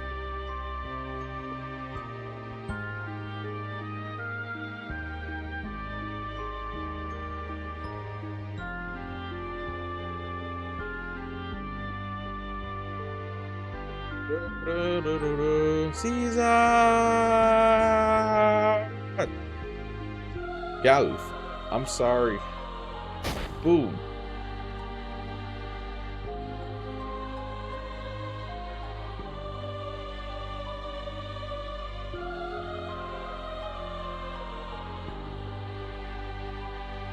Oh, take me to the sub.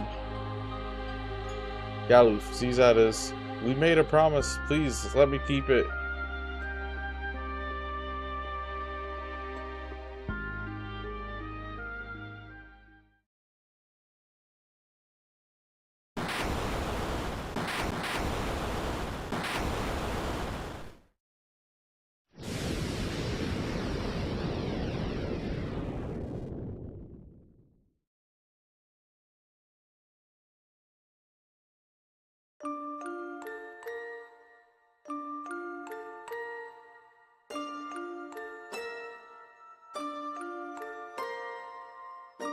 Galuf. No one could have survived that blast. We have to wait just a bit longer. A minute more. Galuf. Oh yeah, just repeat. Be that you ass, always trying to play the hero, even to the end.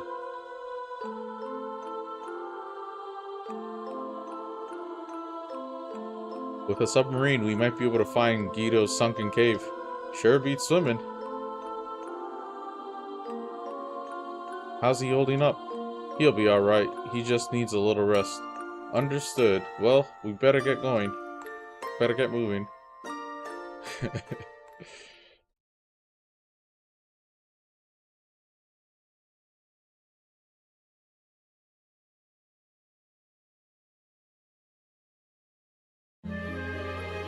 Ooh, and now we have our submarine, and we're off to find that sunken cave, I suppose.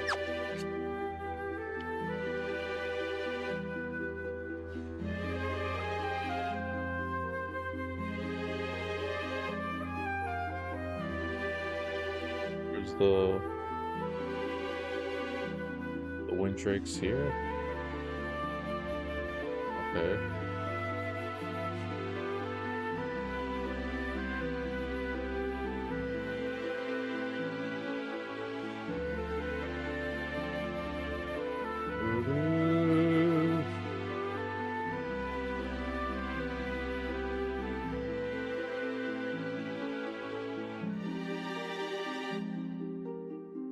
Tell me not to go here. Tell me to go somewhere else. Hold on. We will be right back to that. Tell me to go here. Okay.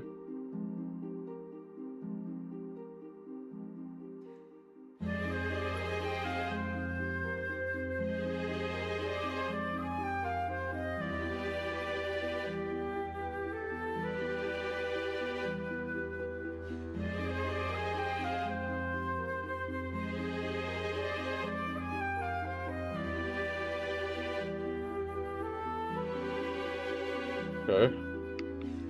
Got healed. Oh, everyone's dead. Jeez.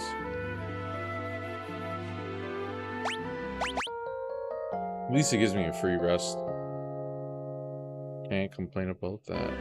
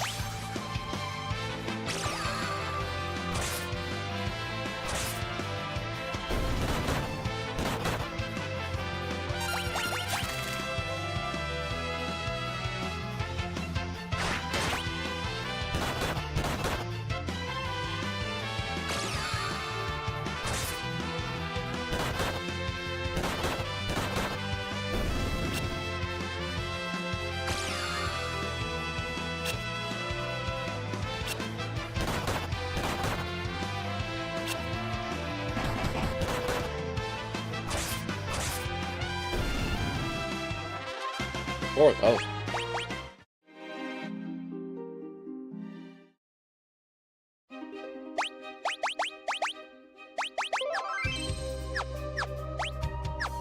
Okay, there's supposed to be a hidden summon here.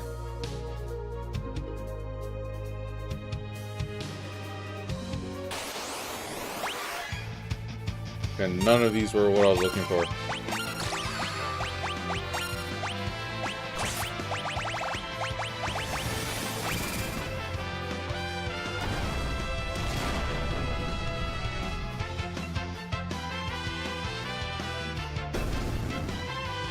Okay. Oh, I'm gonna encounter it. Come on. Come on. There we go. Oh, what you're doing? But you need to relax. Kill. What?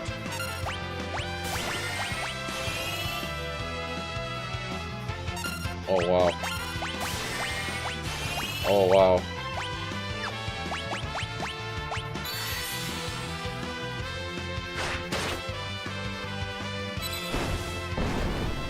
That's so cheap.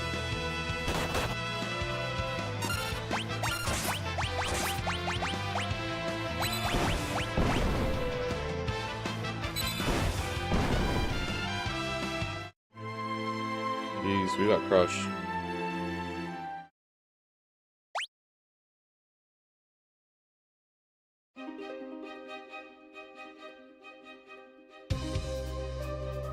Can I handle? Is there any like anti-petrification?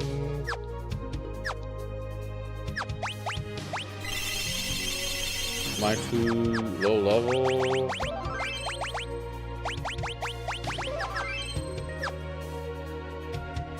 Okay, we could try again.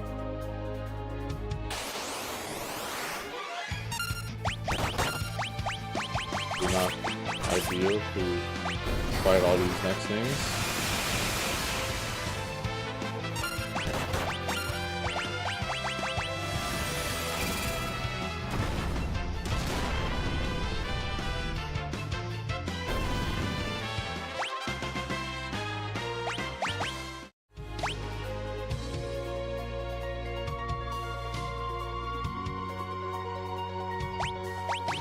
There is that item, a Gilgamesh gloves. No, that's paralysis.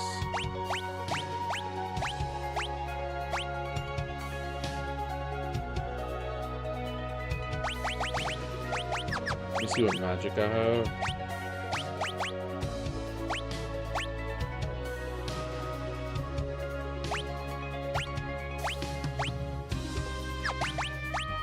Get a golem spell off, maybe.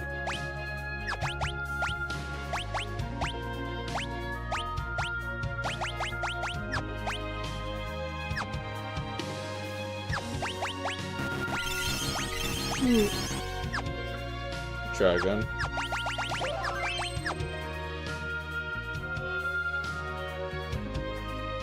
Probably get a golem.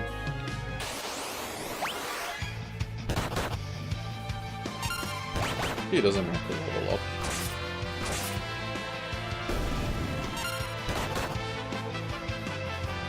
Hit my mic. That's kind of what I want to avoid.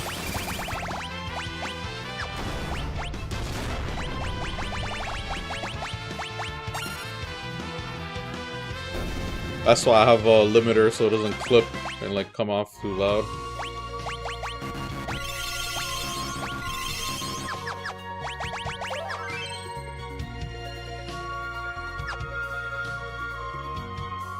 Try again.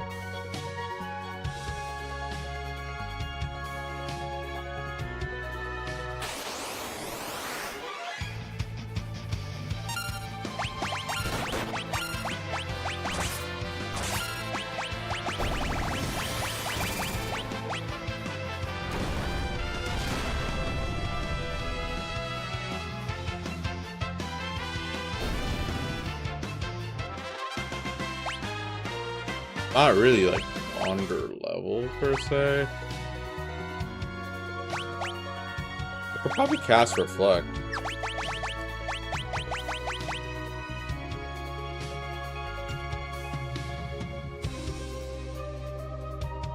There's a strat I could potentially use. We'll see. We'll try it one more though.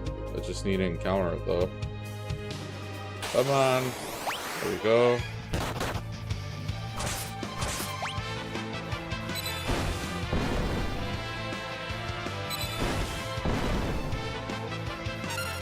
What the heck, bro? Dude. Golem. Like, help us out, bro. Jesus.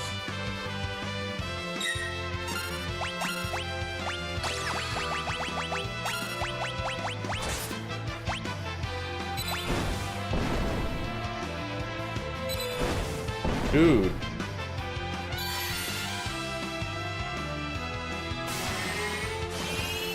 Holy.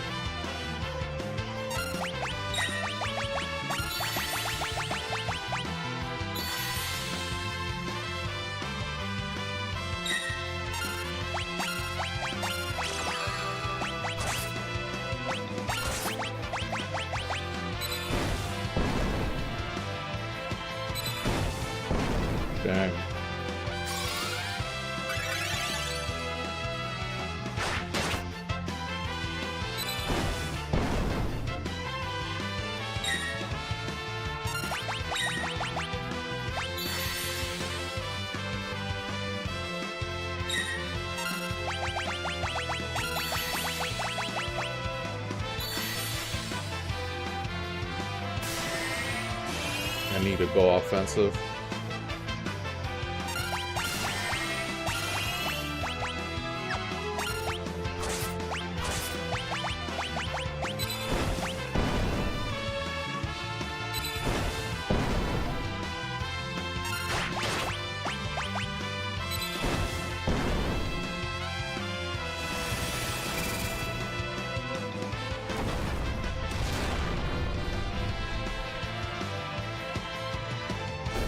Oh, yes, okay, jeez.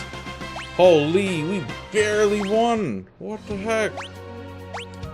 What was that? It was spamming this bullshit. Alright, I'm glad we got that out of the way, because the strats in this game that this guy is recommending is blue mage shit, and I ignored the heck out of that. It's like too tedious for me to do right now. I've already done it in my first playthrough, so... Jeez. Okay, well now we have another summon, so the summoner just keeps getting better. Oh, petrifies one enemy, like that's gonna do something fucking useless.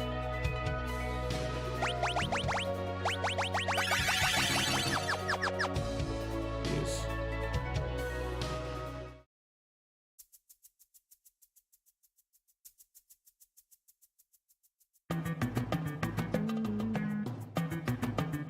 Okay.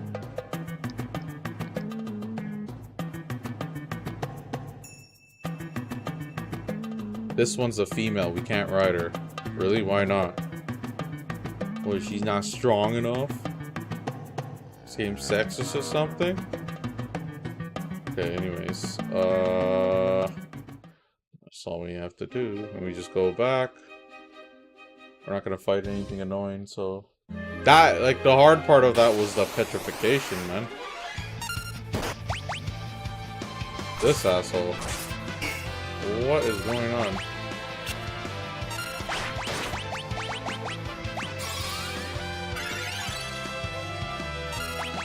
We need to use the golem. Kill the druid.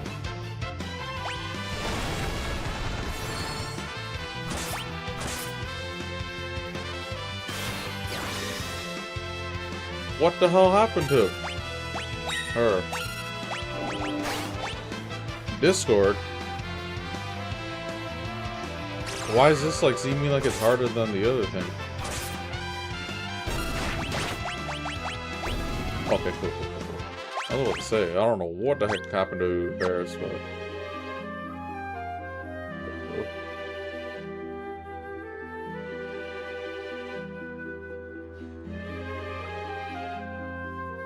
Let's go rest. Sure.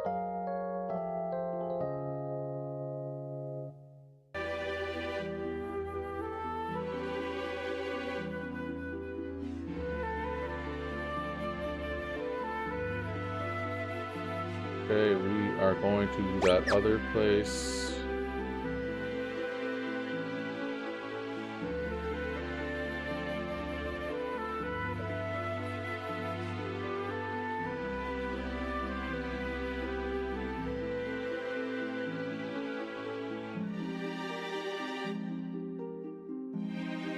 Nice, who cares about that?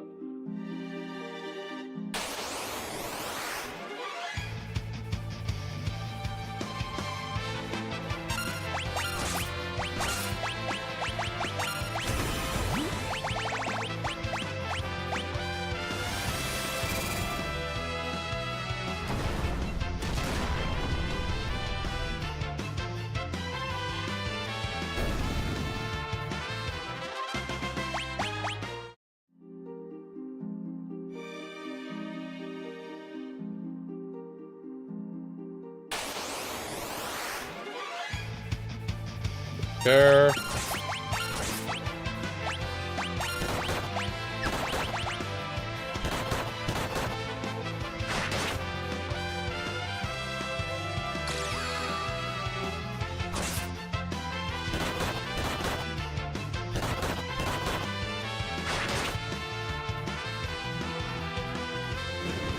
Oh, you know what? If I really was struggling with that, I could have just used the coin toss. Do damage super fast. It would have been worth too because I have the money. Bunch of empty chests. This one has a big stone inside. Take the stone. Okay. It's clearly some sort of puzzle. Oh, each one's gonna open a different door.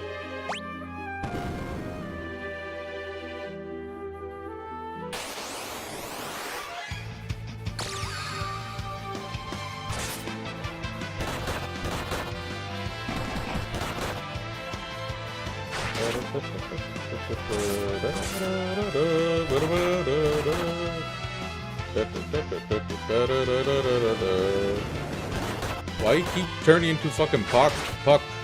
Not Puck.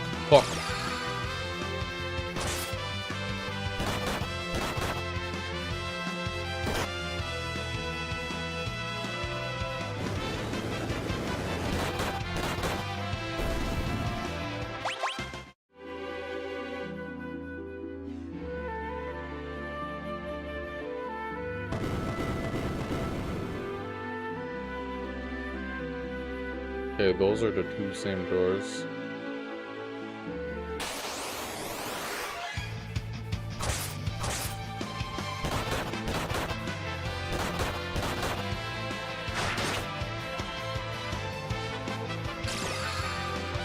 I wonder how much progress I can make in this game. I feel like I've been spending a little bit too much time on this game, but that's because on multiple different days I didn't stream too long. At the end of the day, if I want to beat these games, I gotta put in the time, right? And these games are only gonna get longer, not shorter.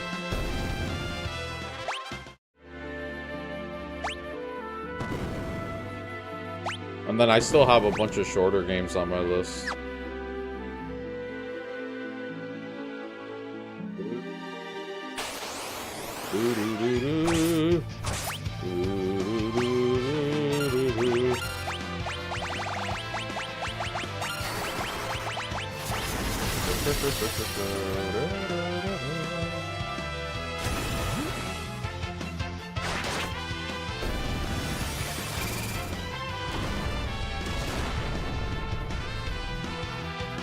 Meow.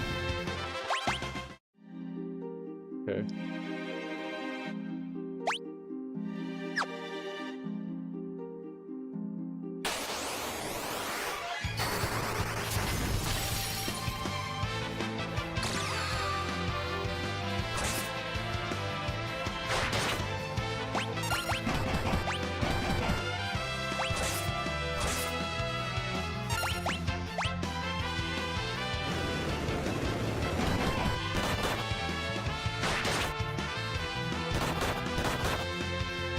Does he like get HP back? He does that? Jeez.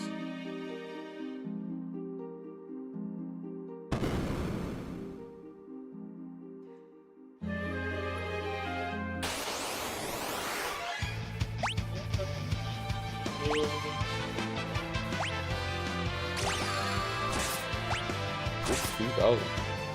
Why does the ninja just randomly go off like that?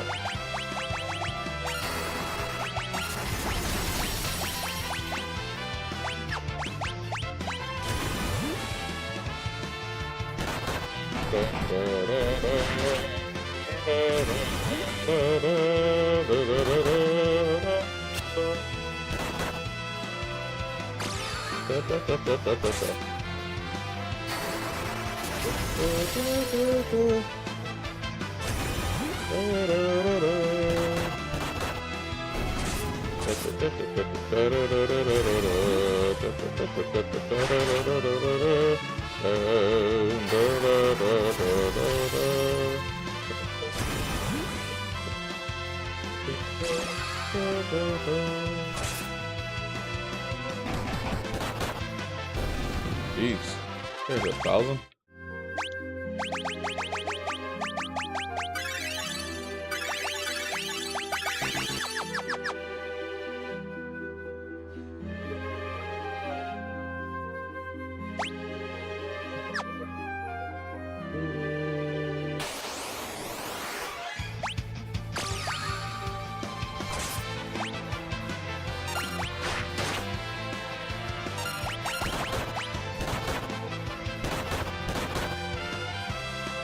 Barehanded comes in clutch, bro.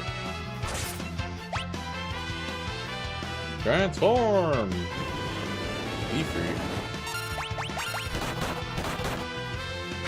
You're gonna knock the fuck out, too.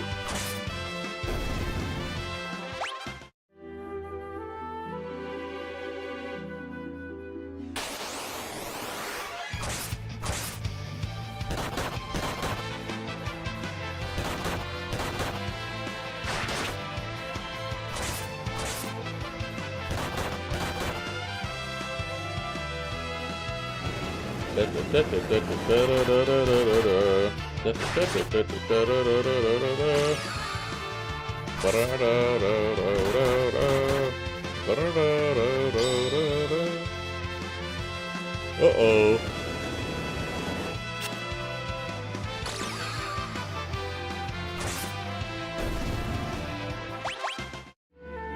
So little XP.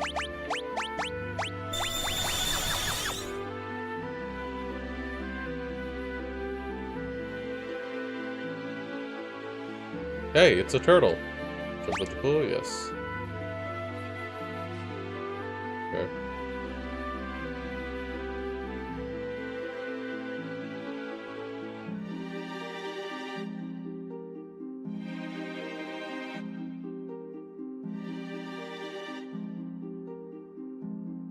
Oh, what's up with this turtle?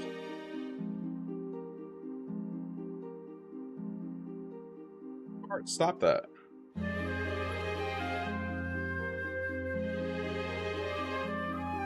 But it's fun. Would you quit that? Well, I'll be a biscuit eater. It's a talking turtle. Sage, I'm so sorry. Please forgive my brainless companion. Wait, this turtle is the Sage? By the briny beard of Neptune. And you finally catch a clue. Tarnation, I can't take you anywhere. It's alright, no lasting damage, physically anyhow. Oh man, I'm awfully sorry. You should be, boy, picking on defenseless turtles. However, we have more important things to discuss. You mean Exdeath? So you aren't as slow as you look. What the Warlock seeks is within the Great Forest of Moor. The Forest of Moor? Trees, my dear boy, lots of them, sprawling to the west of Surgate. That sentient forest is Exdeath's birthplace. A certain tree in that forest had been used to seal away evil spirits for years. But 500 years ago, the sheer concentration of malevolence turned that tree into a dark being with a mind of its own. That being is Exdeath. I maintained a seal upon him for 5 centuries. However, 30 years ago, the seal was broken. 30 years ago? That was when he fought the Dawn Warriors. Yes, but don't interrupt. Dorgan and the others fought hard. Finally, they were able to seal the Warlock with the crystals. However, somehow, he escaped. That was our fault. Aren't we feeling self-important, taking all the blame, Had I meant it was your fault, I would have said that. Seals are meant to be broken. It only means that this time Exdeath must be destroyed. Where is he? En route to the Forest of Moor, in all likelihood. Something, exactly what I do not know, so don't ask, rests within the forest that he wishes to claim. The Forest of Moor. Forest of Moor. This is my chance to avenge Zijat. We'll defeat Exdeath. Let's do it. The Forest of Moor is sentient. It does not take kindly to intruders, and will attack all who attempt to enter. Take this with you.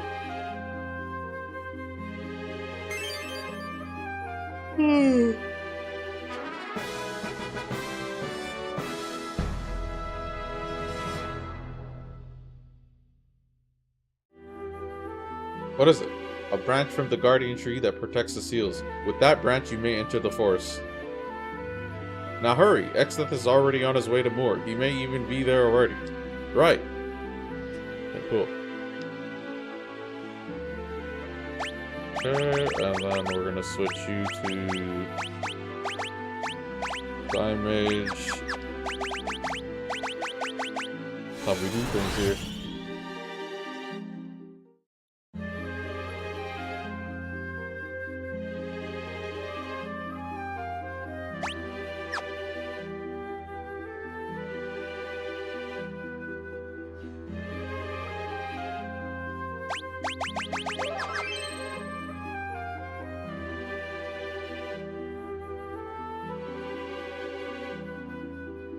It's nice to have a whole underwater component in this world. Really, like, you know, you could see Square Enix little by little building. It's only until Final Fantasy VII where they do all of this and then some in a 3D world. It's like, honestly, Final Fantasy VII is probably like the most effort they put in a game, like considering these games at least. Up until that point, that was the biggest effort probably. Not only is it significantly longer, more cutscenes, 3D, so much side content, just crazy.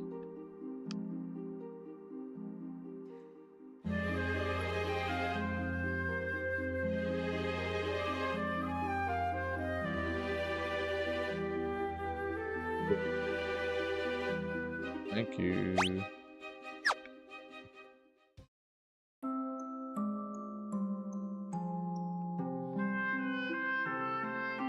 Where are you from? I can't think why you'd come all the way out here. Legend has it that 500 years ago, something beautiful was sealed in the forest to the east. From desire oft times comes evil.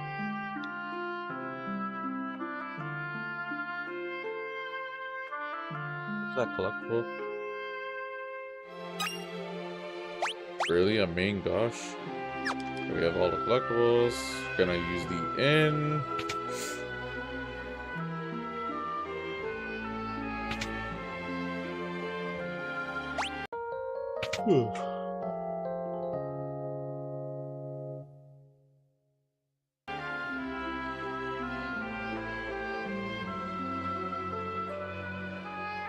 Could probably buy more Phoenix Stones.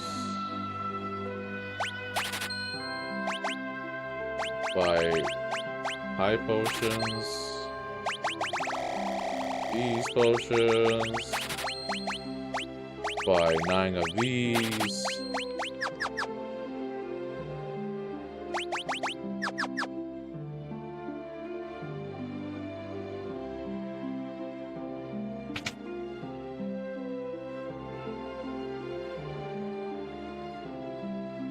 What?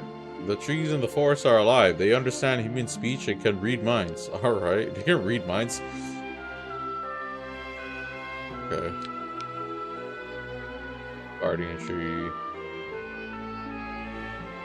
Kept calling Koku Koku or something. It's not about Moogles. Or maybe not a Moogle, maybe it's a wood sprite.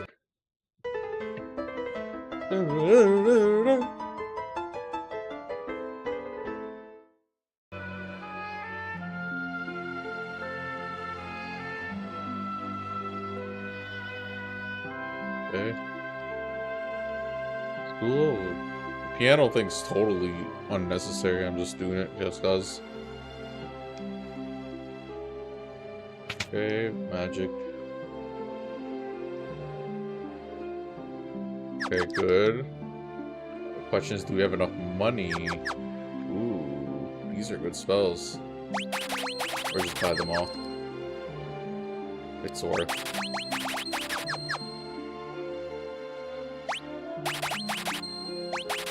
Old? That's something he causes the target to age. That's what was happening that one battle. They're like making my characters old, so their HP was draining, and like basically they had gray hair.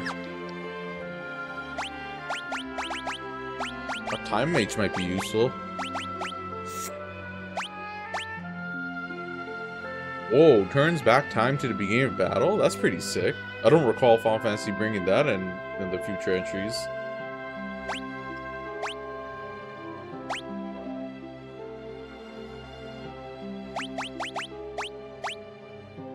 Maybe a time mage would be worth, because like, so Barris is gonna get dual pass, and then if they get dual cast, they can go to white mage. Well, they don't have to go to white mage. Yeah, I'll probably do that. Unless, oh no, dual cast would be will have to be an ability equip. Or we can do that freelancer thing. Freelancers have all of the abilities. Like, whichever ones you have unlocked, I think. But we can probably do maybe Time Mage dual cast would be cool. We have options. Yeah, I need to get Red Mage to... Yeah, okay. Summoner's almost there. It's not so bad once I look at it. 418 is... Okay, what we're gonna want to do is... Well, oh yeah, I need to be mindful of the ninja and stuff too. Ninja and Ranger. Ranger probably has ways to go, but we need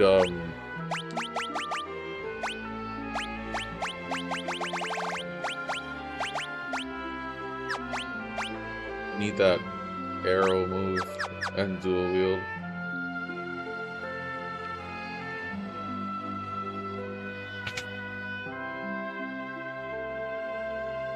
We actually need, like, so I don't really know how far we are. We are past the 50% mark. Yeah, it looks like it. Or actually...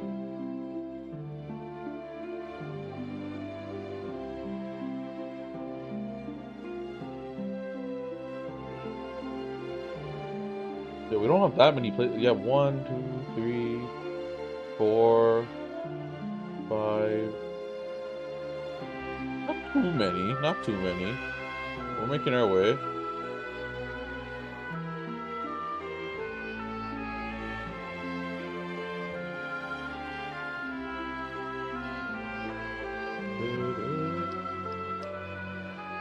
Air Knight. Pretty.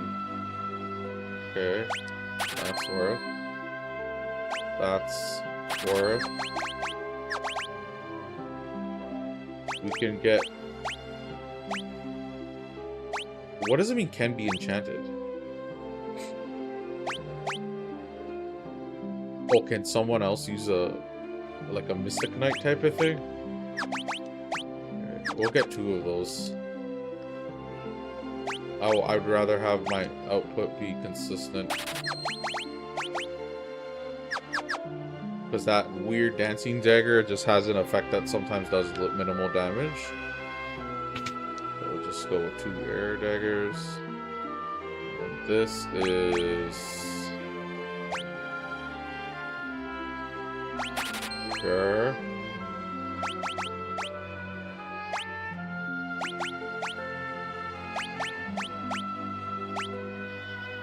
This is a lot of money.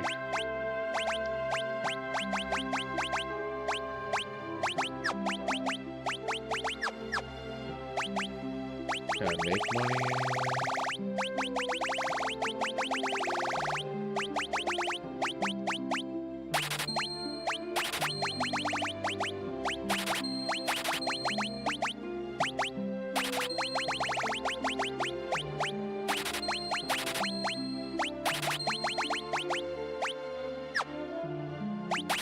Yeah. Realistically not using these.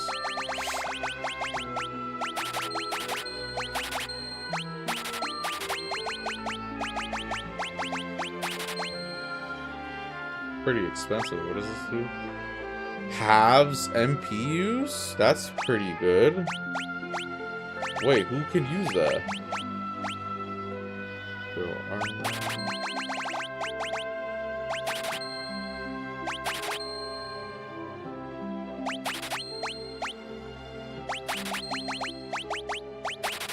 Oops. Whatever.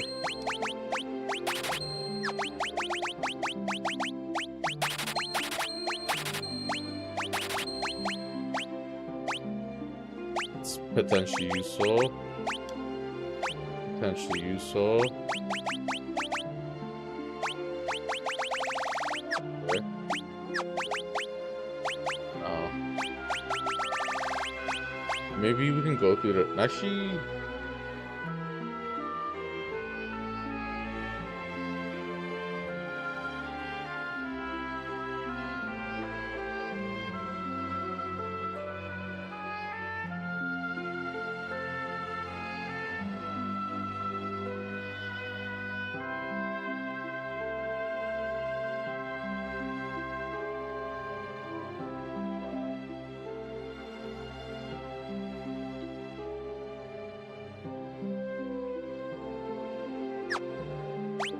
buy what you can.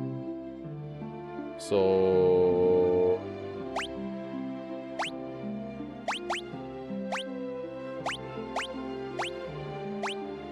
these are expensive.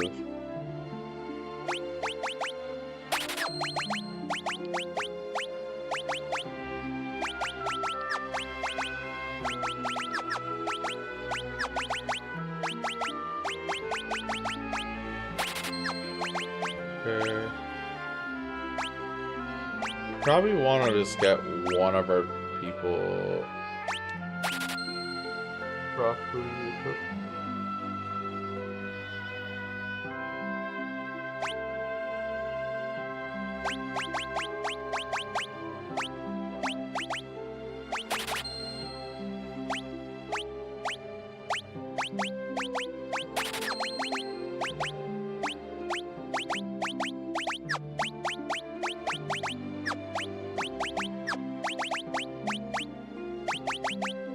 We're gonna go with this so far. We should be good.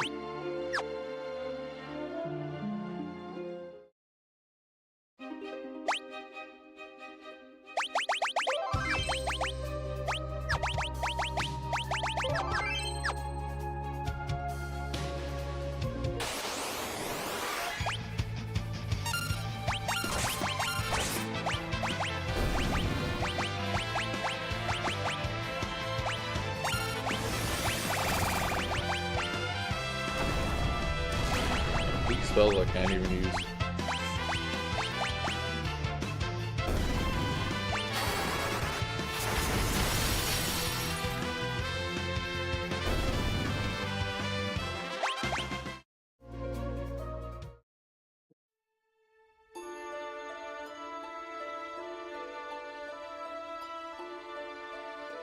Look, the Guardian branch, it's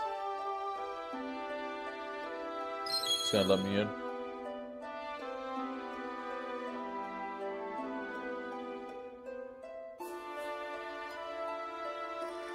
The forest, it's letting us in. Okay, cool.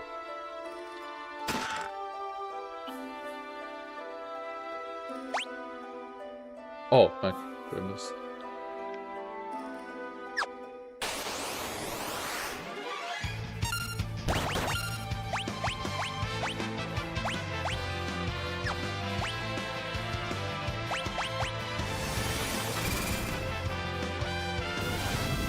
Yeah, once I get that call command, I could just kind of spam.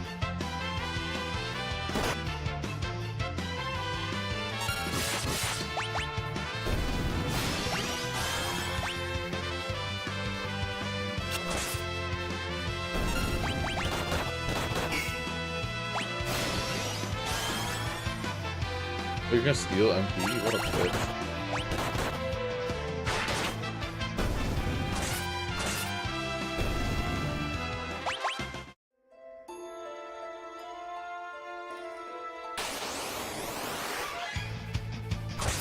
See if I can get away with auto battling.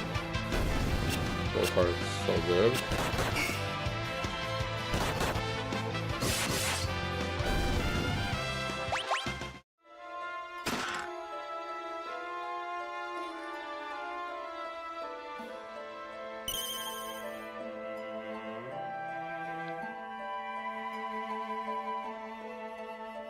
Let me check something. Just curious.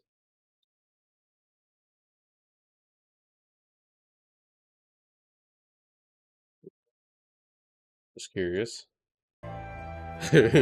Imagine if I check that and it's like the whole time the audio's been just...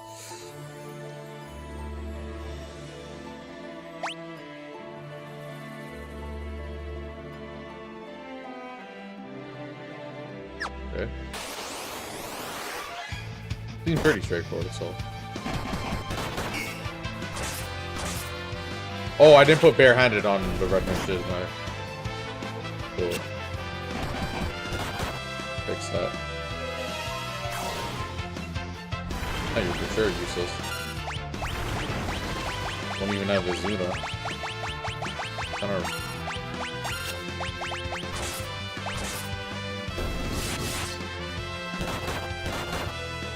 Oh, right, mating. That was the wrong item.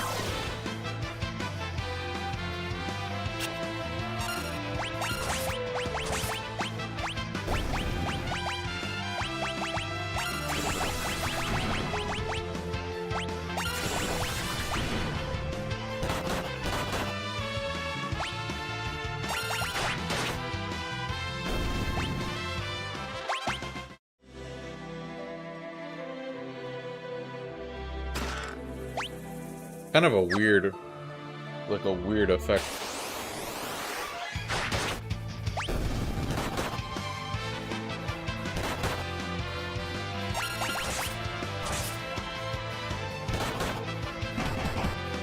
Oh, right, the barehanded. Keep forgetting.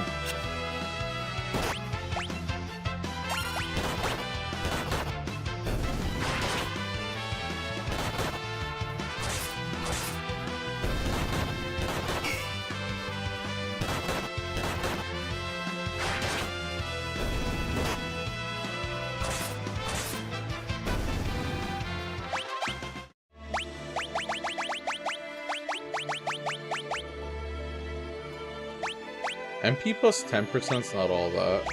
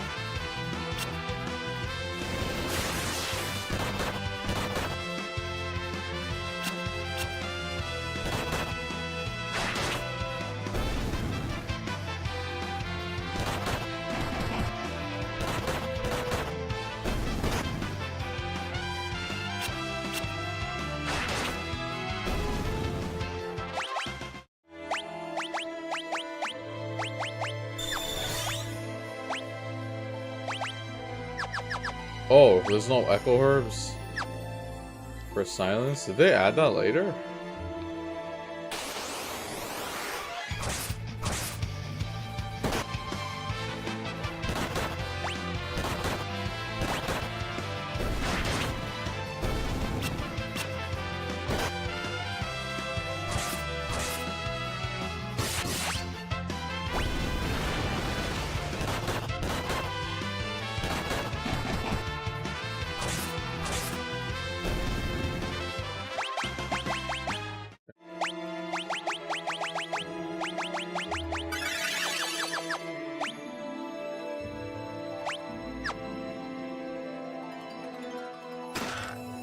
Rich getting money, so I can probably go back to that shop later and upgrade everything. Assuming the dungeon doesn't give me some of those items. It'd be pretty annoying if I buy something and then the dungeon gives me some of those things. I'd prefer they just give me, like, arguably better equipment that's unique to the dungeon, not to the shops. It just otherwise comes off as like a waste of money.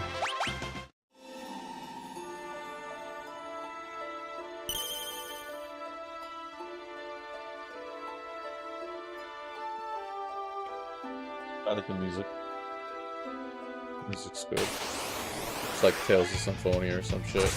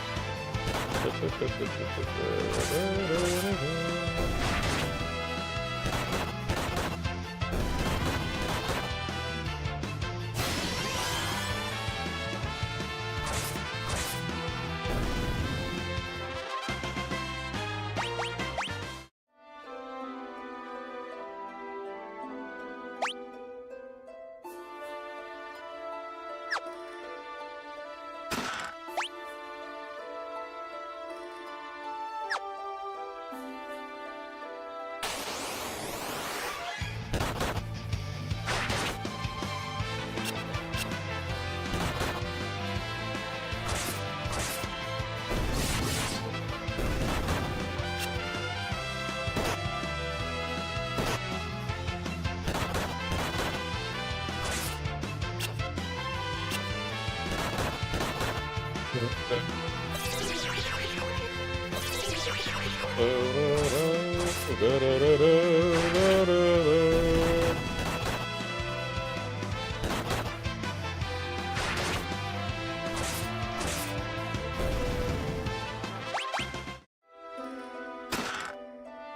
Goliath on it.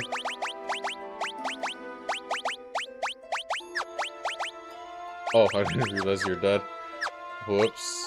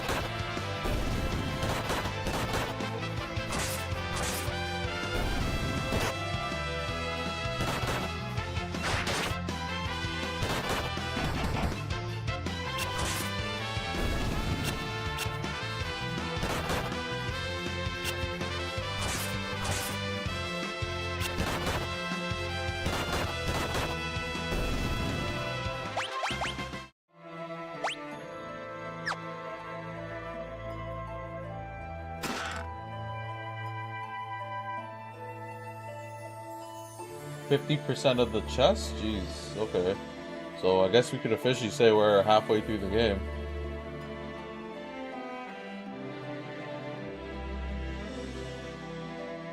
Oh, well, I already have all the achievements, so it doesn't matter. But still, the guide's saying that should have popped.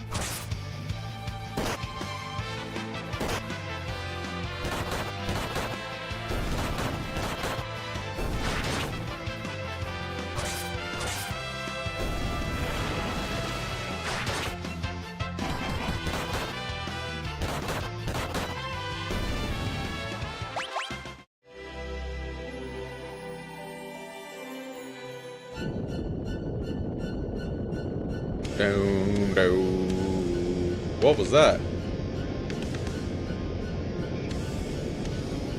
What's that doing now? Oh shit, the woods are on fire! Couldn't prevent the forest fire.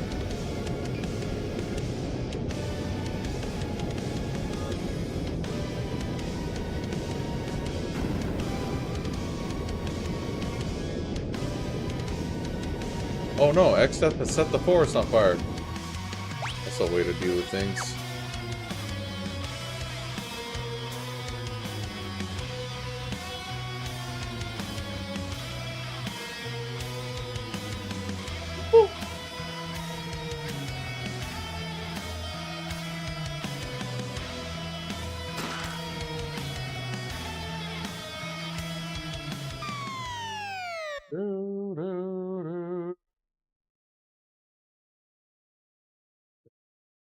Hide out here and hope the flames die down. You know how long that'll take?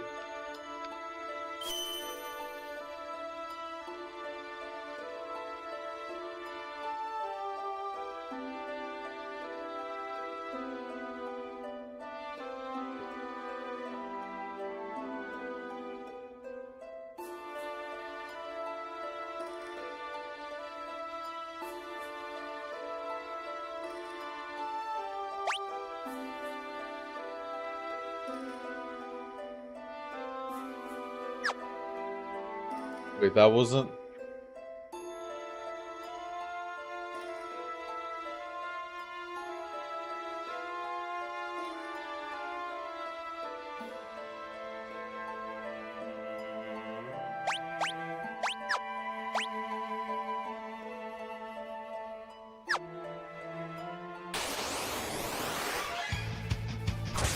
I mean, the woods don't seem burnt here.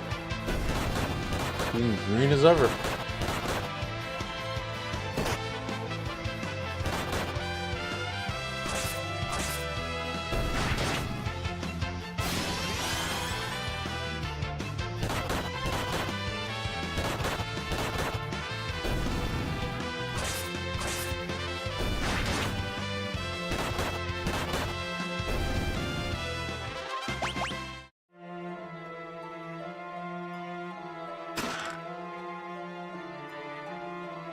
Was that the Aegis shield? Whatever. No, it's not like I need one with the shield.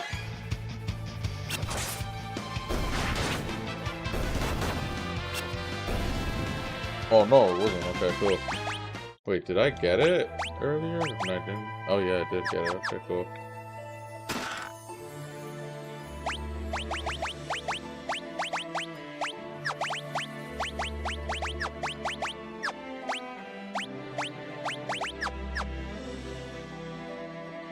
Done with the summoner.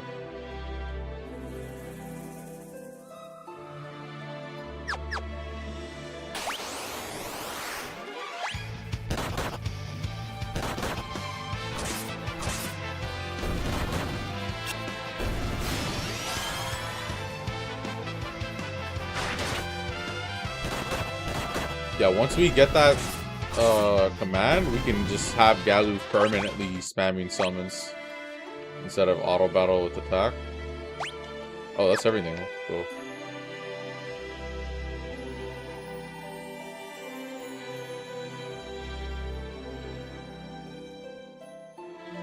Is that?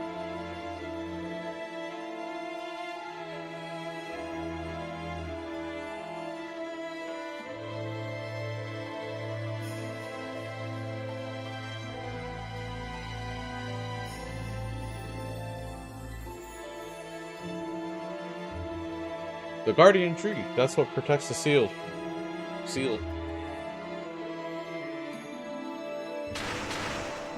Look, the branch.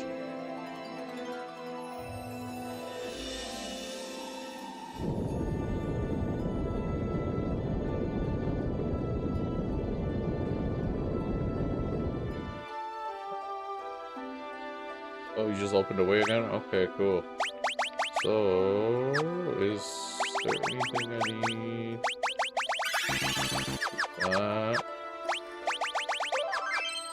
Okay.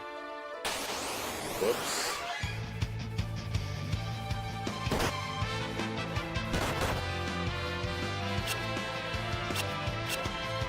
Welcome back attacks.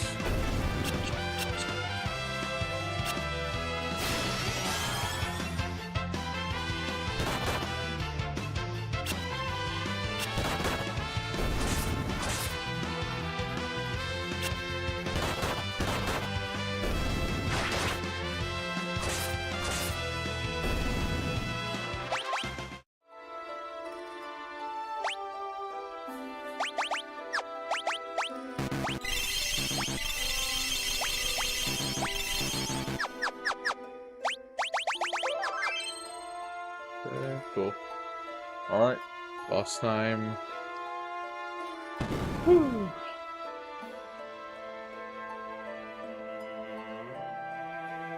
What are those things? They must be whatever was sealed in there. In here.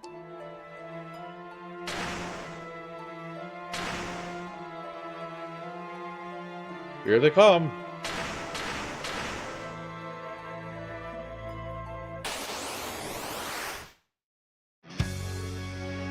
Really, that's the boss.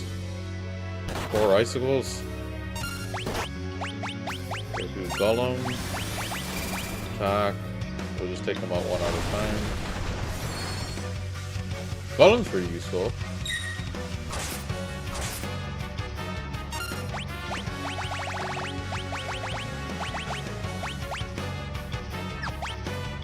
Maybe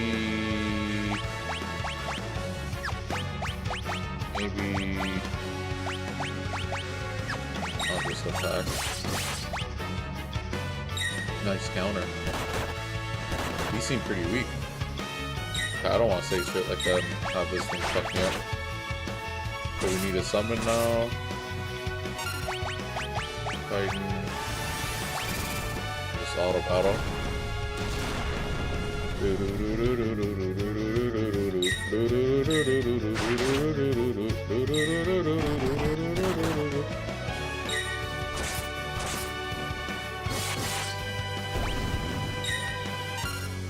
Okay, we can use Titan again. Even if he heals that last one, we'll just get everything but that last one. It's worth it.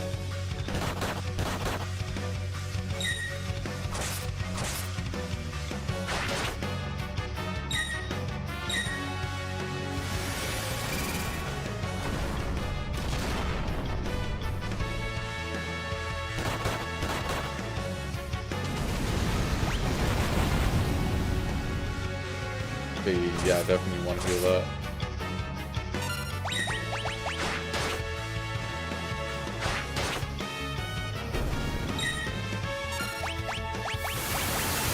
I'm dead. Dead. Yeah. Jeez.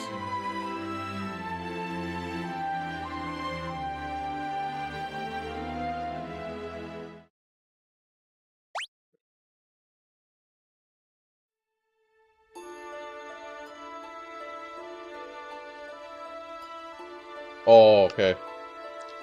I understood.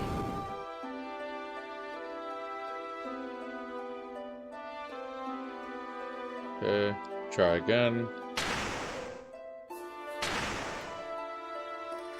They use the spells when they're towards the end of their HP, so we don't want to make them go down evenly.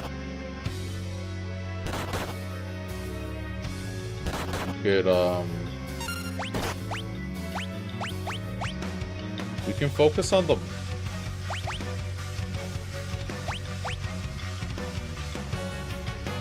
focus on this one.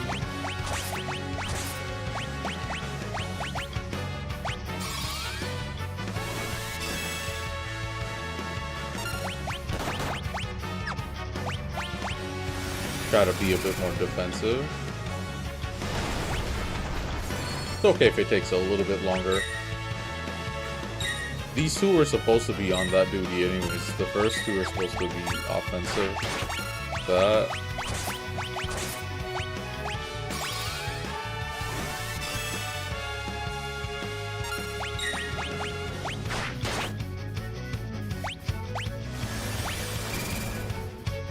We don't want to overdo this. We're gonna go single target after.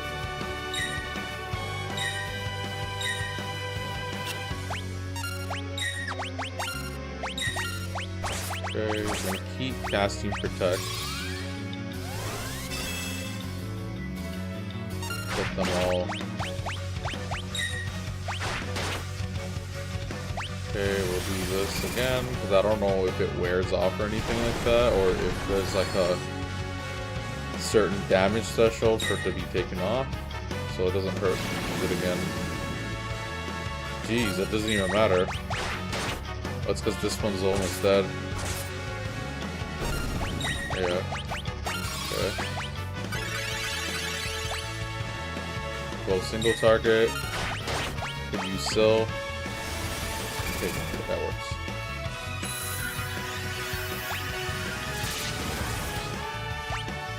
That was so weak.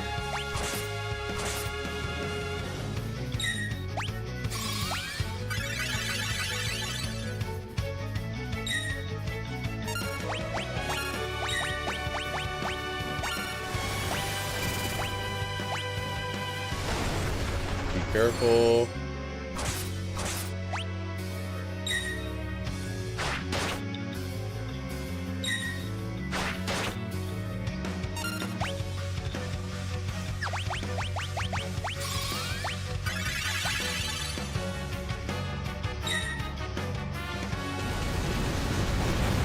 Very powerful.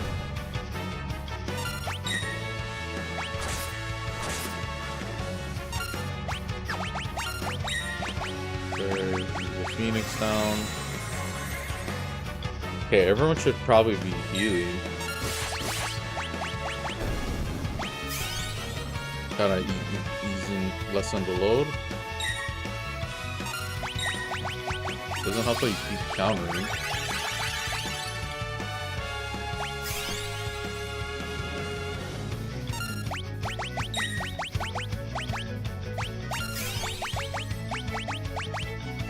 Okay, cool.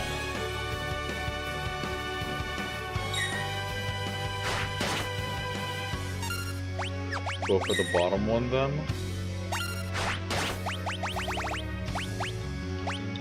That's earth, so fire.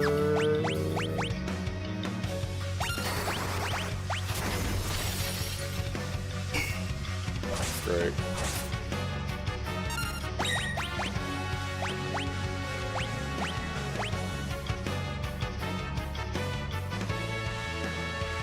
Certain limit. Do that.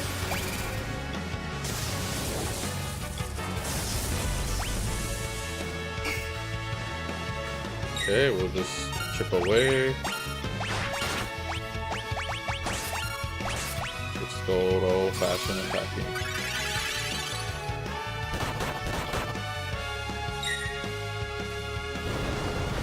Not good. Get rid of it.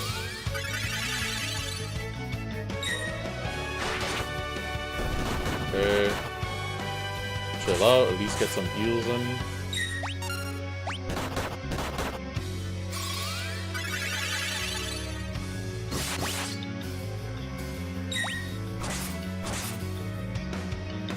Heals it back up. Okay. Probably throw something at it. Let's throw.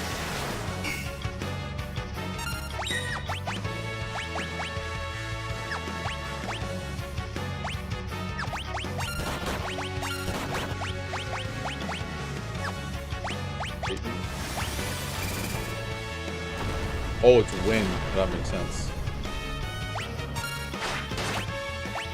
If it's wind, then water, so I don't know. Toga, I should be able to survive this. Okay. Whoa, you're gonna spam it? Yo, what the fuck?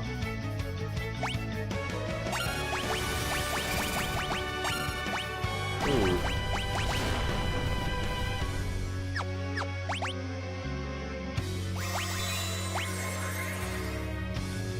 He's gonna kill me. It's over. Yeah, that. Fuck, man. Fuck, dude.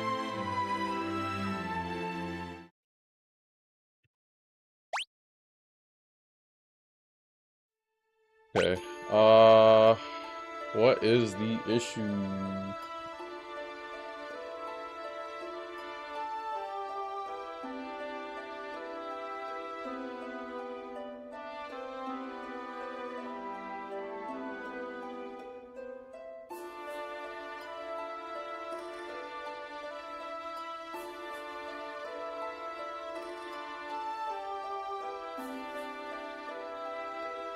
Okay.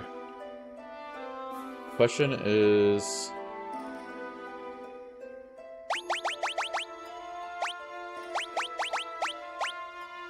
we could potentially use this.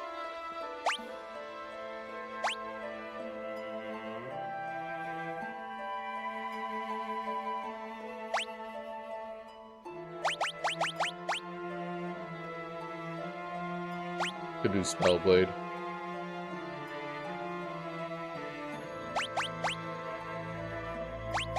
Oh, we could try the coin toss, bro. Coin toss for the win. It might do a shit ton of damage. What are those things? They must be whatever sealed in here.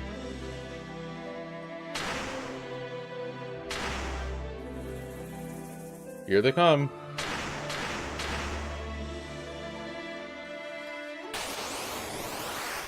See how much a Zenith is.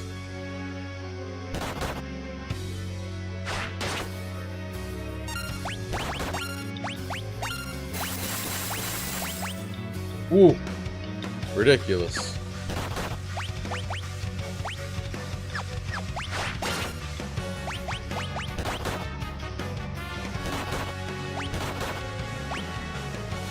Just auto battle, bro. Just do the coin toss, baby.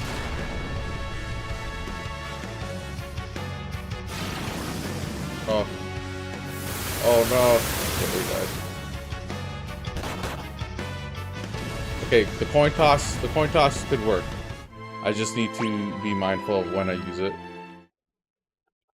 Okay, so that's a good strat. That's 5,000 per. So what I could do is, yay, we just gotta figure out like not fuck up the order. Okay, so how much money does that waste though? Okay. Okay, so another try right here. We come in with coin toss, just use it later because it took off 5,000 something. So we're gonna want to use. What are those things? They must be whatever we're sealing here. Okay, should be good. Here they come.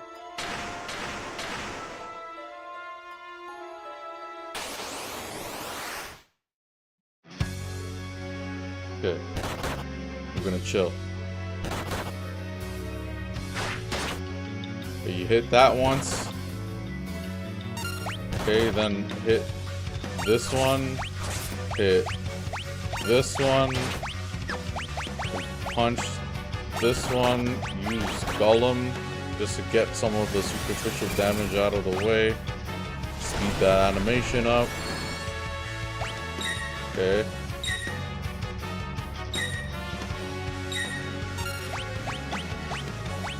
Gonna attack this one. Gonna attack this one. Gonna heal. We're gonna use. Is this neutral?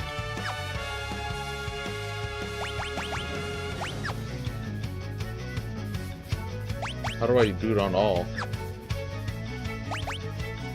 Or we could do.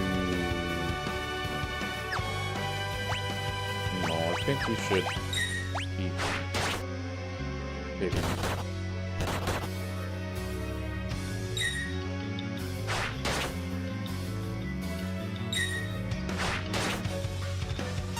This countering is serious.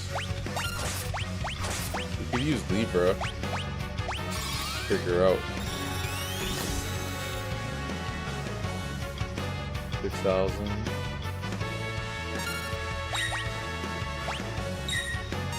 Need to be under a certain amount.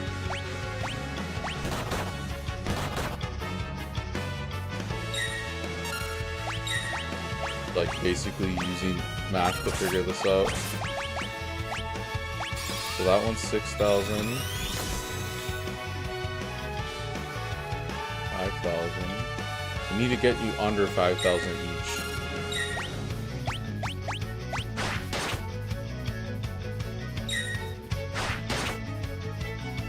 Under 5,000 each.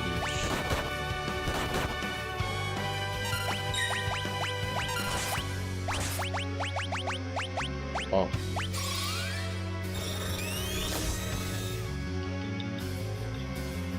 $2,800.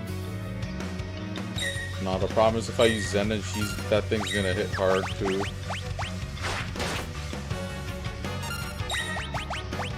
Okay. It should be a good strat.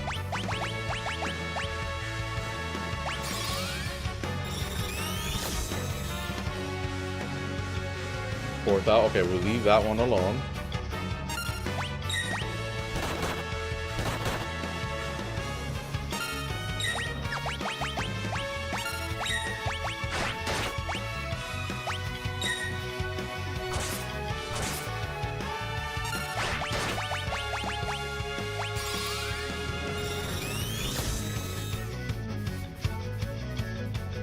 Okay, I need to chill.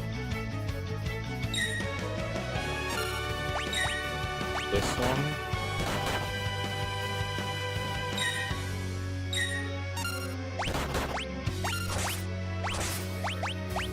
That one.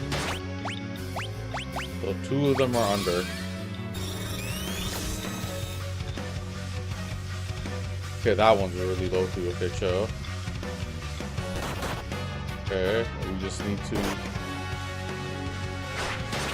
chill.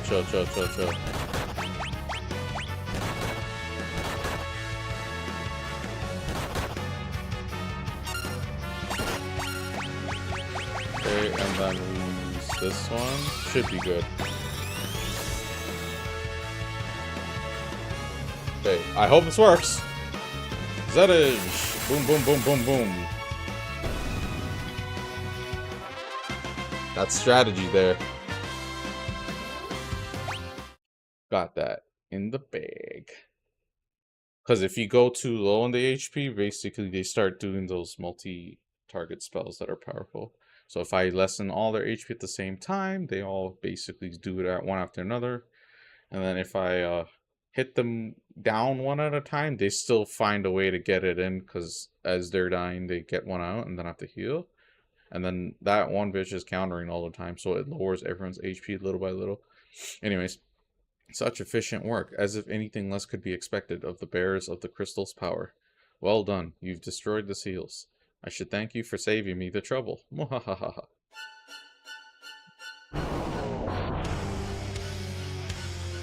X-Death! The seals broken by the 4 warriors meant to protect them. How ironic. What? They were crystals? They look like icicles. The crystals that bound me for so long. Now their power is mine. Oh jeez. Bow down before my crystals and my power. That part fast.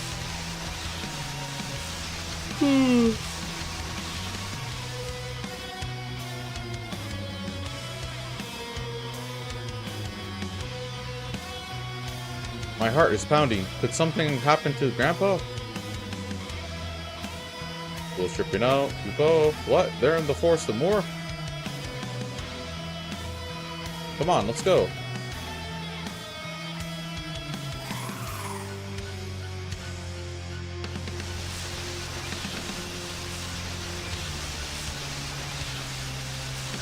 Time for your viscera to see the light of day. Now die!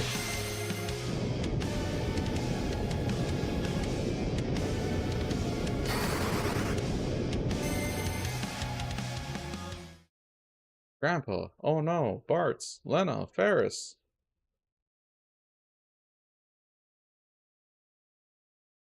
Grill. X-Death is... Don't worry, he won't be bothering us for a while. Oh. Impudent little fool.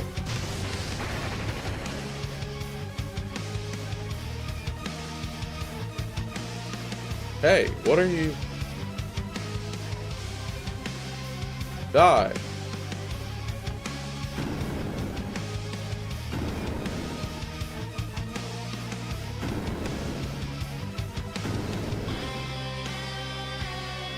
Jeez.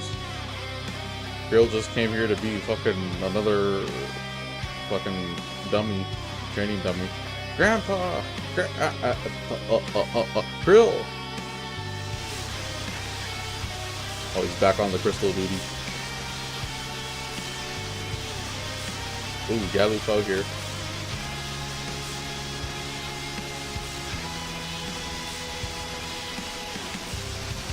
So you certainly want to keep moving, Galoof? Try to dispel this power, and your precious crystals will shatter. Girl!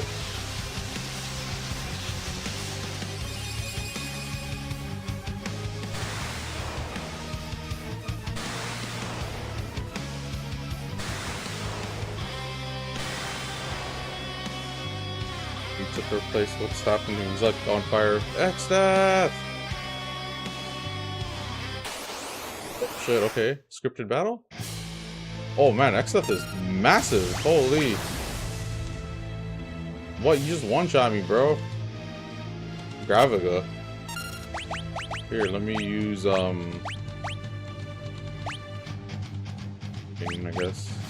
He's dead. He has 0 HP. This is totally fake.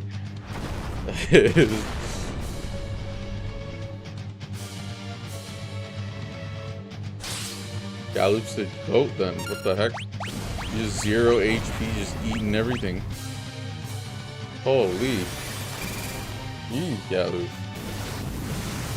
What are you doing, Galoof?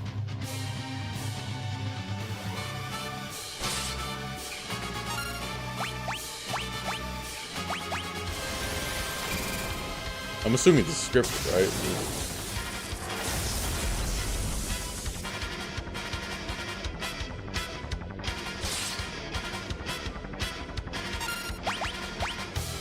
Here, take the weakest spell I've got.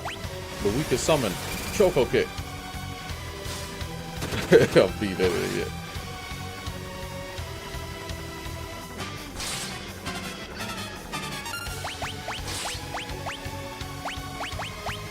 Here, take I mean, I have 0 HP. There's no reason to do anything different.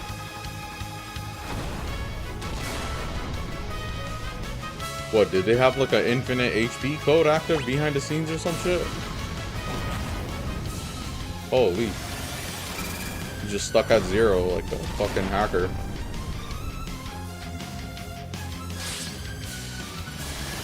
Hey, this is nice. This is a playable scripted sequence.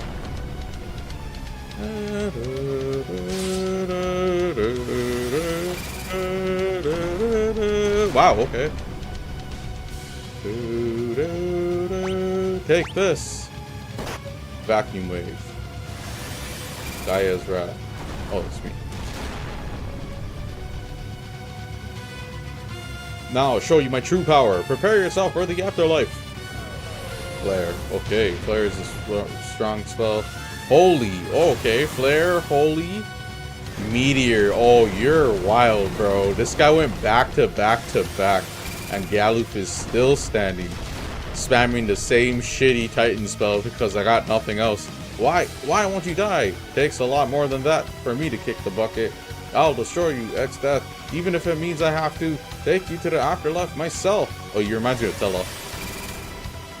This is X-Death is Golbez and Galoof is Tella from Final Fantasy IV. Cool, all the anger and hatred in existence would never be enough to defeat me. Well, that kind of went by pretty quick. He probably has infinite MP too, because my MP is low. This isn't anger or hatred. It's love? It's probably love. Then what is it? Oh, he dies. Okay, cool. It's love, it's love, it's love, it's love.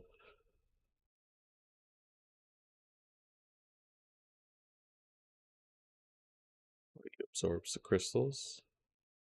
Crash Bandicoot, bring me the crystals. Oh, he just dips out? Okay, cool. You're a bitch. You got crushed by Galoof. Oh my god.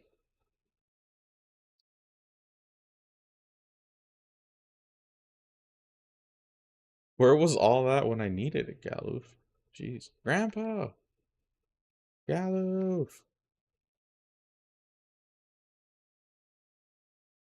Grandpa! Galoof! Galoof! Hold on, we can... Yeah, Phoenix Down, come on. No good. Too late for me. Galoof, don't talk like that. Galoof! Get up, you old bat. Quit playing around. This isn't funny. Wake up, please.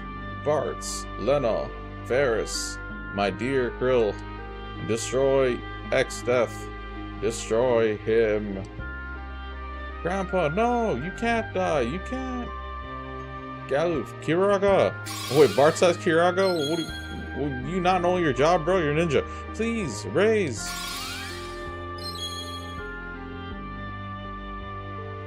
Open your eyes. Phoenix Down. Elixir. Nothing's working.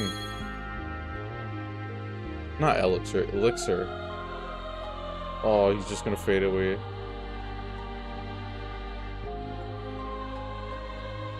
Galoof's flame has flickered out. Grandpa! No! No! You can't leave me! You can't die!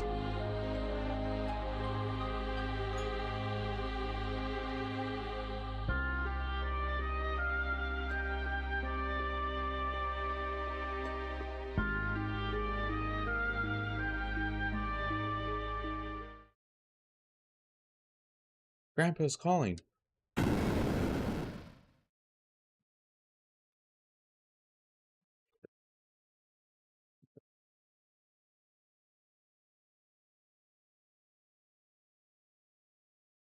Krill. Grandpa, are you there?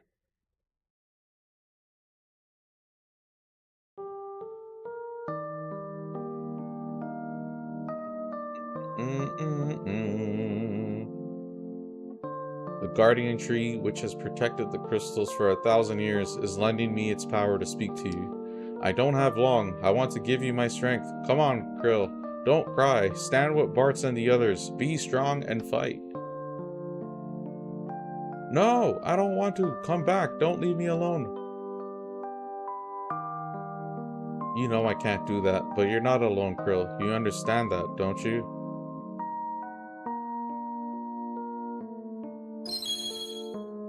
Krill received Galuf's abilities. Grandpa, I feel warm. I feel you here with me. I'll be in your heart always.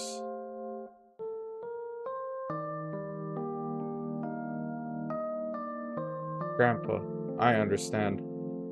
Huh? Exdeath is a bitch? Krill! Bartz, Lena, Ferris, I'll fight along with you. Krill, Grandpa told me that Exdeath is trying to destroy the crystals. We've got to hurry to Exdeath's castle.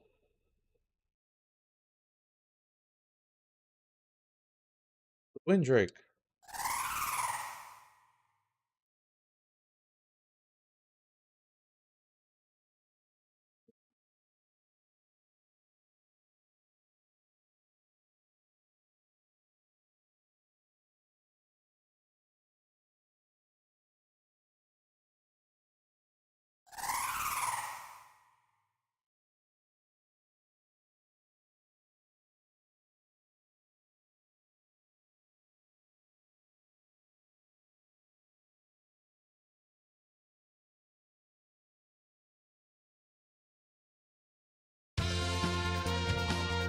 And we are back.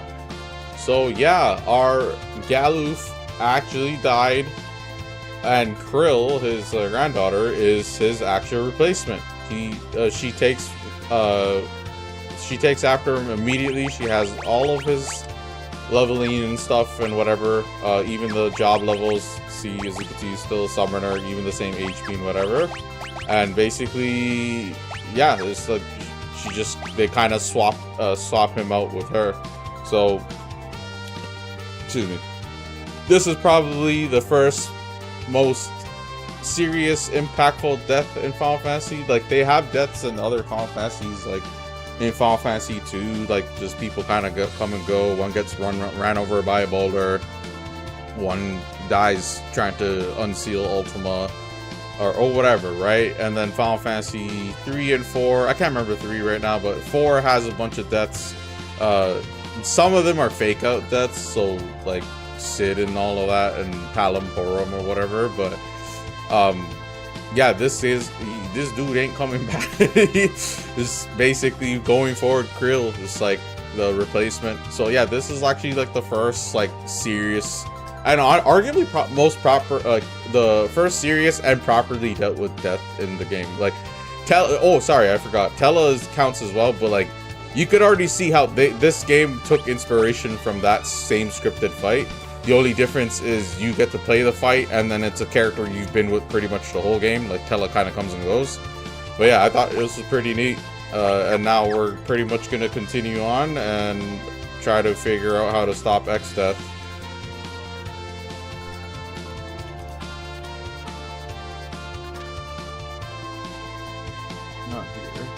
Wait, I have the money, no? Could buy more stuff, I suppose. Unless I'm going to a town later. Excuse me. Can land it right there. Works for me. Okay, so very close to leveling up Summoner. I think I'm gonna level up the rest of the way.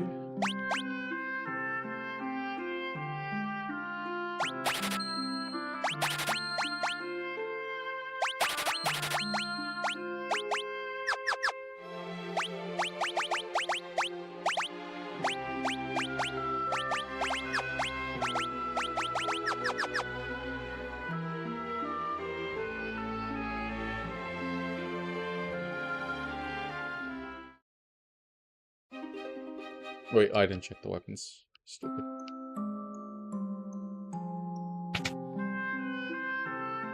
Okay, so we're spending all our money. We should be good.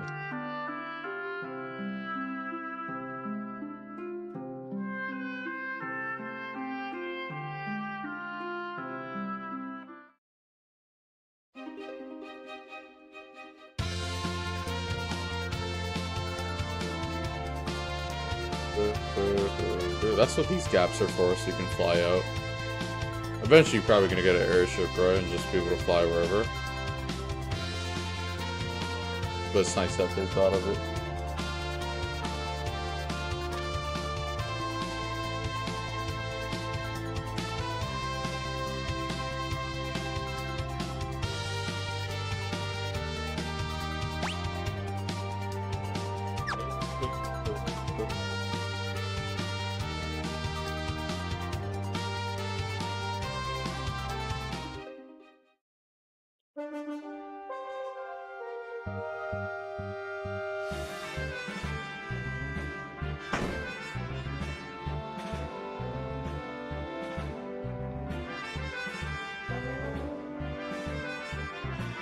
Oh, okay.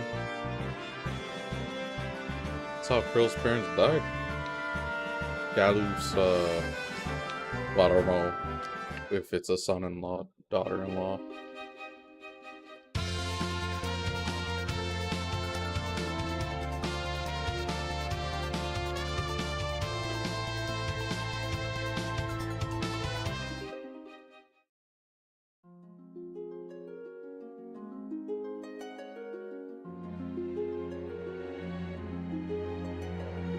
Be the last dungeon.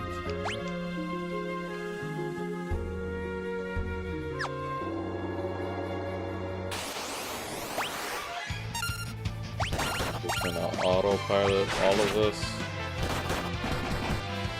Probably should take that Zenage command off. Like I said, I'm only really gonna use it when I'm like backed into a corner like that. Gotta implement it as part of a strategy. Okay, we're gonna want to get that summoner to 500.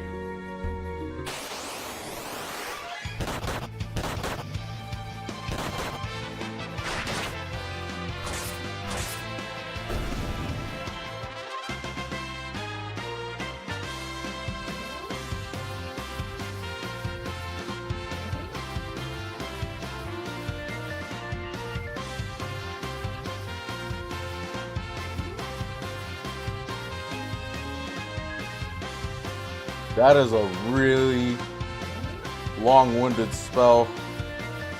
I mean, not spell, long-winded strategy. We're not going to do that. We're going to try to just not fight it because I don't need it for the bestiary. So basically, there's a really, really strong monster encounter here.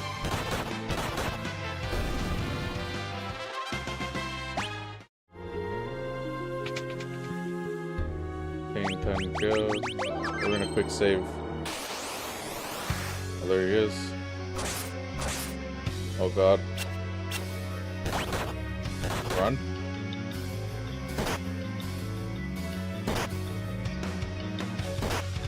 Holy. Yeah, look at that shit. That's so cheap.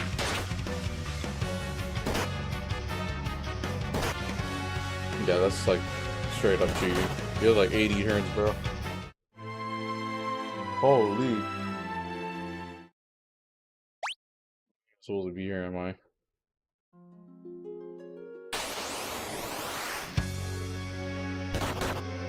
Just run. Oh, you can't escape? Oh boy.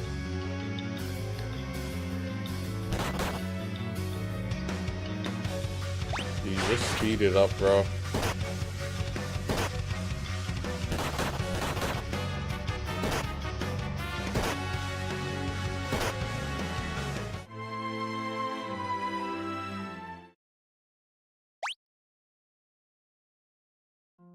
Gotta... Yeah, we're gonna come back and do this. Or we just might not do it at all, because we don't really need to. Basically, every step there's a chance to encounter that thing. What's the rewards?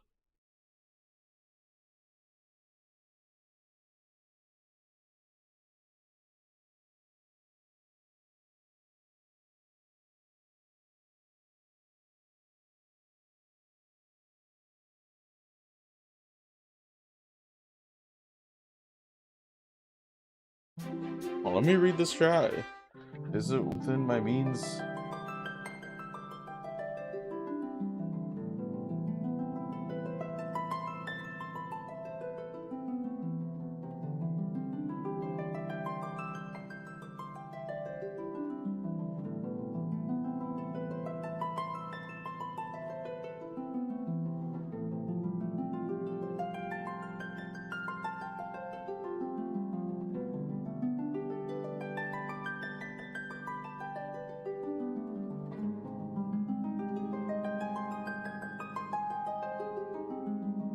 That's an interesting strat. We'll try it.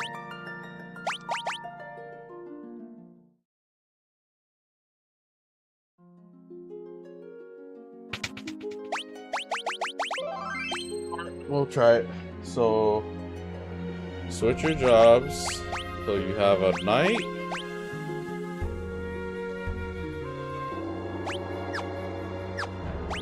Black mage. Make you the black mage because you are a black mage usually. And time mage. So you have some experience as a time mage. Okay. Fourth character could be whatever, so we'll just leave her as a ranger.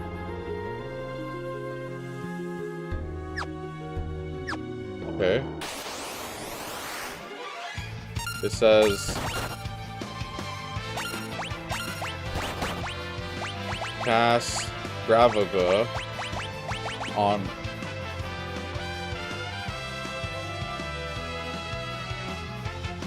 all the teammates except the knight.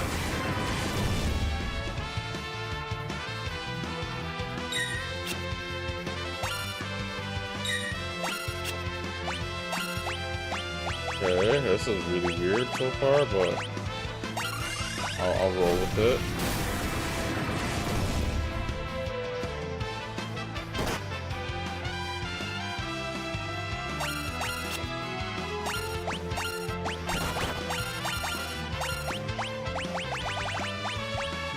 Okay. And then we have to finish the battle.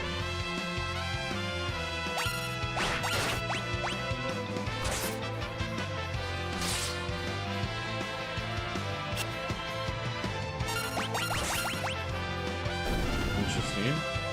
Okay. Quick save. Okay, and then equip the knight with bone mail. Prevents most status ailments. Okay, cool. Bone mail and Genji gloves. Equip your knight with bone mail and Genji gloves and cast float on all your party members with your time range while outside of the battle. Okay.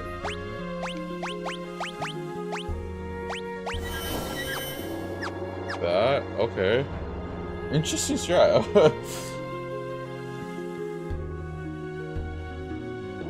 Finally, switch your jobs so you have 3 black mages at a night. So Lena just needs to change to black mage. We could also we'll think about what you have to use. Okay. MP plus 10.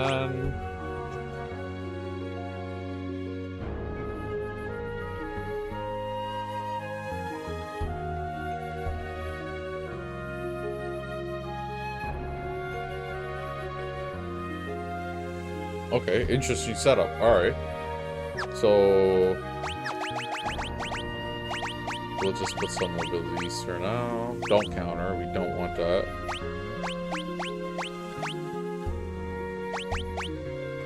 Barehanded. Barehanded. Then the knight can be...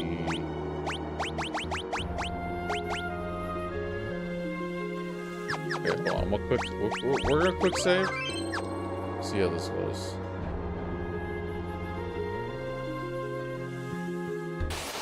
Okay. And then... Blizzaga. Guard and Blizzaga, and then Guardian.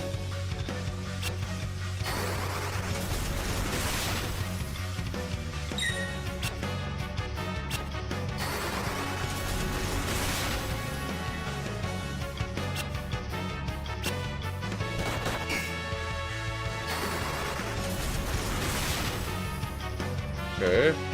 Interesting. Cool. It's an auto battle strat. So they're all floating because he's gonna use Earthquake before he dies.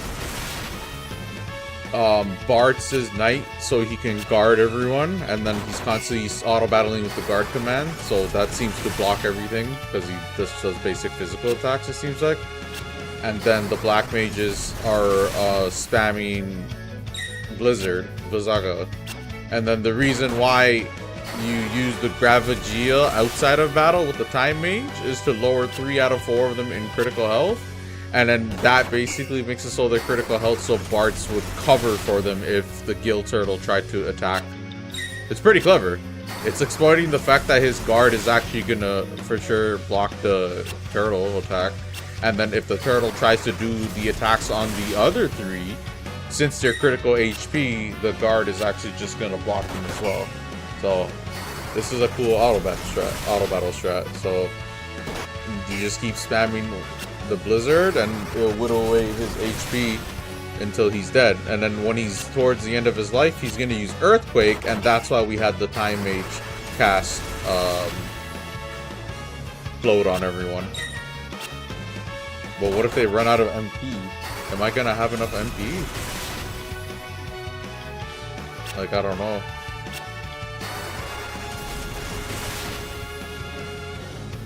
Oh, there we go. Earthquake, and then he dies. That's awesome.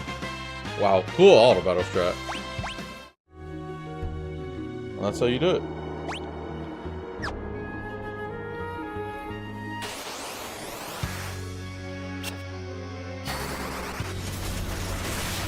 I didn't realize you could just fight more than one of them. Fuck, man. Fuck.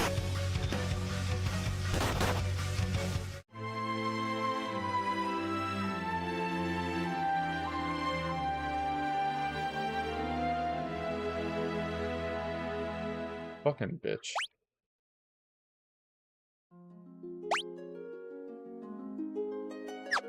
I want the Gill, bro.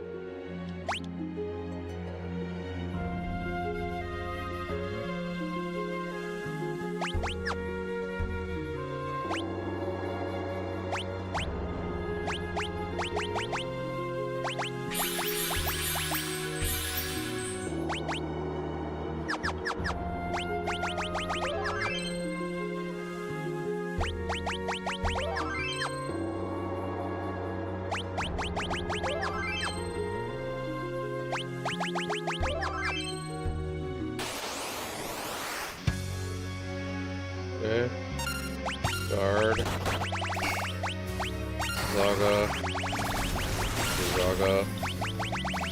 Zaga. I don't even think it will.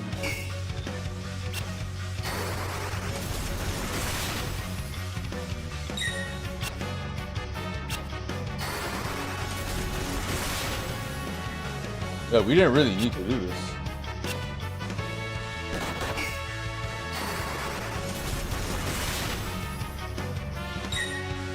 Is this really just bestiary cleanup? Yeah, it seems like it is.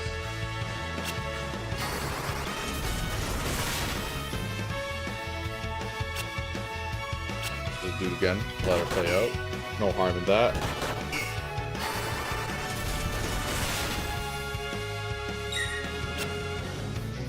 How much skill do I get?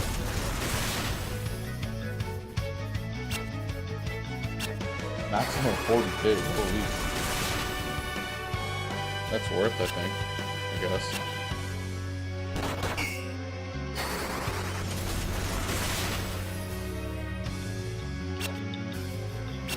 This is genius as far as strats go. That's, see what I'm saying? Like, I didn't come up with this. This is a strategy in the guide on Steam I'm using. It's like really understanding what the Gill Turtle's gonna do, right? You have to kind of know all this beforehand. You can't really do this. It's not like someone's coming up with this strat blind or something. It's just once you understand what this thing does, it's like, oh, it's gonna cast Earthquake before it dies, so you're gonna want to have Float before you come in, and then it does like a physical attack, so a knight can just indefinitely guard it, and then if it attacks your other teammates, it'll, you know, you can indefinitely guard it because the knight has the cover command. Pretty cool. There you go, Earthquake and dead. And that gives a lot of AVP.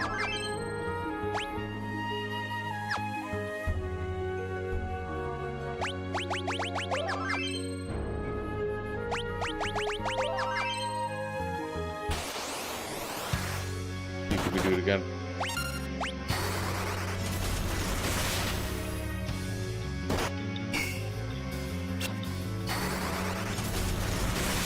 Should be okay.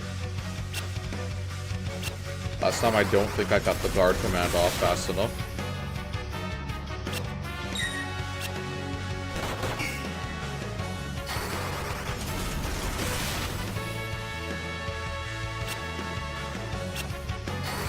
How much AVP does this thing give? That's actually pretty cool.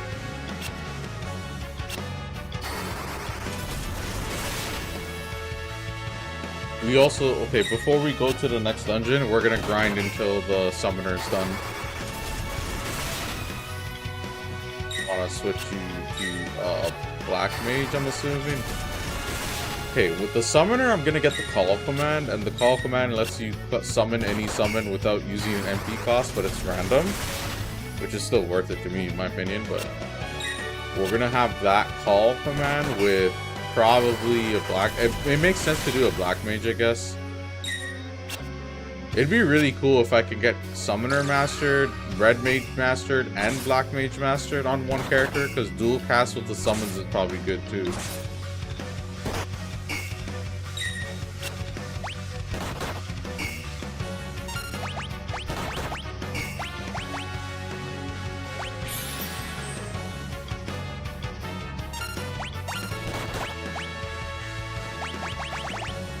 Oh, he died. Oh god. Please. Oh, there, we're all gonna die one by one. Unless this takes it. We can just take our chance and see if we can get all the way in.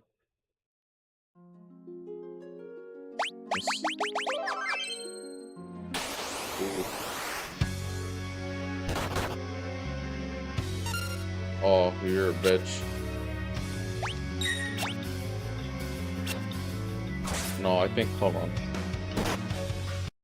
Sorry, we're gonna close it just to be efficient, because I just want to see if I can get that last guild safely. We already beat your ass how many times? Come on. I could beat it if I just have ethers. Let me get it. Just let me get it and leave, bro. Yes! Ooh, we are Gucci. That is... Oh, look at that money. Okay, we are out of here. Switch to... Time Mage. And then use teleport and... Cool, we are out of here. Later, loser. Awesome.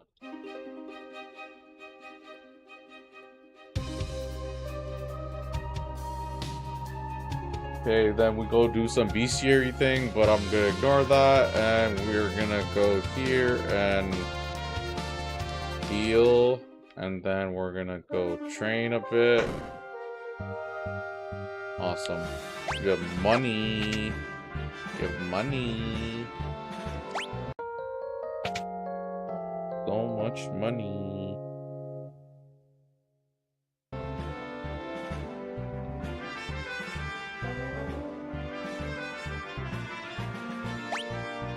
Okay, jobs. Dina, go back to Ranger. We could do...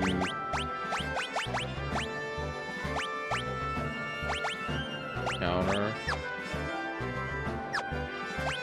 Quartz goes back to Ninja. Goes to do cover.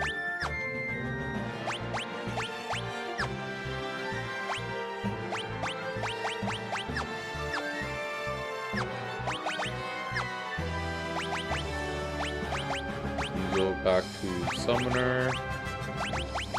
Go barehanded. Move that. You go back to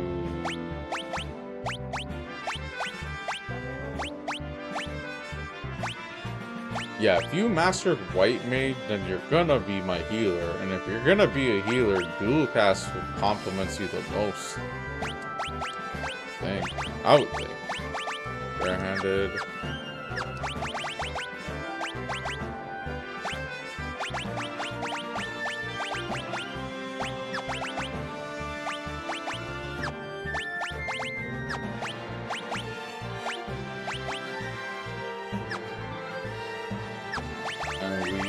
Good, we have money, and we're gonna get from 489 to 500. Okay. Since ABP doesn't, like, increase drastically, we just need to face easy encounters. Go like this.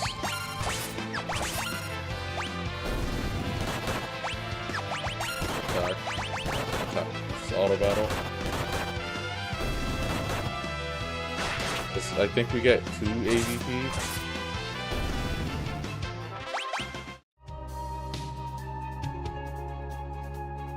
Is it like this?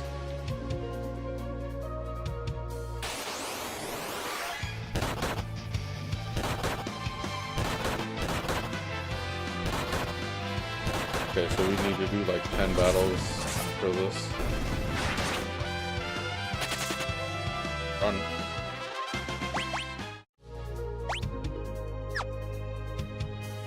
I don't think it matters if I find an encounter that gives me 2.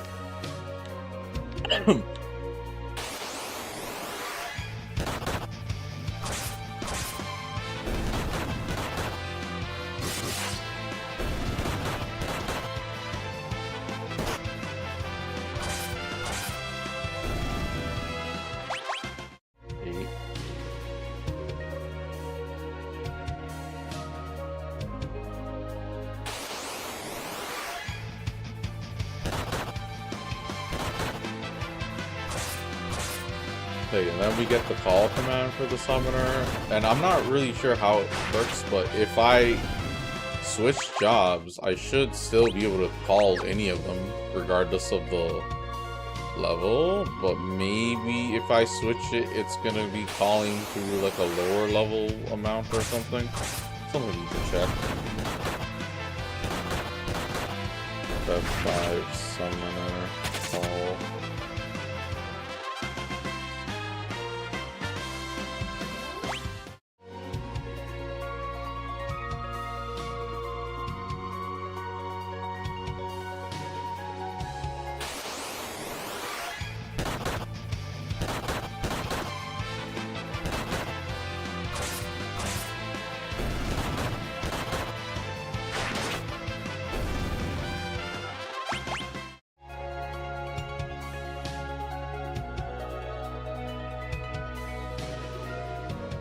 Oh, that's an interesting.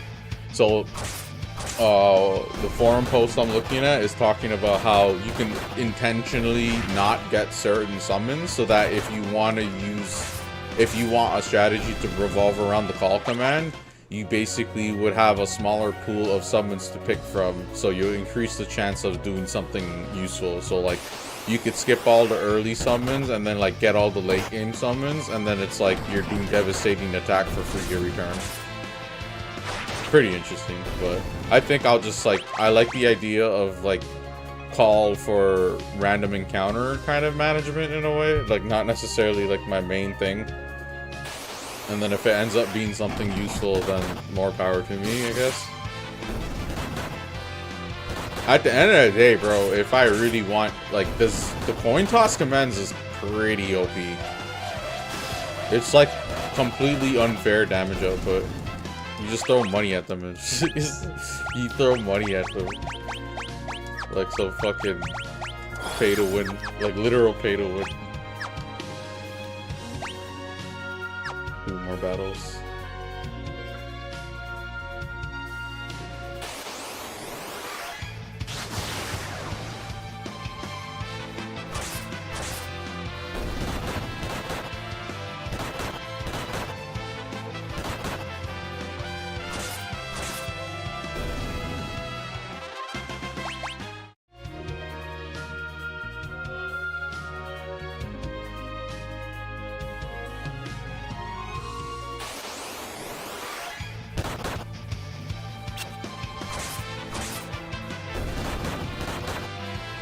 Yeah, these guys are all talking about like how they'll purposely miss summons, but I didn't do that. I already have all these like summons, so we're just gonna keep going with it. Mastered Call. Okay, there we go. So Pearl is... Oh, that's the final level for Summoner? Jeez, okay. Oh, okay. That's cool.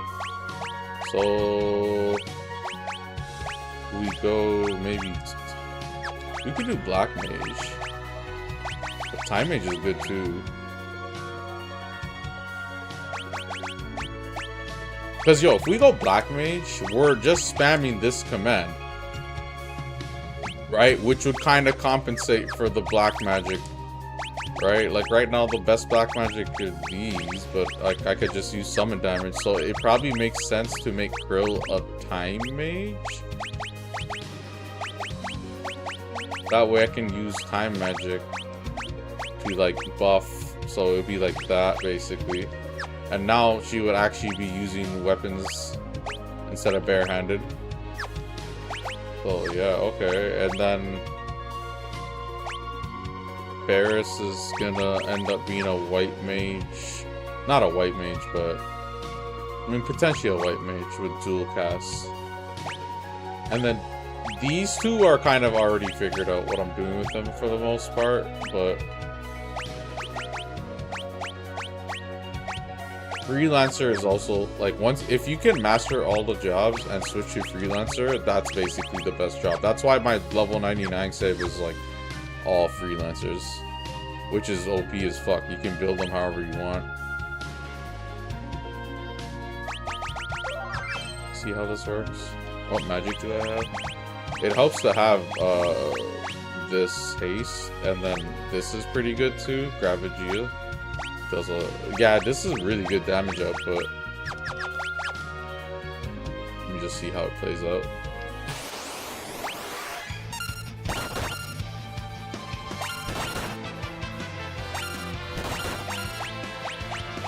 So we can use this. Oh, it's only one target? Alright, that's whatever. But this is pretty useful. You'd be like, actually, you know? Get more turns in. And then we have the call spell we can spam. Okay, cool. Fire's rock.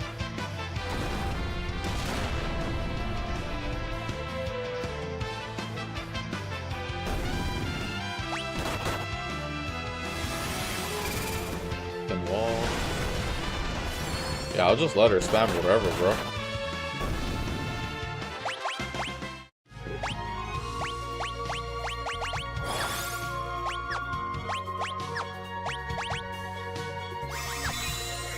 Oh wait, that ends... Never mind. I didn't need to use that.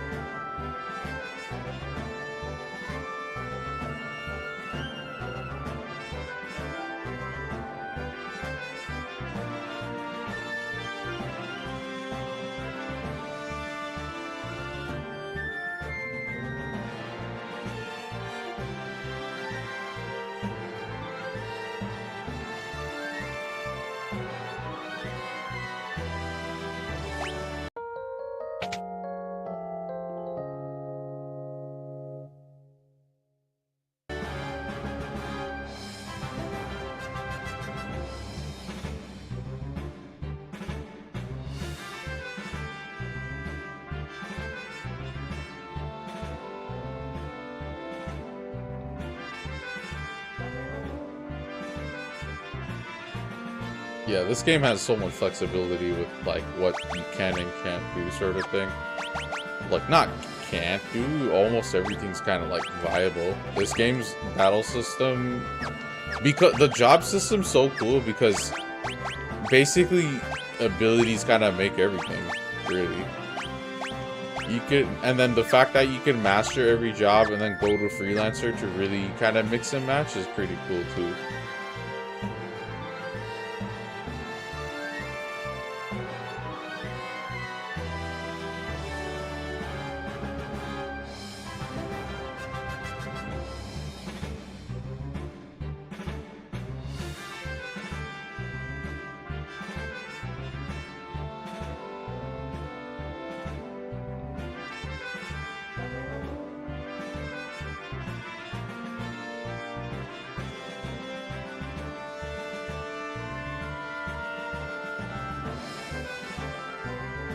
I didn't even think about that. You could get a mimic and then basically, I don't know if I could use coin toss with one character and then mimic would mimic it without using the gil, that's like super powerful. Because that would literally crush everything in the game. Here, I can probably Google that. After F5, mimic, use skill. Oh, my means Zen is still spelling skill.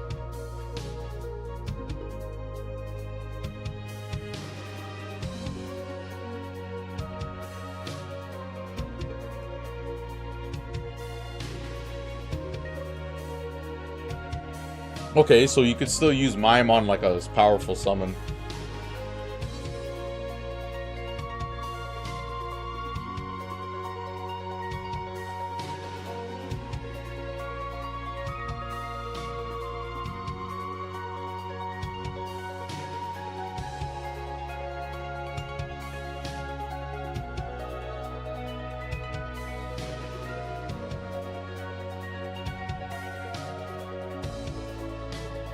How does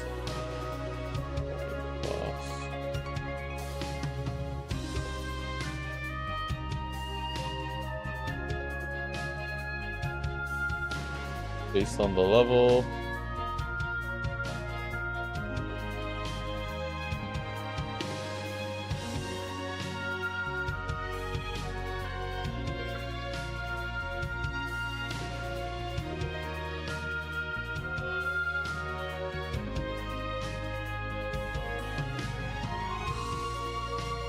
That's so cheap.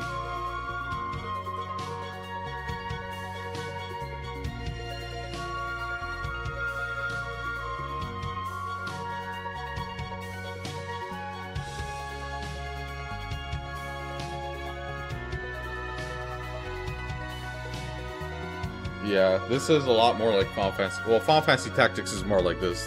This game came out before, but Final Fantasy 3's job system is like, you don't have that.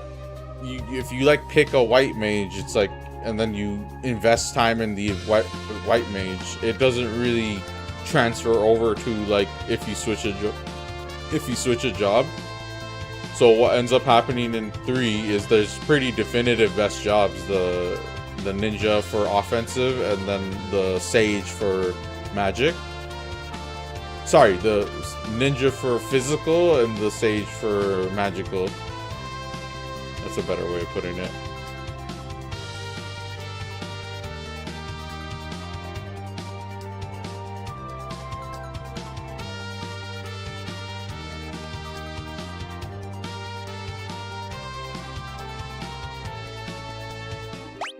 Okay, so we are gonna...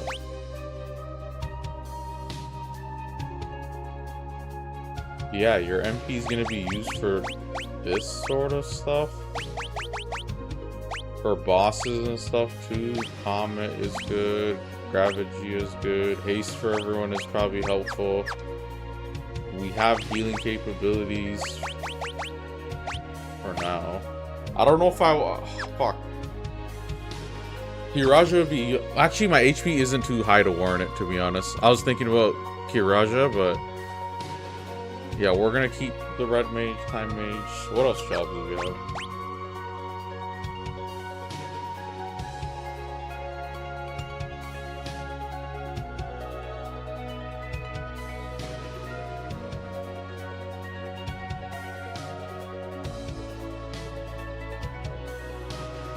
Okay, sure. We are supposed to be going to Extet's castle.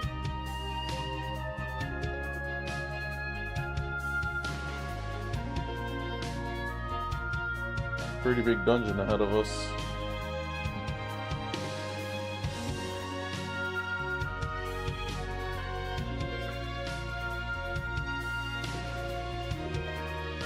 After this dungeon, we're basically, I'm not gonna say home stretch, we're in like the final arc of the game, I suppose. Yeah, the final arc of the game. And then, it might end up going faster than I anticipate, but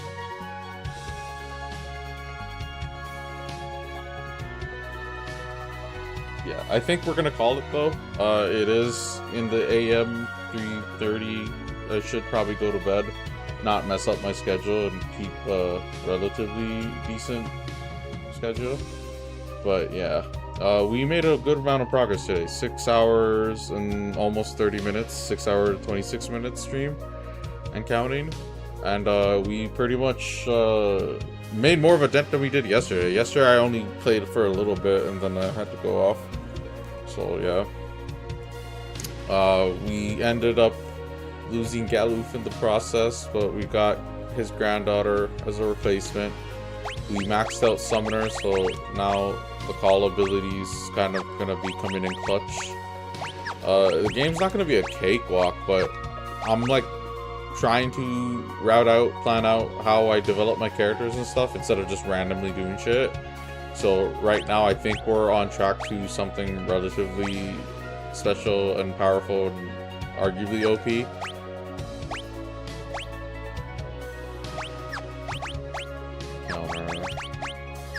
Yeah, it just depends, because like the thing is, like look, I could actually just show it since I'm gonna end. So I'll go to my other save. Spoiler alert, spoiler alert. If you don't want to see spoilers, just dip right now, just dip right now, just dip right now, just dip, dip, dip, dip, dip, dip, dip, dip, dip, dip, dip, dip, dip, dip, dip. Oh wait, I can actually, yeah, load this one. This is the one where I did all the next shit. Okay, I'm just gonna go in my menu quick.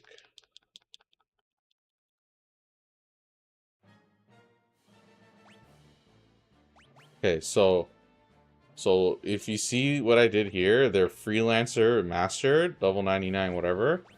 And then basically equipment is like, okay.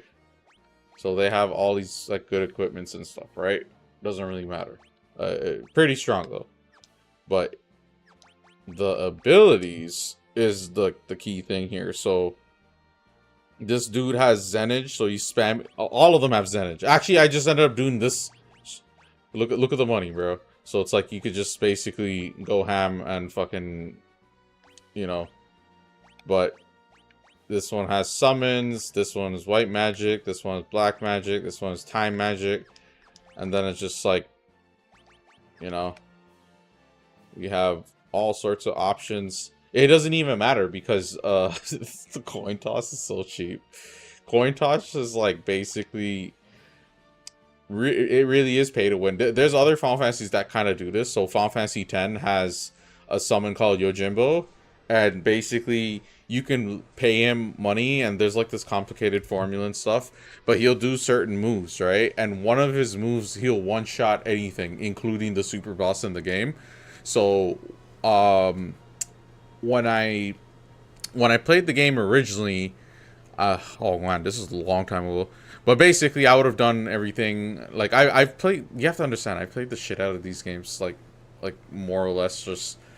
It's each of these games I've played more than 2-3 times, sort of thing. So, maybe not this. You know, this is actually past that. But it's hard for me to remember, bro, because it's like one of those. I go through these games like fucking nothing. You know what I mean? Like, it's just one of those, like, I'll come back nostalgia trips and stuff. There's not many franchises where I'm like, actually, there's not many franchises where I'm like to this extent, but it's usually like RPGs and stuff. So Tales of Symphonia, I like beat the crap out of. Tales of Vesperia, Tales, like a bunch of Tales games I'm like that with. We're gonna be like that with the Legend of Heroes series too, because we're gonna go through all of them again. But basically just like, I don't know, when you game as much as I have, it's like kind of second nature. You don't really think about it, and that's why sometimes I don't really care.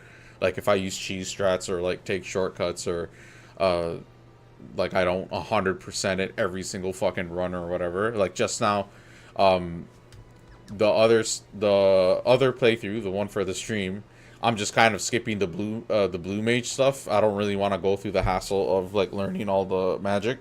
The only real reason I did it before was completionist reasons, but also achievement reasons. And then it's not that useful once you kind of like, it is useful. I'm not going to try to talk shit about that. There's just way better options that are like OP if you're really dumb about it. And this game is one of the first, actually it's the first Final Fantasy with two super bosses. I wouldn't really consider the hard encounters in previous Final Fantasies as super bosses, but this game has two super bosses, like Omega and Shinryu. They're like harder than the last boss, and like it'll force you to really consider like the options in front of you in this game and stuff. But these games are not that's another thing. These games are not like you know, you play a competitive shooter and it's like you're playing real human players, and then like you're trying to like push the envelope and edge each other out, sort of thing. Edge each other out. Like you're supposed to edge each other on the competition and like really prove who's like the more skilled, and then it's basically really skill based. This isn't really skill based. It's more like know-how based, and then also just willing to like put in whatever grind and you know, figuring out whatever you need to figure out. Because at the end of the day, single player games are just ultimately like that. It's like the most challenging things in single player games for me are things that you can't really like cheese. Like you have to kind of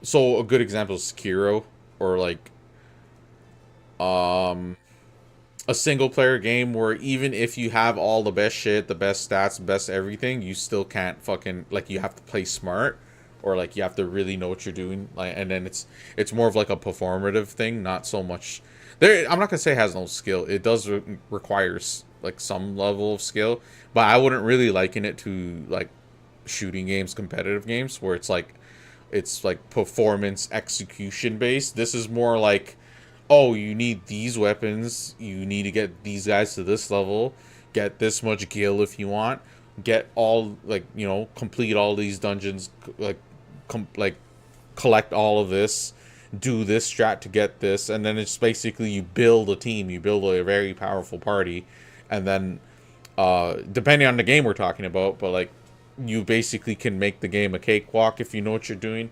Or you can make it like relatively easy, but not like pushover easy. And then some games have challenges where even if you have all of those in your arsenal, there's some sort of challenge that still requires you to, like, you know. But then strategy is just like you can go on the internet and just figure out all sorts of approaches to beating an encounter, and like that is still like some, like, you know, like it's skill to an extent. But it's not really skill in the way I'm thinking. So I'm like doing a bad job describing this because I'm tired. But basically, I'm just saying, like, these games are really versatile for a reason. And a large part of the fun is in that versatility. And just like, you could kind of go at it blind and problem solve everything yourself. But once you kind of, like for this game, for example, once you kind of figure out like what the abilities are. Let's say it's your first ever playthrough, like ever. And you don't want to use a guide, you don't want to use any sort of thing, you're going to miss stuff probably. You're not going to know about certain things. But then as you play the game, you'll probably stumble on this, stumble on that, and whatever. In terms of the job system, let's say you master everything, and then later on at the end of the game, you find some ABP, ability point farming ground. And then you little by little master everything.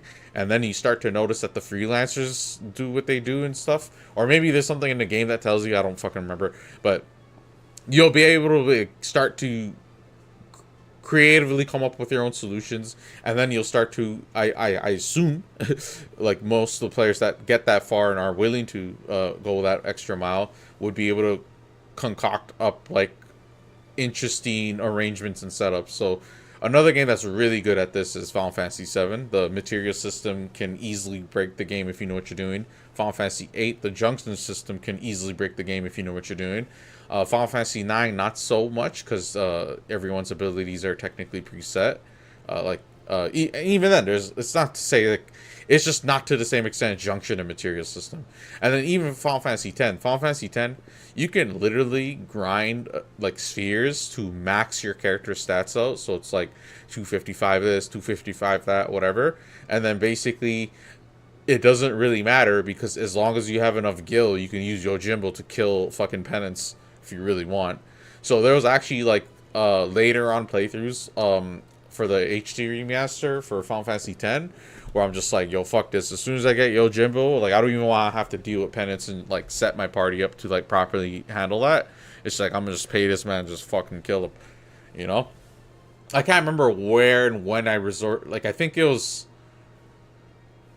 because they did a remaster on PS3 and Vita, but then I think it was Vita I did it.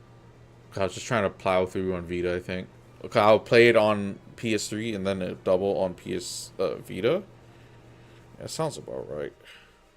Hard to remember. Hard to say, really. But yeah, that's part of the reason why I really like these games, because there's something like addictive of like actually setting up your team and like actually executing this stuff and whatever. But yeah. Anyways. That's enough Final Fantasy V today. We made pretty good progress. I hope you guys enjoy these games as much as I do. I personally, like, I grew up with like this franchise mainly, specifically, and just, I don't know, the gaming is just kind of like, I just imagine the people that just like their first game is like Call of Duty, and then they started gaming during like the PS3 Xbox era or some shit, and then they really just dabble in shooters and shooters and shooters, and like maybe they don't switch to like shooters that don't have much of a lifespan. Like maybe they just kind of come and go, but maybe they kept following CODs, and then maybe eventually they like move to Siege or Overwatch or Apex or Fortnite or Valorant or whatever, right?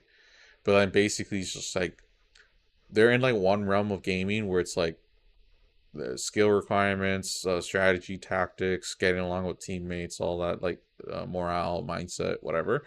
And then it's like that kind of, the kind of enjoyment and value you can extrapolate from that kind of gaming experience is like, you know, in a certain kind of domain and realm of things. And then single players, like games, just, it's much bigger, it's much more varied, to be honest with you. Like multiplayer games, especially when you talk about shooting games, they kind of have a lot of transferables in a lot of ways. Not to say single player games don't, but it's kind of like more or less a lot of the same kind of expectations and experiences and whatever. And then, you know, every game's just like their own little setup of considerations. Meanwhile, single player games, like the genres themselves are widely varied and stuff, and then like they all have different like focuses, like very, very different focuses. One could be gameplay centric, one could be story centric, one could be portrayed in this way, like RPG systems. Another one's like point and click adventure. Another one's like some weird made up gameplay system that like doesn't really get defined in like some, like it doesn't fall under some genre that easily. So there's like so much you can basically do, and it's pretty interesting. But each and every one of these products, each and every one of these games basically present you with like a unique experience. So like you play all the Final Fantasy games, yeah, you kind of, if you played all these Final Fantasy games and then you switch to some other Japanese RPGs, you'll find a lot of the same patterns, same kind of things they go for.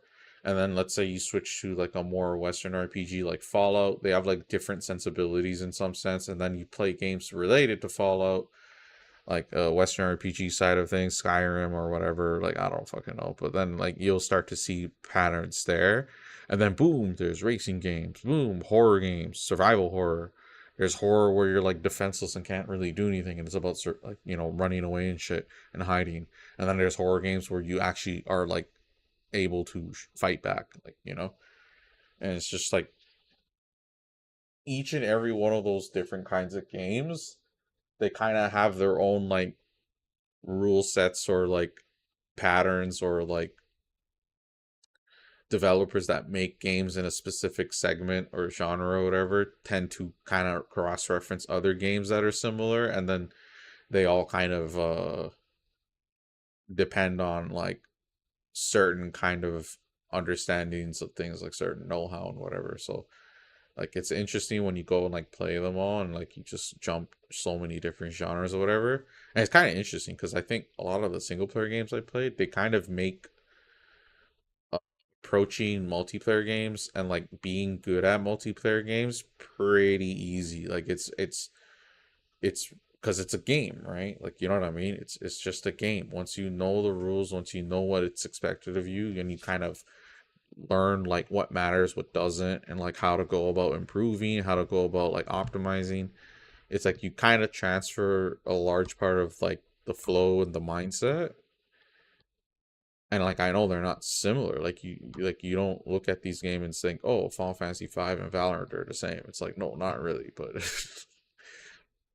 you know, sometimes the grind kind of taps into the same parts of my brain, and sometimes the strategizing and tactics kind of tap into the same parts of my brain, and it's like literally a large part of the fun is going at it that way. So one of the things interesting about multiplayer games that I think kind of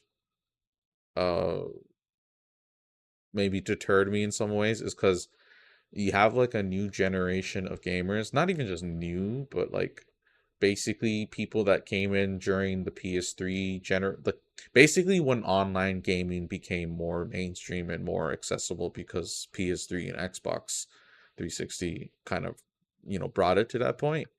Not like PS2 didn't have online and stuff, but it's like not even the same. It's not even, it pales in comparison to how much more widespread it became after that. But during that generation, there's like an influx of people that came in because of that kind of experience, and like they don't have like all these single player game experiences as well. So it's like they only really know that. And it's interesting because like as a result, like when I'm playing the game, I'm kind of like thinking about all of these other games, and I'm thinking about like how it kind of all connects with each other in some way or the other, and just kind of like benefits in this way, transfers in that way. But meanwhile, these people, they only know that one thing. And then also, since multiplayer is like really tied in with like performance and performing in like with others, and like you have to cooperate with other people and team up and shit, and like there's like rank and competition, and like there's like something that assesses performance. It's kind of like you're graded on it. There's a lot of people that were like new age gamers or like non-single player gamers that like kind of came in and like they kind of came in and took the game in such a, like they took it serious. It's not bad to take it seriously, but it's like they took it seriously in such a way where they kind of like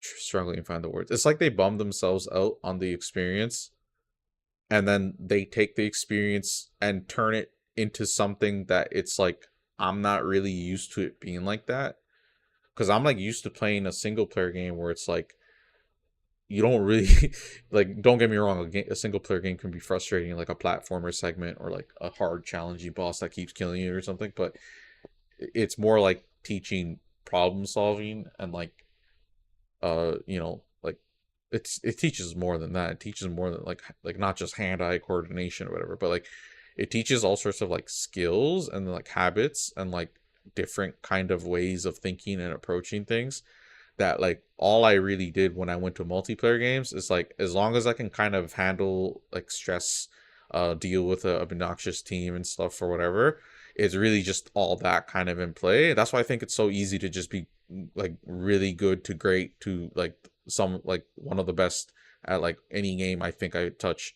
And it's just a matter of time, effort, and interest, and like actual desire, I suppose, because at the end of the day, who the hell's trying to be the best at every single game? That's like a waste of time and effort. And then it's like, for me, it's like I'd rather find a game I really like and enjoy, and then that'll kind of compel me to be really good. And that's what Rainbow Six was, to be honest with you. And it's just like now I'm on PC and just like a lot of issues, and the game's kind of dying in a way. It's not dying, but it's like it's showing its age in a lot of ways. And I don't really know if Ubisoft as a publisher, developer, or whatever is like interested in trying to get that to compete with what else is on the market that's new, and doing a much more competent and serious job in terms of the competitive nature and whatever.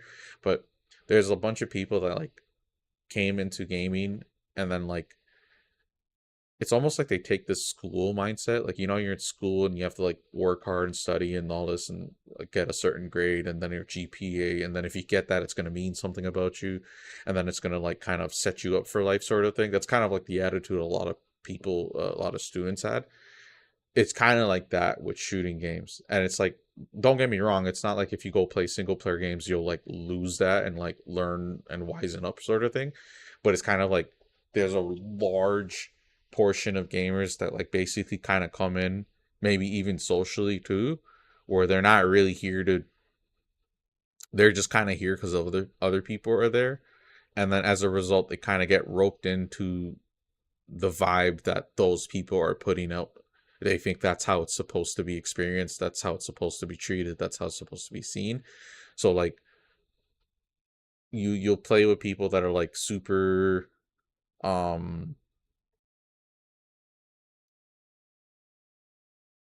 it's competitive, but it's like it's not competitive in a way that gets results. It's like competitive just to be competitive, or just to be like overly like results oriented. It's kind of like a bad manager. It's like a bad manager that does nothing to actually help the situation, does nothing to really change anything, optimize anything, and then they're just kind of like expecting results by everyone else, and then they just kind of sit there just like, this is what I'm supposed to get. This is what I'm supposed to get. This I'm supposed to get that. I'm supposed to get this rank. I'm supposed to get this dub. Like, where is it? Like, you know, like, and then rather than like seeing the fun in actually trying to like, that's why there's this weird like idea of like competitive enjoyment and fun are not like overlapping on a Venn diagram for most people. It's like mutually exclusive experiences. It's like you're either here to work, like it's some professional environment or some shit, like they're fucking pro players, or you're here to have fun. And if you're here to have fun, you're wasting everyone else's time. That's offensive. We don't appreciate that. I would rather have someone who's not here to have fun. They're here to win. And it's funny because the people that are like that a lot of the times, not all of them, but like the people that are like so win oriented are ironically not calibrated to be actually get wins. It's kind of like they're just like that because everyone else is like that, or they're just like that just because they don't really know any better. And like, I don't know, just imagine it's like someone just like, oh, I want to study so hard, I'm gonna get this and get that, and then it just gets straight B's or some shit. It's like, you know, meanwhile you have like a quiet person that's like studying, they just come like do whatever, they have a balanced life, and then they get straight A's like nothing, and then like people are jealous of that person. It's like they figured things out that you haven't, and then meanwhile you're raging, you're like so mad and all this shit, and like you're being hateful and toxic and obnoxious and kind of like throwing a temper tantrum like a little kid stomping their feet on the floor. And then this guy's just like quiet and just like having fun, laughing, enjoying when the things are good, and when things are bad they're just kind of like not dismissive, but like they're really good at recovering from it and maintaining their psyche and shit. And it's like, yeah, it's because a large part of it's mindset and mentality too, but it's also kind of like how your experiences like shape you, or like people basically, like I'm used to failure at like a scale that I don't think a lot of other people are used to. So like to me it's like the point of failure, like failure is like a necessity. You're not supposed to be just born right, or like just born goated. Like it doesn't really make sense to. And then honestly, I'd argue that if it were like that, it's kind of like besides the point and maybe not really fun. The fun is eventually growing to be like in that like get that triumph and see that progress. But then you have all these people that are like really results and performance expectant, where it's like, and then they're not maybe like that for themselves more so than they are like that for others, because a lot of people feel like they can control themselves and then they want to like try to be a control freak for other people, and then since other people are kind of like doing whatever the heck they want to do, play good, play bad for whatever reason, it's like it like agitates and angers them like it's like a group project. It's like a group project that like, yeah, it's like a group project that they feel like no one's putting in like their own work, and then they have to like do everything. But then when you look at it, it's like they're doing a decent amount of work, and that other person's doing a decent amount of work, and that other person, it's like everyone's contributing, and then you guys might get a B or A or some shit, but then that one person's not satisfied no matter what, and like that dissatisfaction kind of gets projected onto other people, and then it's kind of like they make it so other people are responsible for, or like, you know what I mean, like they owe that to them or something. So a large part of the time I play multiplayer games, and like you see these people that, so one, they don't even care about gaming the way I do, right? Two, they don't have that history, they started just because whatever. Three, they may have started playing just because their friends play. Four, they expect the most but do the least as a result. And then five, they kind of liken it to other things in real life that are like much more serious, and they just think it's the same thing, kind of like getting a good grade or whatever, and like you're like, you know, or you're in work trying to compete for a raise or a commissions raise or some shit, and it's just kind of like I mean, I could see why it feels like that, because it's like competition, right? But like those people that are usually like that, it's like no matter where you look at them, either IRL or in the fucking game, it's like they themselves are not really like accountable for their own development and progress. They kind of just think it's already all there, or like it's just bound to eventually happen for them, and then like other people are clearly not in it the same way they're in it. So as a result, they have like this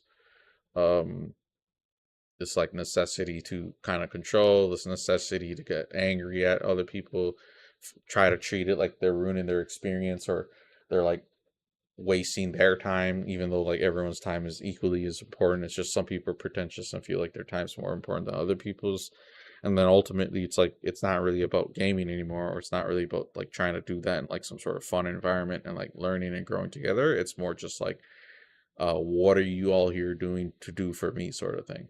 And then like a large part of that like is maybe younger people that like need every single thing in their life, like they need successes everywhere in their life to validate them. They might need certain things in their life to verify and like validate their ego, sort of thing, bolster the ego even. And then we're all just kind of like what do you call it? We're all just kind of like objects in that, in those scenarios, or like pawns. Is it pawns?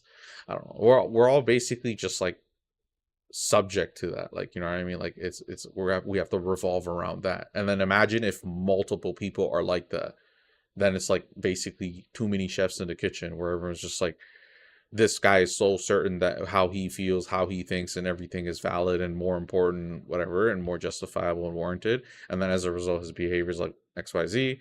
And then another person's like that. And then they can compare KDs and they compare ELO. They like try to settle it somehow so someone kind of wins, when like it's totally besides the point.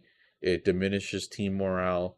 It completely lowers our chances and ruins our chances of winning, ironically.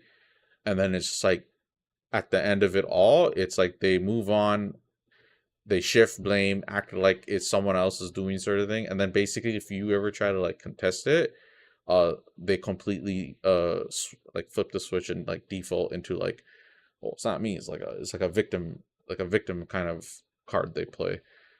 Or like, I've seen people get so serious and so mad and so toxic in a game, and then once people start calling them out, they kind of pacify, and then they start turning the tables and twisting people's words and twisting the situation in such a way where it's like, oh, you guys are like the ones that are like that. Like, you know what I mean? Like they kind of just accuse people of like how they're behaving. So like I've been in games where it's like I'll be like no mic, right? I don't know mic's like a bad way to start this, but it's like I'll be no mic and then people just talk shit, talk shit, talk shit. Every little thing I do is wrong. And then meanwhile I'm like doing relatively well, like scoreboard wise, kills wise.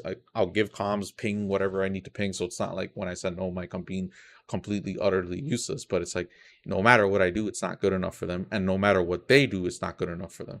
Just think about it that way. Like, how could someone who's constantly just down in the dumps and like depressed about their performance, how could you expect any sort of positivity from them towards you and what you're doing? It's like, no, however they see themselves, you are just, if they see themselves as shit deep down inside and they're frustrated because the game's frustrating, they can't get the results they want, you are even worse in their eyes most of the time.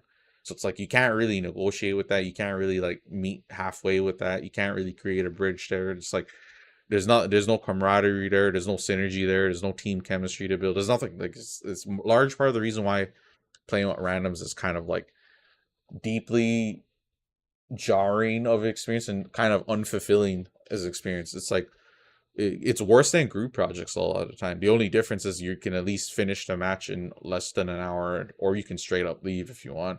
And then like basically, you know, you're not really entitled or anything, like not entitled. You're not really bound to them in any sort of way where it's like, okay, cool. I don't have to see this person again next game or tomorrow. And even then you can like fucking accidentally queue up again or whatever. But like it's like a young thing, it's an immaturity thing. It's more or less a dude thing, to be honest, to be fair. But then again, it's just predominantly populated by dudes. So for all I know, if you switch it to all like majority female, maybe they'll start doing it that way. I don't know. It's something interesting to consider, I guess. But it's just like these people that are like so out to prove something anywhere they go, in whatever hemisphere they go, and then basically they don't master their egos or tame their egos. They consistently and constantly just kind of like feed into it negatively. Thank you. Yeah, so I don't know. It's like basically there's a big difference in like experiencing a single player game versus experiencing a multiplayer game. And a multiplayer game, the experience can be made or broken largely based on the people around you. So when I play with friends, it's different because I can at least kind of control it, or like I can like pair up with people that like have a disposition that's more conductive and more friendly and more positive oriented, versus playing with people that like have like a nuclear meltdown at the first sign of trouble, have a nuclear meltdown when like, you know, and then the other things like people can't keep it in the game. It'll like start up with arguments, they'll go personal, and then it's like I've had it's interesting because it's like a lot of people like the younger generation try to like be friends, but they don't really be friends. They try to be friends to kind of just get information in a sense, and then like at the first point of contention, they just have all that ammunition to kind of use against you, and like there's no real honor, or there's no like real integrity of character, or like real demonstration of values, because everyone's just kind of like out here trying to like use everyone. And it's more so common the younger you go, it seems. When I play with people that are older, they don't take the game seriously like that, where they like, you know, so like if I play with someone that's like, I don't know, like 35, and like they want to enjoy the game and have fun, they have a job, they have like wife and kids or some shit, and they're just really trying to play the game and, you know, use that limited time they have to maximize enjoyment. Those people are like totally cool compared to like younger people that seem like they have something to prove, or like they seem like they're on a clock or something, you know. And then it's like, that's why I'm sometimes like pretty careful. Like I have moments where I play for fun, where it's like and what I mean by it is like I'm in a competitive game, in a competitive environment. I'm playing at high level competitiveness, and it's like if I say the wrong words accidentally, people completely misconstrue. They think I'm throwing. It's like, no, it's just like I'm not sweating, or like I'm not putting my best foot forward. I'm like conserving energy, if that makes sense. You know what I mean?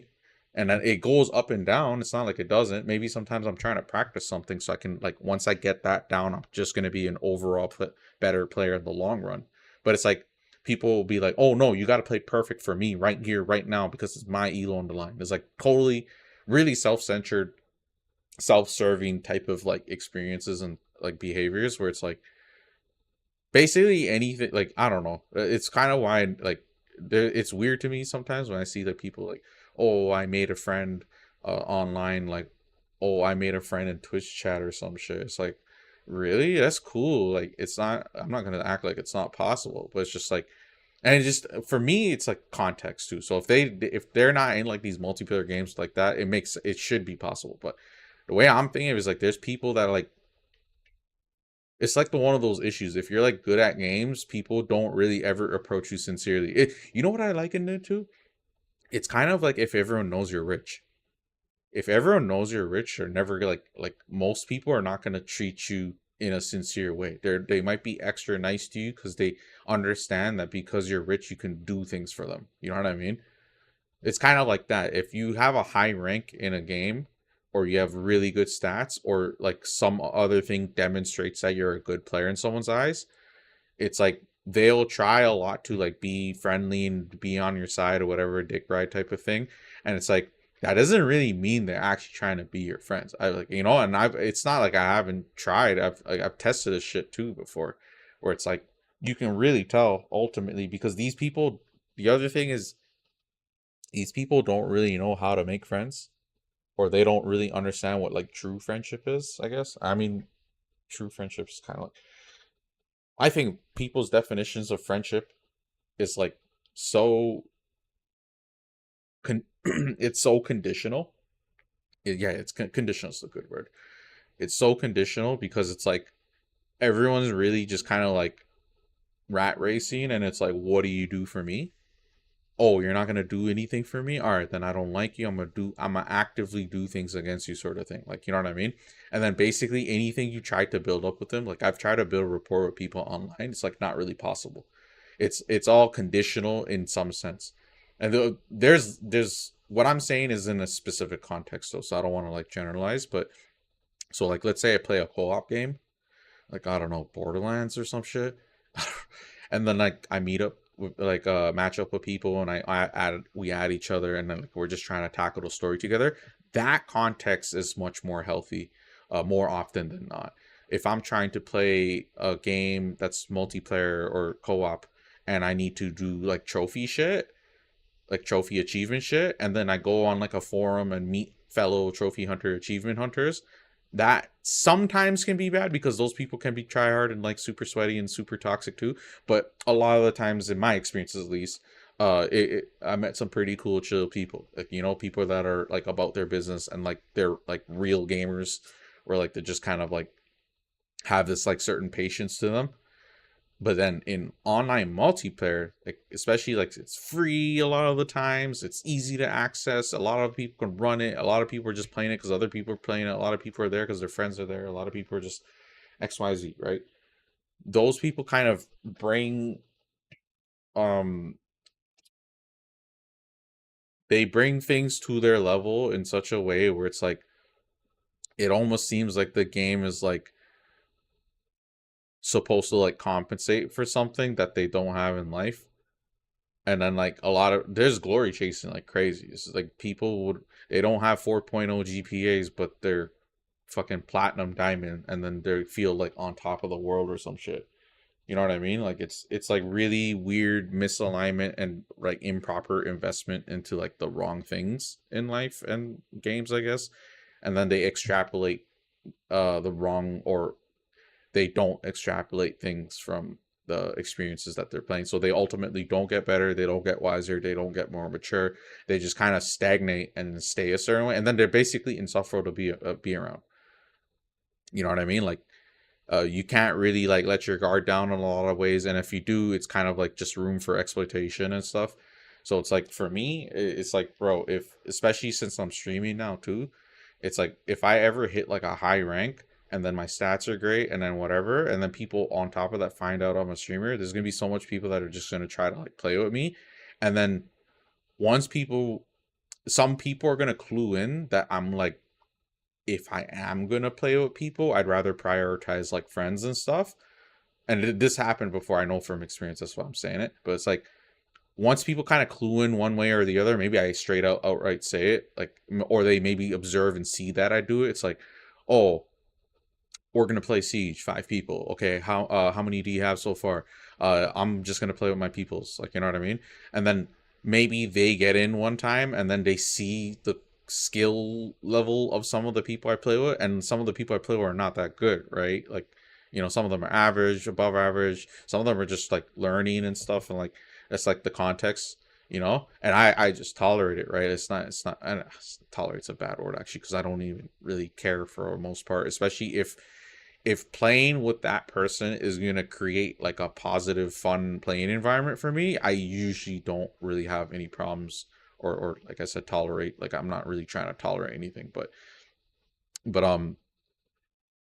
there have been cases where it's like, oh, why do you play with this person? This so shit. It's like, oh, you want this rank, then you should. I'm better than this person. I'm this. Look at their KD. Their KD's 0.6 or whatever. They never been this.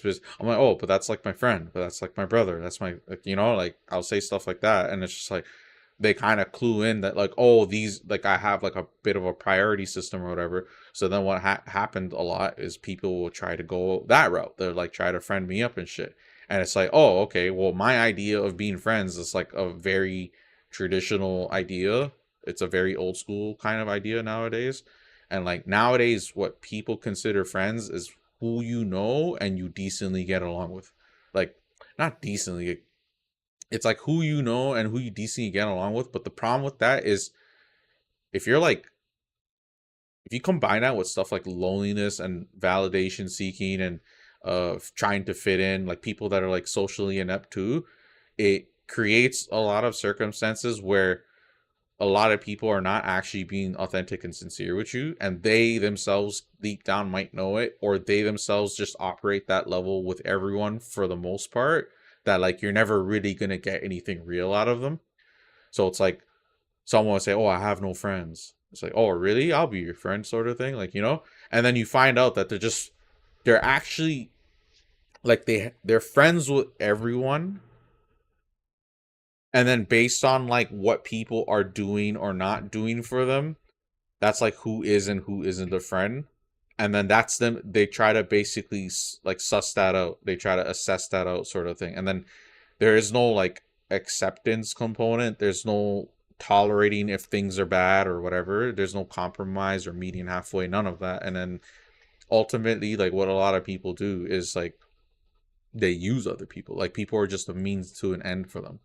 And if it's like a person that's like, they find a lot of value in this rank and they want to like have this so they can show it off to like people and feel superior and shit, it's like they will do whatever it takes except actually get better at the game in a realistic and proper and healthy manner.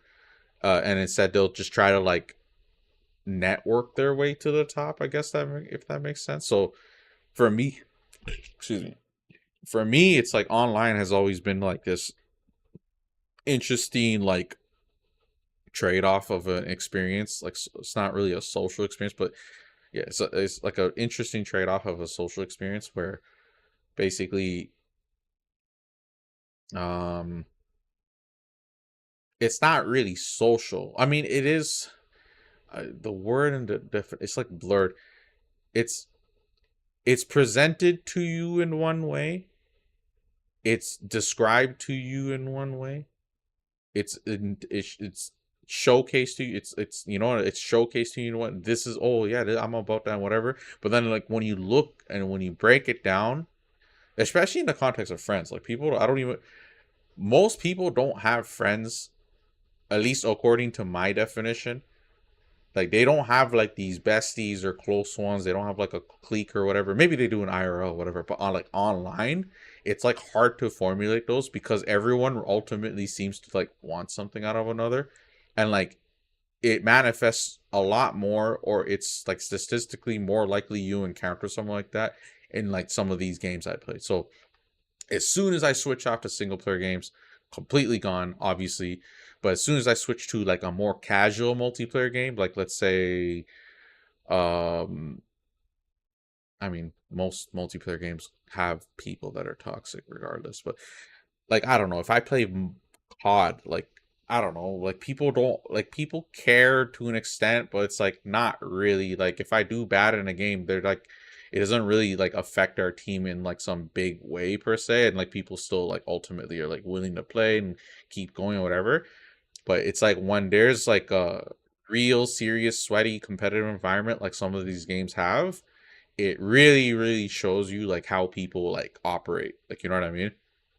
And it's interesting because like the way they operate in these games isn't that gonna be that much different how they operate in like a competitive environment in like IRL. If you're like in a sales job and you and this person are competing for like a sales target, or if you're in school and like you're in a group project or group project, yeah, group project, or like, you know, like it's just people really show you what matters to them, not just like by what they say, because people, I think a lot of people understand, even like the most socially inept people understand kind of how to manipulate and like try to convince people of like one thing or another. And then like for me, I see through it all most of the time. Maybe not most of the time, but sometimes I want to, like, I idealize the thing, or I give things a certain shot or whatever, and like it basically ends up blowing up in my face. But like basically there's interesting environments that like promote certain kind of dynamics between people, and it's like kind of like everyone's like putting up the adult world's kind of like this too, like in a greater grand scheme of things, especially since everyone's trying to look after themselves, survive, and then surviving isn't just enough anymore. It's about thriving and succeeding and being on top. And the truth is, it's, you know, not everyone can be on top. You need people to be on bottom for some people to climb up on top, if that makes sense. Not necessarily a zero-sum game, but sometimes it is. But like, to see it even manifest in context of a game is kind of sad. You know, like it's not like this pure innocent fun. It could be. It just depends on who you're with, who you're playing with, like, you know. And that's actually what I like try to facilitate a lot of times. Like when I play with certain people, it's like pretty, it's an experience that I wish other people would realize how important it is to like really crafting the experience and making the experience kind of come off and play off a certain way. And then all of a sudden you won't have like burnout or stress the same way and shit. It's just people gotta like play ball. And then in that kind of context, you can actually foster a relationship of sort. You know what I mean? Like a friendship and all that. But it's like people can't really see past themselves a lot of times, and they can't like, they can act like it or they can try to demonstrate it one day, but at the end of the day, it's like the true intentions kind of like leak, and like basically people really are just out for themselves. And then if they're not out for them, like let's say they have a like, it's not like they're always solo dolo. It's like it's just in relation to outsiders to like their clan, I suppose you would say. So if someone's like, and it happens to me a lot, to be honest with you, it's like I'm like too weird in a lot of ways, or I'm too different in a lot of ways, where it's like I don't really get like I don't get real membership. Like I don't get real membership to like basically have these people kind of like truly like accept and tolerate what I'm trying to go for, or like when I want to do things a certain way and like just chill out and like whatever. It's like deep down it like builds a lot of expectation, entitlement towards me. I've actually likened myself to like a tiger in a cage before, like at a circus. So we got the clown, which is the toxic troll, and then like I'm like the tiger, and it's like they'll like be all nice and put all these like say all these fanciful beautiful words and all this, and they'll try to be nice, and then once they realize I'm just not putting up with it anymore, of course they'll like eventually just go, right? And then it's like basically I think a lot of people realize if you're like if you're on the good side of things as a person, or you're actively trying to work to be on the good side of things as a person, and you know your morals, you know what's good behavior, bad behavior, you know right and wrong, you have good standards, you have self-respect, dignity, relatively decent self-esteem, your ego's in check, your ego's tamed, but your ego's also like healthily, like, you know, developed. It's not like some fucking trimmed hedge, like short like grass, where it's like, because if you have a like very small ego, you kind of are not optimal in a lot of ways too. It's actually kind of like, think about it, like a small ego. It's like that person's like constantly looking for validation, constantly looking for like, and then they will betray a lot of their own supposed values in efforts to, like, you know, and then they'll see people like who are doing better, who have their stuff figured out, and then kind of feel like it's not legitimate, theirs is legitimate, it's unfair. Like, I don't know, there's like a lot of attitudes and mindset I see in people that just like permeates every aspect of their life, and like ultimately it makes them miserable, depressed, to be and then depressing and anxiety inducing to be around.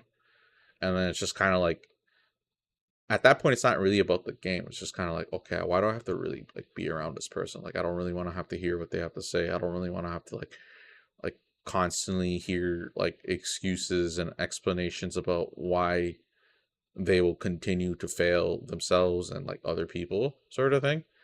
And like, they don't really have an actual standard set for themselves. It's more like their standards are corroded and everyone has to be okay with it while they kind of like work to eventually build something. And then if they can't do that, which they probably won't be able to do that, it's kind of like everyone else's responsibility. So it's like zero, I said it in another stream, very shameless, very low accountability, no real like nothing really. And it's just kind of like they're in a black hole. And then it's interesting because, like, I don't know, human behavior is pretty interesting in a lot of ways. Even though it's like not the most surprising, it's not the hardest thing to figure out. You know what I mean? Like, people kind of, especially if like the person's personality dynamics isn't that like fleshed out. It's like they're like one dimensional. They might as well just be a fucking NPC. Some people operate on like some very basic ass kind of behaviors. And it's like really easy to see, like, you know, and then each to their own. Some people are more complex than others, and some people kind of just appear to be simple or complex, depending. So, you know, there's pretentiousness there, and there's manipulation and deception on the simple side of things. But it's like all sorts of people online are just like experiencing life in their own way, and like, who knows what their story is, and who knows how the story like legitimizes how they feel about whatever. And even then, that's not really, you're not really like, nothing's really legit, if you know what I mean. It's all relative and subjective, but it's like, to them, it warrants all these behaviors, it warrants this strategy and being implemented or whatever. And it's kind of like, at the end of the day, it's like, if you can't fit in that narrative, or if you can't fit in how I'm trying to live my life and how you're supposed to place yourself in it, then boom, all of the things I tried to do for them or try to say or whatever, or like any sort of rapport I might have built, anything I might have confided in them, any sort of vulnerability I've shown or weakness, that's where like it just kind of like all comes out. And like, you know, I might have burned bridges in the past, but these people burn bridges like left, right, and center. You know what I mean? Like left, right, and center over like nothing. And it's just like, it really is like a child having like a temper tantrum. And then like once their emotions are whatever, then they just kind of like come back, or maybe they don't come back, especially online. Like, why would they come back? They don't. That requires too much maturity and, like, you know, like, what's the word? Rather than save face, they have to actually take a hit to their ego, you know. So it's like, no, that's very rarely. Like, I'm usually like pretty like I guess indifferent. Is indifferent? I think indifferent's the word. Pretty indifferent to an extent. I'll just say to an extent, because I don't like giving all or nothing type of statements anyways, but I'm pretty indifferent for the most part to not just online. It kind of just permeates everything now, like all my interactions and stuff. Because I think I really know, like, I think I have it really figured out what I like, what I value, what I represent, and what, like, I need around me, and how, like, I can't save people, and I'm sure as hell not necessarily interested in tolerating people and waiting for them to kind of figure out how to treat me and other people right. And then sometimes people don't ever have any plans to do that in the first place. It's part of how they just plan to be forever. And then they have stories and justifications, and it's kind of interesting because it's like a lot of the times the stories and justifications I might hear, it's like, oh, all of these things happen to me and I'm nicer than you, sort of thing. Like, you know what I mean? So it's like, I wonder why I didn't turn out that way. I wonder what did it different. Was it the standard? Was it me feeling shame and guilt? Because I feel shame and guilt. I wonder if other people do nowadays. It's like a lot of people feel pretty self-righteous in a different way. We don't have religion as prominent anymore, and yet people are more self-righteous than ever as they stand on like moral high grounds and just kind of like they kind of just see all the issues out there and they cherry pick all of these elements to craft and concoct a story. And then words are spoken and words are told constantly to themselves, to others.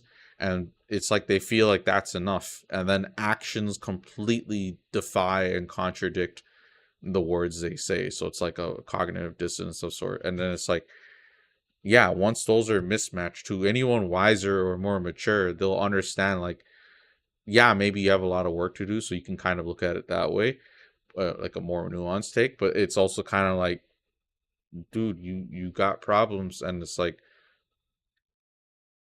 you know, yeah, I don't really know what else to say. It's just 4 a.m. and I'm sitting beside this food for some reason. I should have eaten this when I had the chance, but yeah, anyways, sorry about the rant, I suppose. We went for 7 hours, 22 minutes altogether. That's pretty good. We'll probably pick back up tomorrow. I think 2 more streams should do it for Final Fantasy V.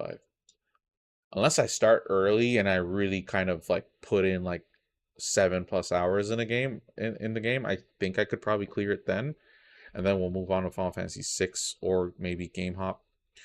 If anything, I probably want to keep the momentum. We're gonna keep trying to like. Basically, we've been marathoning this series, so you know, we'll do that, and then yeah, went on my little tangent talking about people and life and human behavior and the psychology of people online, I guess, but. Yeah, it's not, my time will eventually come where I go back to multiplayer games. It's multiplayer games, since they're like infinite replay. It makes sense to position them at the end of me going through my backlog, because if I started with them, I might accidentally spend a lot of time in those games when the time spent in those games might be better spent actually getting through my single player games. So for example, if I play Siege for 7 hours and out of the 7 hours 4 of them were people cheating, it's like those 4 hours might piss me off, where it's like, oh man, I really wish and rather than play Siege, I should have just spent 4 hours, 7 hours playing Mario, getting through that, getting through Final Fantasy, getting through this. Because eventually what's going to happen is I'll run out of games, right? Maybe I'll just buy things as I go to, which is a problem, but I'll run out of games, and then basically then I can like put my heart into like my time and invest it into like some shooting multiplayer game, and then I'll have my fun. So it's not like I'm gonna go and put like 1,000 hours in Apex and 1,000 hours in Siege. It's more like I'm gonna start playing something and then chip away, see what I want to do, see my enjoyment levels of it, see if there's any, like, you know, make some clips, see if I want to go for the rank, and then maybe jump to another game and then do the same thing there, and then do the same thing there, and then little by little we'll kind of like maybe stay up to date with certain season updates. Maybe we'll try new things, you know, Genshin Impact and stuff like that, and just like, yeah, there's so much options, bro. That's another thing too. Like, I hope streaming will help me connect with people that are like more not not my personality, more uh, my attitudes towards playing video games. Because then it's like, yeah, I could find more like-minded people to kind of like play maybe co-op stuff for starters, and then we can go do PvP stuff if we really want. But as long as it's like a controlled experience where everyone kind of knows what they're signing up for, everyone knows what to expect, so they really shouldn't get pissed, or really shouldn't just focus on having fun, just focus on like basically trying to have a good time while also just kind of like little by little like developing skills in some sort of competitive game. And if not, it's okay. It's like some people say shit and it's like not a big deal. If you're like fun to be around, it's not, you know. I in Siege I had like on my friends list I had like people that I played casual with, and then on my friends list I had people I play competitive with. And then the people I play competitive with is like very far few in between, because it would happen often where it's like I'll give someone a shot and I will be okay with them, but something will eventually happen where they won't be okay with me or someone else or one of my friends, or my friends will feel that way about them, and then it's just drama, and then they'll just, maybe they won't come back, or maybe on some occasions I had to like stop playing with them because like it actually got bad and shit, and like I just got bunched, and like maybe they fought with someone else, and like since I'm their friend, I didn't even seem like I was defending them, to be honest with you. It's just kind of like I'm just kind of like there. I could try to mediate, but then it's just kind of like, you know, they lashed out on everyone, including me, and it's just like nothing really I can do. And then these people are usually like younger, like pretty much almost always they're younger than me nowadays. You know, back when I was that age, just like I was, you know, but yeah, pretty much everyone's like younger than me nowadays. So it's like I'm seeing it a lot that people in their teens are kind of pretty much red flags, period, to just play with. They just have that stereotypical fucking zest. Have like the stereotypical toxicity, stereotypical glory chasing, stereotypical obsession with like outcomes, but none of the fucking work's put in, obsessed with outcomes, and like they put the responsibility and blame and accountability for all of it in other people's hands, but never their own, because they're perfect apparently. And then just like ultimately just kind of ruins the fun. And like people might like disagree, like I mean, this isn't really something I disagree with. It's more just like me explaining my experiences, and even in my experiences, it's not like it's 100% of the time, 0% of the time. It's just like, I don't know if there's a percentage I assign to it. It really depends on the game, I guess. Valorant's been way worse than Siege in the long run, but I played way more Siege, and then I played way more Siege where I've controlled the environment sort of thing, where it's like I only play with certain people, this, that, whatever. I met some people, kind of vetted them. I get along with this person casual, then I eventually go play multiplayer competitive with them, and then like things kind of worked out because like the math works out, I guess, you know. Meanwhile, like if I play casual in Siege, someone sees my rank KD, they try to like butter me up and just add me and whatever and all this shit, and then it's like even in the casual they're so mad, and it's like, dude, if I take you to rank, you're like not gonna, like, it's not gonna go well, bro. It's like I'm gonna feel really pressured to an extent to keep my output, and then if I even go below that output, these people throw me under the bus so fast. It's not even funny. That's why I keep saying the tiger in the cage thing, because it's happened to me so much. It's like, it's why if it's specifically if I try to like pair up with like randos, and it's pairing up with randos in the context of let's team up so we can get some dubs sort of thing.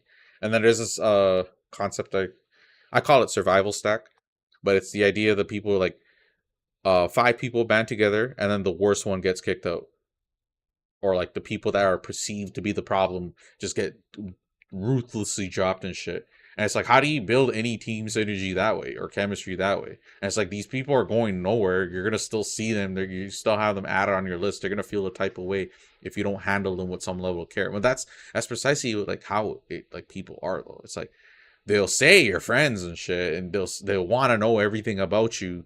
They'll try to figure out, like, you know, and they'll try to connect with you. But like push come to shove, the fangs come out. You know what I mean? Over a game that they're not necessarily as truly sincerely invested in it as they might claim, because you know, it's It's like a person that expects an A, but I've never seen them study. Or like, forget me seeing them study, but like they like actually in actuality haven't studied, but they just think they're so smart that they can just kind of go in. Like I failed to study for something before, and I read chapter fucking things, chapter summaries, and I went in and I got like a C, and I did not trip.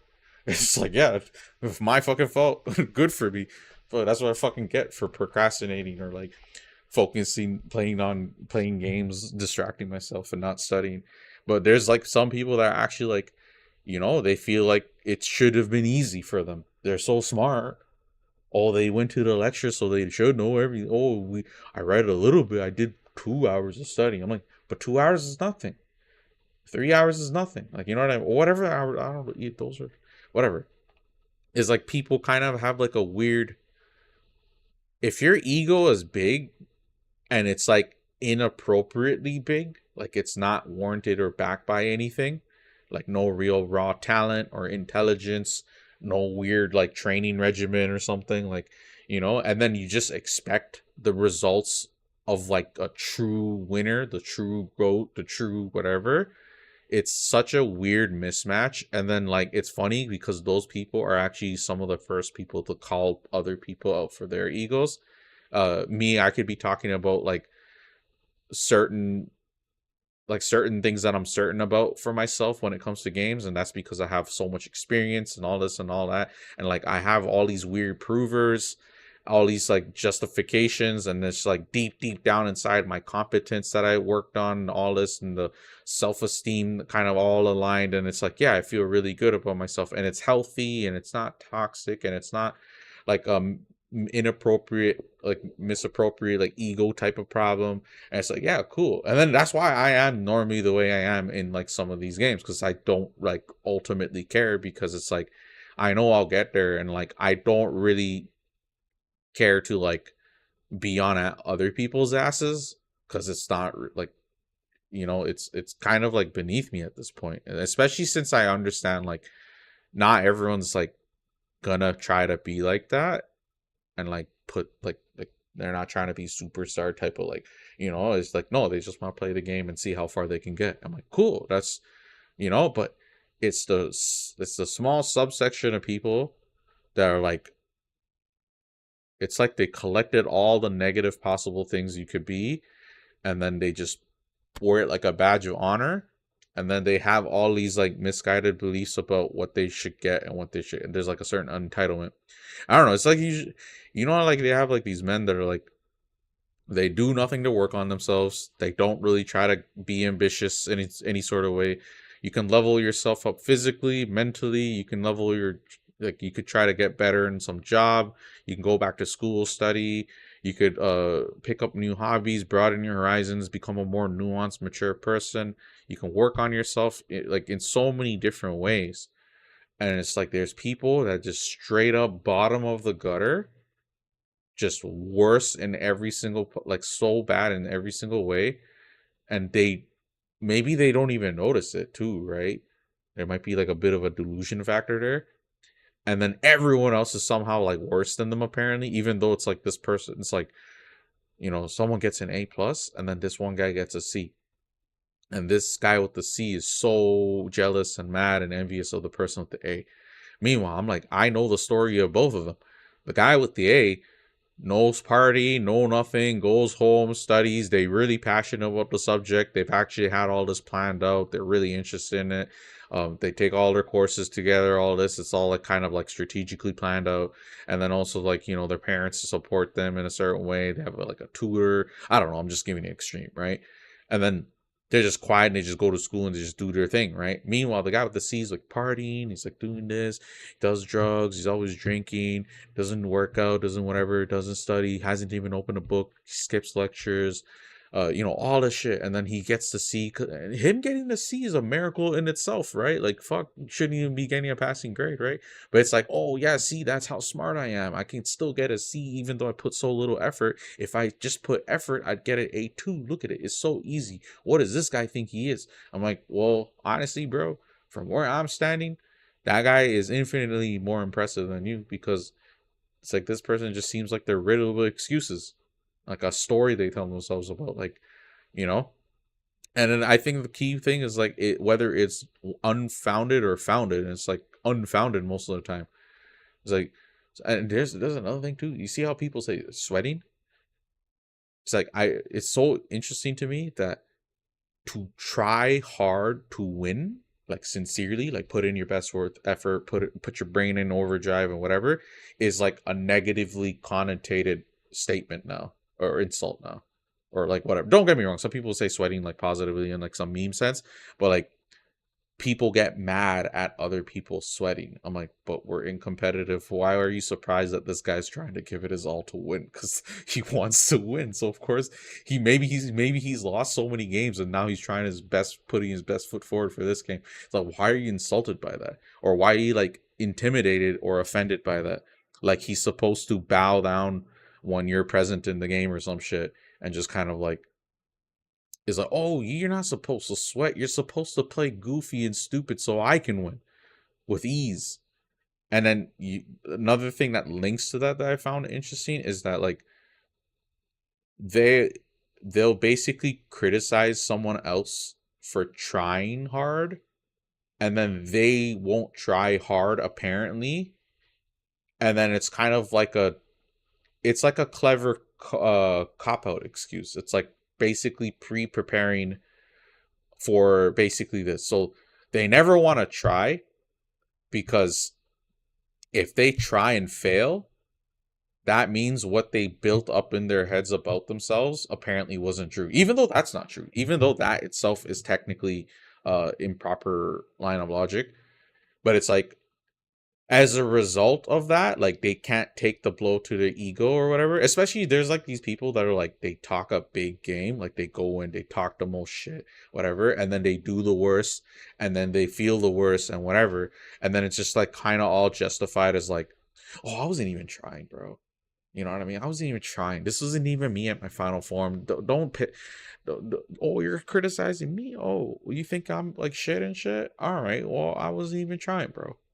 I'm like, okay, so like you gotta choose your statements properly, and you gotta choose what you're claiming and stick with it, right? You can't just say you're claiming one thing and then it's like so conditional. It's basically you talk a big game, and then basically if you win, it's all justified, so you just go even more in that, and then you feel like you're on top of the world.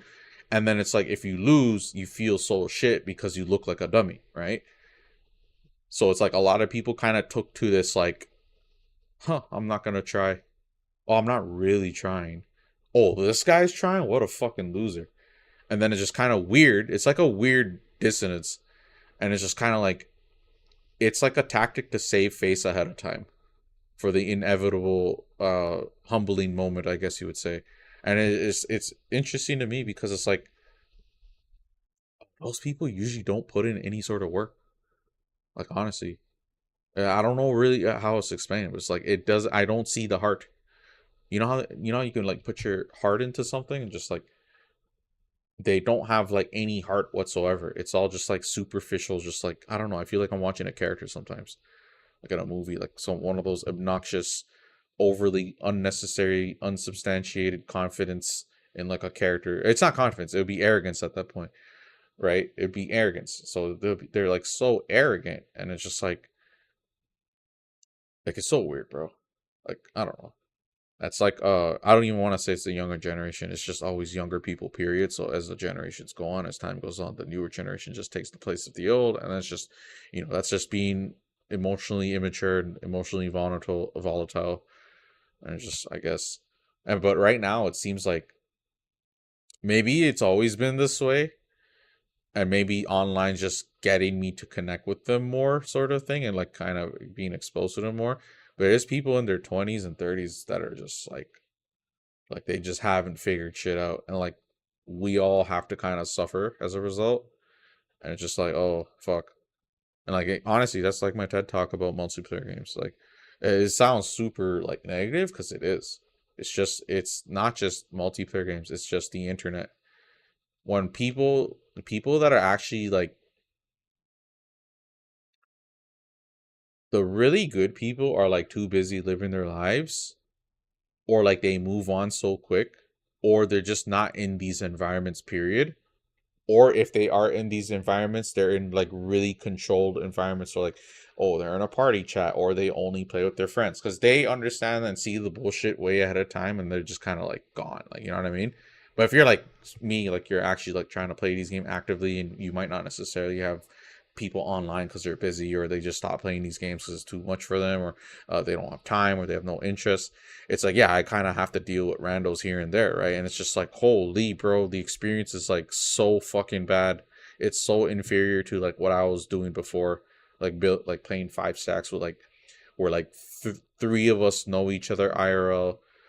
One of them is friends with one of them IRL, so they brought them in, and then one of them is my friend IRL that the others don't know, and I brought them in, and then boom, it's like 5 people that like in some sense are kind of like a friend group, right? Because one knows me IRL, and then one knows the other one IRL, and then among us 3 we all know each other IRL, and it just kind of, and then like if the weakest link is gonna like pop a gasket sort of thing, it's like we can all kind of like contain it, like, you know what I mean? Like we can kind of like console each other and keep us sane and keep us happy and keep us having fun, even despite like having competition like set before us and stuff. And like that's probably what I'm gonna end up like trying to do for streaming purposes as well, like, and going back to these multiplayer games. And like I'm hoping I don't like showcase the worst of my multiplayer experiences with you guys, and it inevitably will, especially if I go randos. But we don't really have a choice, to be honest with you. I'm not really like, I can do it solo because I have like rules and shit, and then if I do it solo and like first offense and whatever, just gone. And then like the rest, like once I mute certain people, it's just kind of like, oh yeah, all right, this is cool now. Like, you know what I mean? So that's why it doesn't ultimately deter me from playing the games in the first place.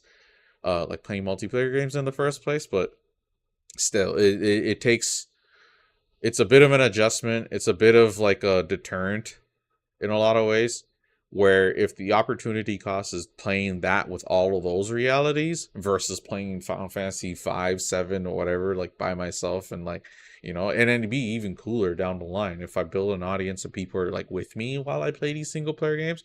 Who knows? I might end up preferring single player experiences with a chat versus multiplayer experiences with a chat. Because, like, you know, but then again, what if my chat ends up being toxic? So anyways, I've spoken enough. I'm gonna hop off and go to bed. Well, chill a bit, I guess, and like fucking close and wrap this stuff. But yeah, we'll be headed to bed anyways. Sorry. We're gonna be going to bed soon, but yeah. Gonna wrap this up. I'll give a shout out to my subscribers. I made this new one. We got Poyo Chen added in. Poyo Chen. Viral World TikTok. All these other people. We do have a new subscriber, Sabrina Pater. Hi, hello, Sabrina. When I do add update this credits thing, or the subscriber shout out, your name's gonna appear above Poyo. So yeah, here's hoping for the best for my streaming career. Here's hoping for the best for my multiplayer experiences. Down the line, here's hoping for the best in terms of multiplayer experiences in general, whether that's like playing with chat, starting a Discord server and meeting people that way, and meeting people online in a casual environment or a competitive environment, just game to game. And then here's hoping that like I can kind of build a bit of a community. So yeah, I hope y'all enjoyed the stream. I rambled on for long enough. Yeah, I hope y'all have a good night. Take care. Peace out.